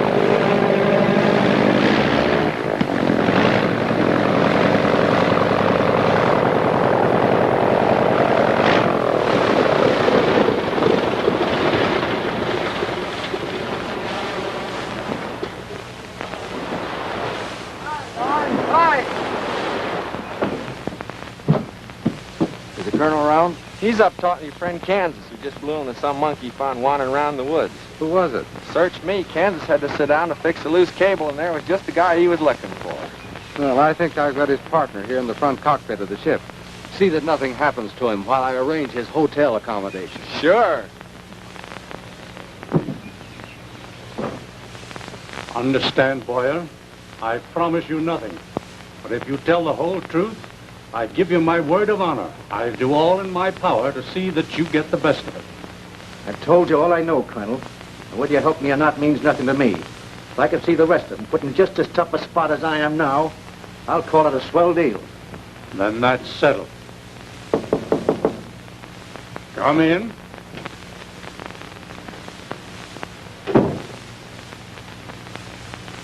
Well, where did you drop from?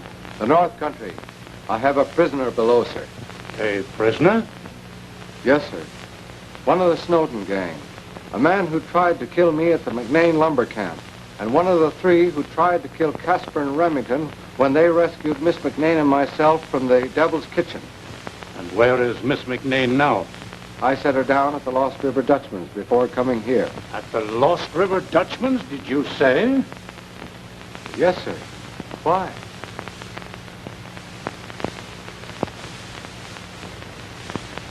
How much of your story are you going to tell Mr. Dorn when he comes back? All of it. You mean you are going to tell him all the truth? I'm going to tell him everything. I'm going to tell him how I married Carter Snowden a few minutes before I got onto that train. I'm going to tell him how I listened at the door of my compartment and heard Crawford accuse him of murder. I'm going to tell him how Crawford's only daughter killed herself because of Snowden. And then I'll tell him how I learned at the same time that Snowden only married me because I could save him politically and have him elected to an office that he'd craved all his life. And you will tell him about us, about Fritz and me, how Snowden got us in his power years ago and made us do his bidding? No. I'll only tell him how good you've been to me, what great friends you were of my father's, how my father and Fritz fought side by side in the war, how they worked together politically for the Reform Party in this Dominion. Yeah. So it was. Carter Snowden figured that with Jean McNain by his side as his wife, that would mean thousands of votes from men what loved her father. He also figured the voters would think Jean was on his side in politics, but that would elect him. Perhaps that's Mr. Dorn coming back now.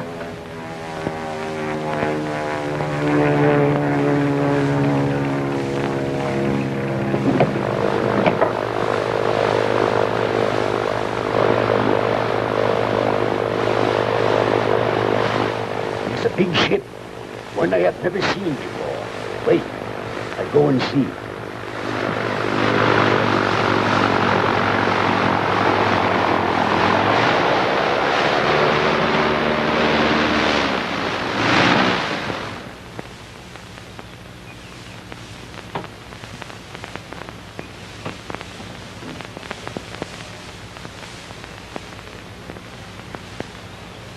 Ah, Mr. Snowden. Has Mr. Cardigan shown up here yet? No, sir. Is Miss McNain here? No, sir. He lies. I told you I'd have the girl here, and so she is, up in the house. You stay down here, Cardigan. Take care of him. Come on. Quinlan. Would you know Miss McNain if you saw her? Yes. She wouldn't know you, would she? No. All right. I want you to go up to the house and tell her that Jim Down just flew the ship in. Understand? Yes, sir. Tell her that he's badly hurt and you have him lying on the floor of the ship. All right.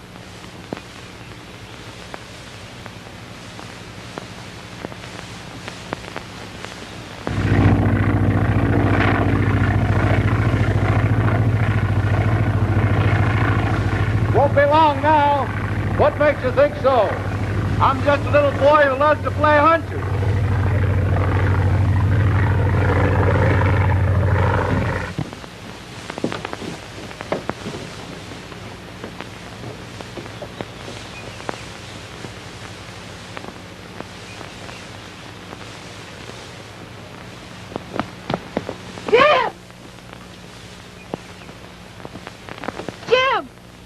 Take it easy, lady. He mustn't be disturbed too much.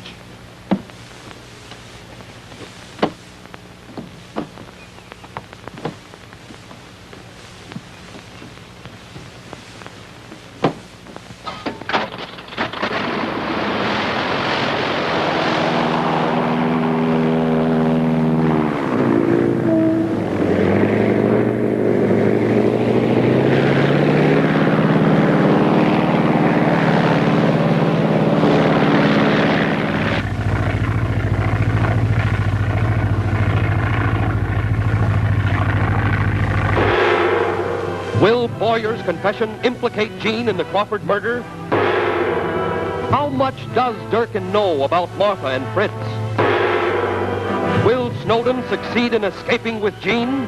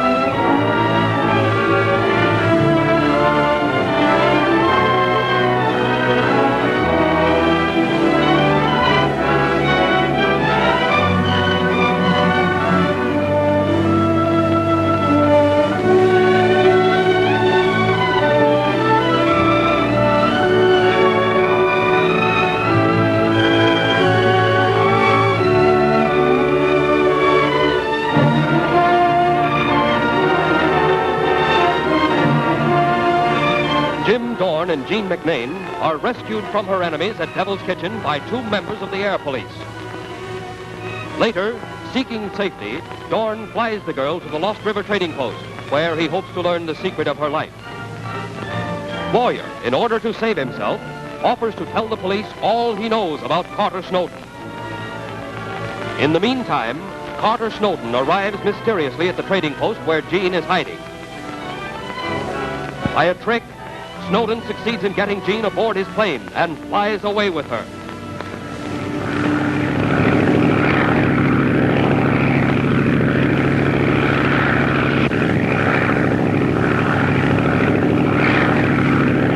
See anything of Carlson? I think that's him just ahead.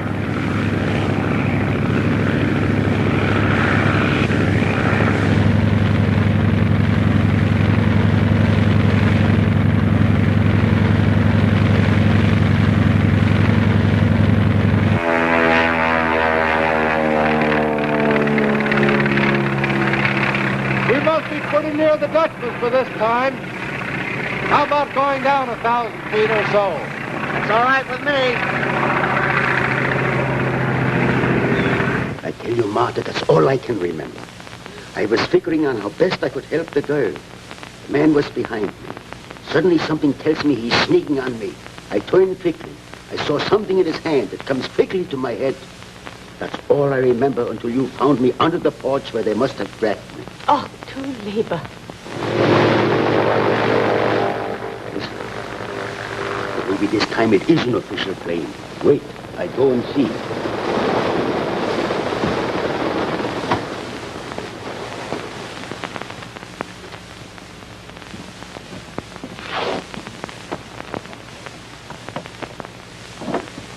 Okay, Jim.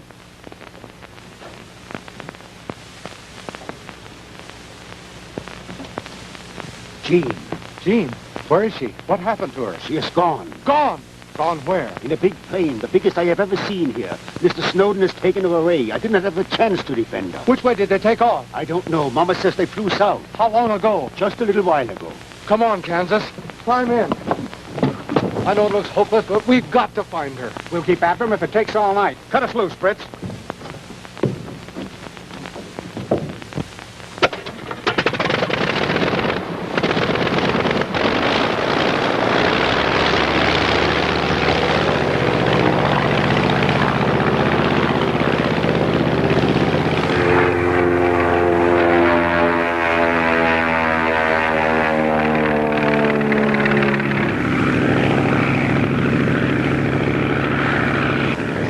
Again? No. That's an official ship.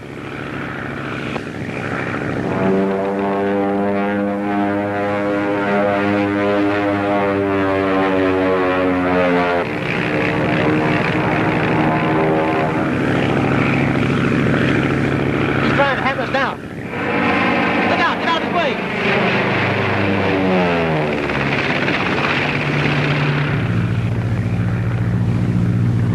Don't use the gun. Remember, there's a girl in there. You telling me?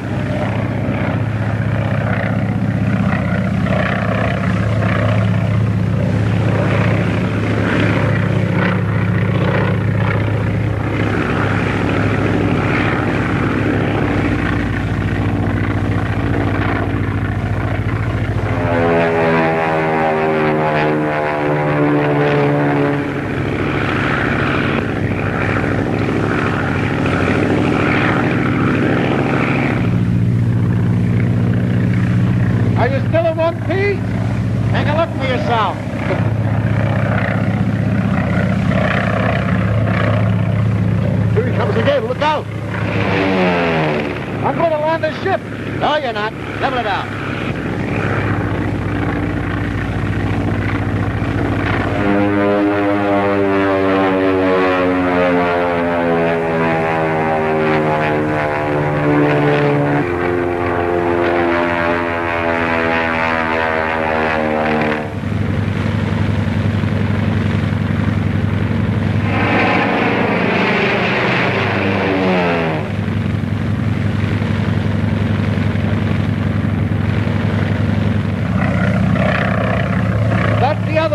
Try to finish them all.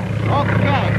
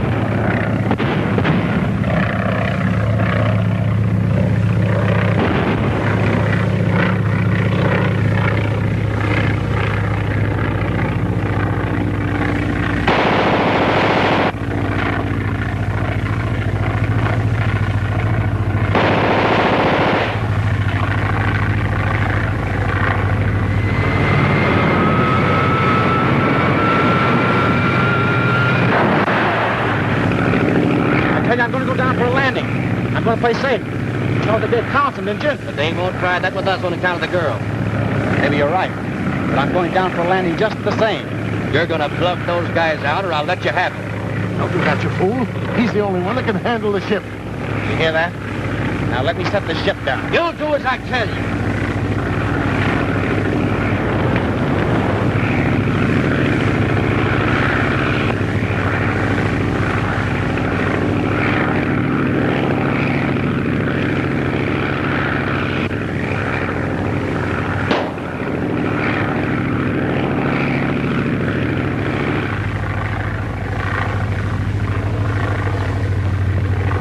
What's he trying to do down there? Search me. Look at him. I tell you, I'm going to ground this ship.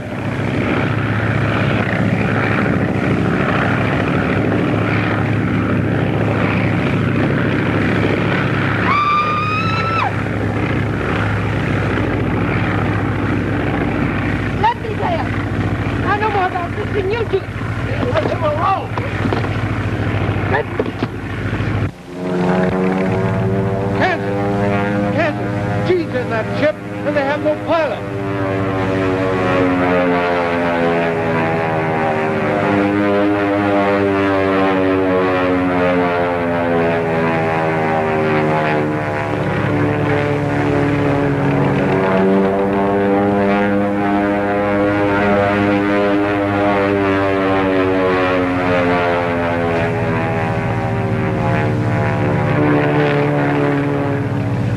Take the ship.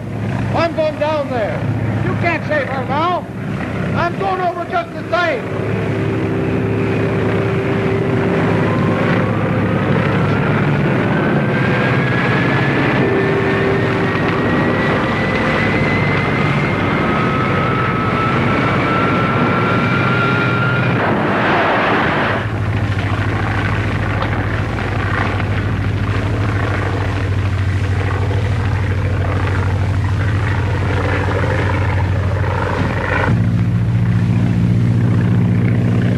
Sergeant Eby calling headquarters at Eagle's Nest. Come in, please.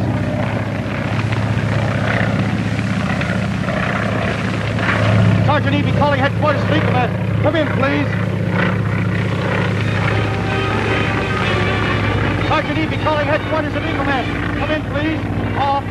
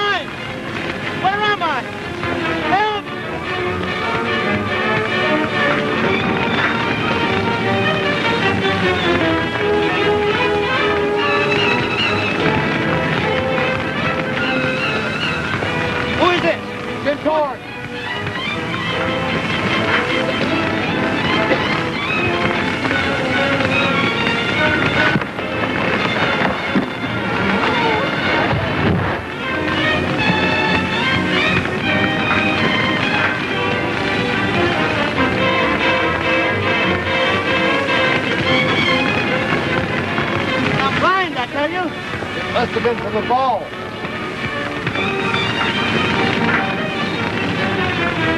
I think I know where we are. We're near Shadow River. There's a carrier's trail that leads over a big rock. Down below is water. Water? Water? Where is it? Here, give me your hand. Hold tight.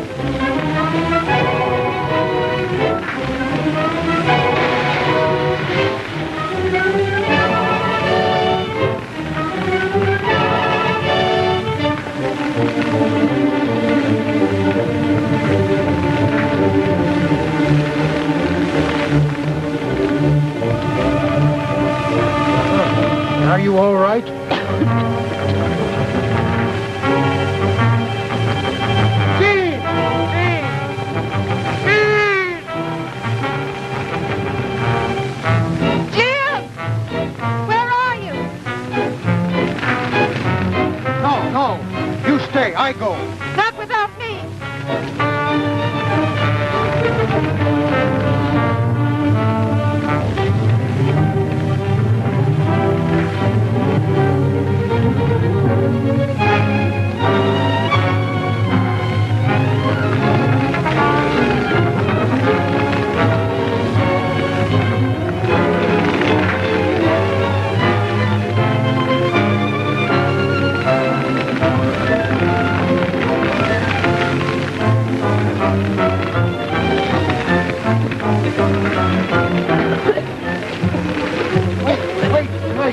Monsieur Jim, stand still.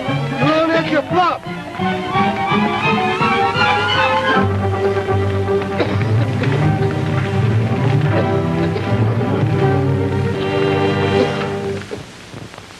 And you mean to say, after all this, Sergeant Kansas, Snowden was still alive? I mean just to say that. But before he died, he came through with about the only decent thing he ever did in his entire life. And what was that? He confessed that it was he himself who murdered Crawford on the Transcontinental. What is it, Luke? Let's say you come in now to take rag from Jim Dorn's eye. Do you think Jim will see as good as ever? So he can fly those ships again he loved so well. Luke know where find medicine we'd make sick man well. Come we go.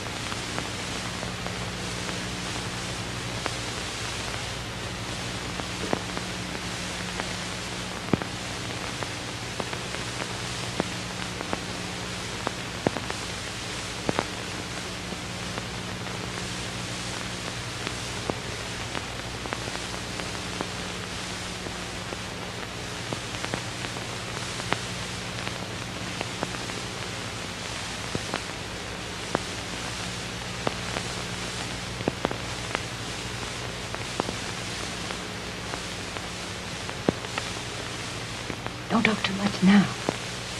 But will you answer me one question? Will you tell me what you promised me you would at the trading post? Why not?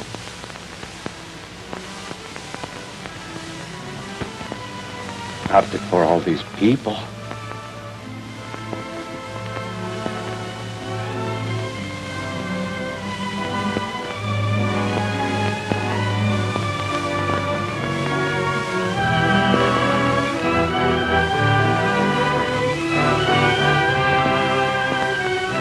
Now will you tell me?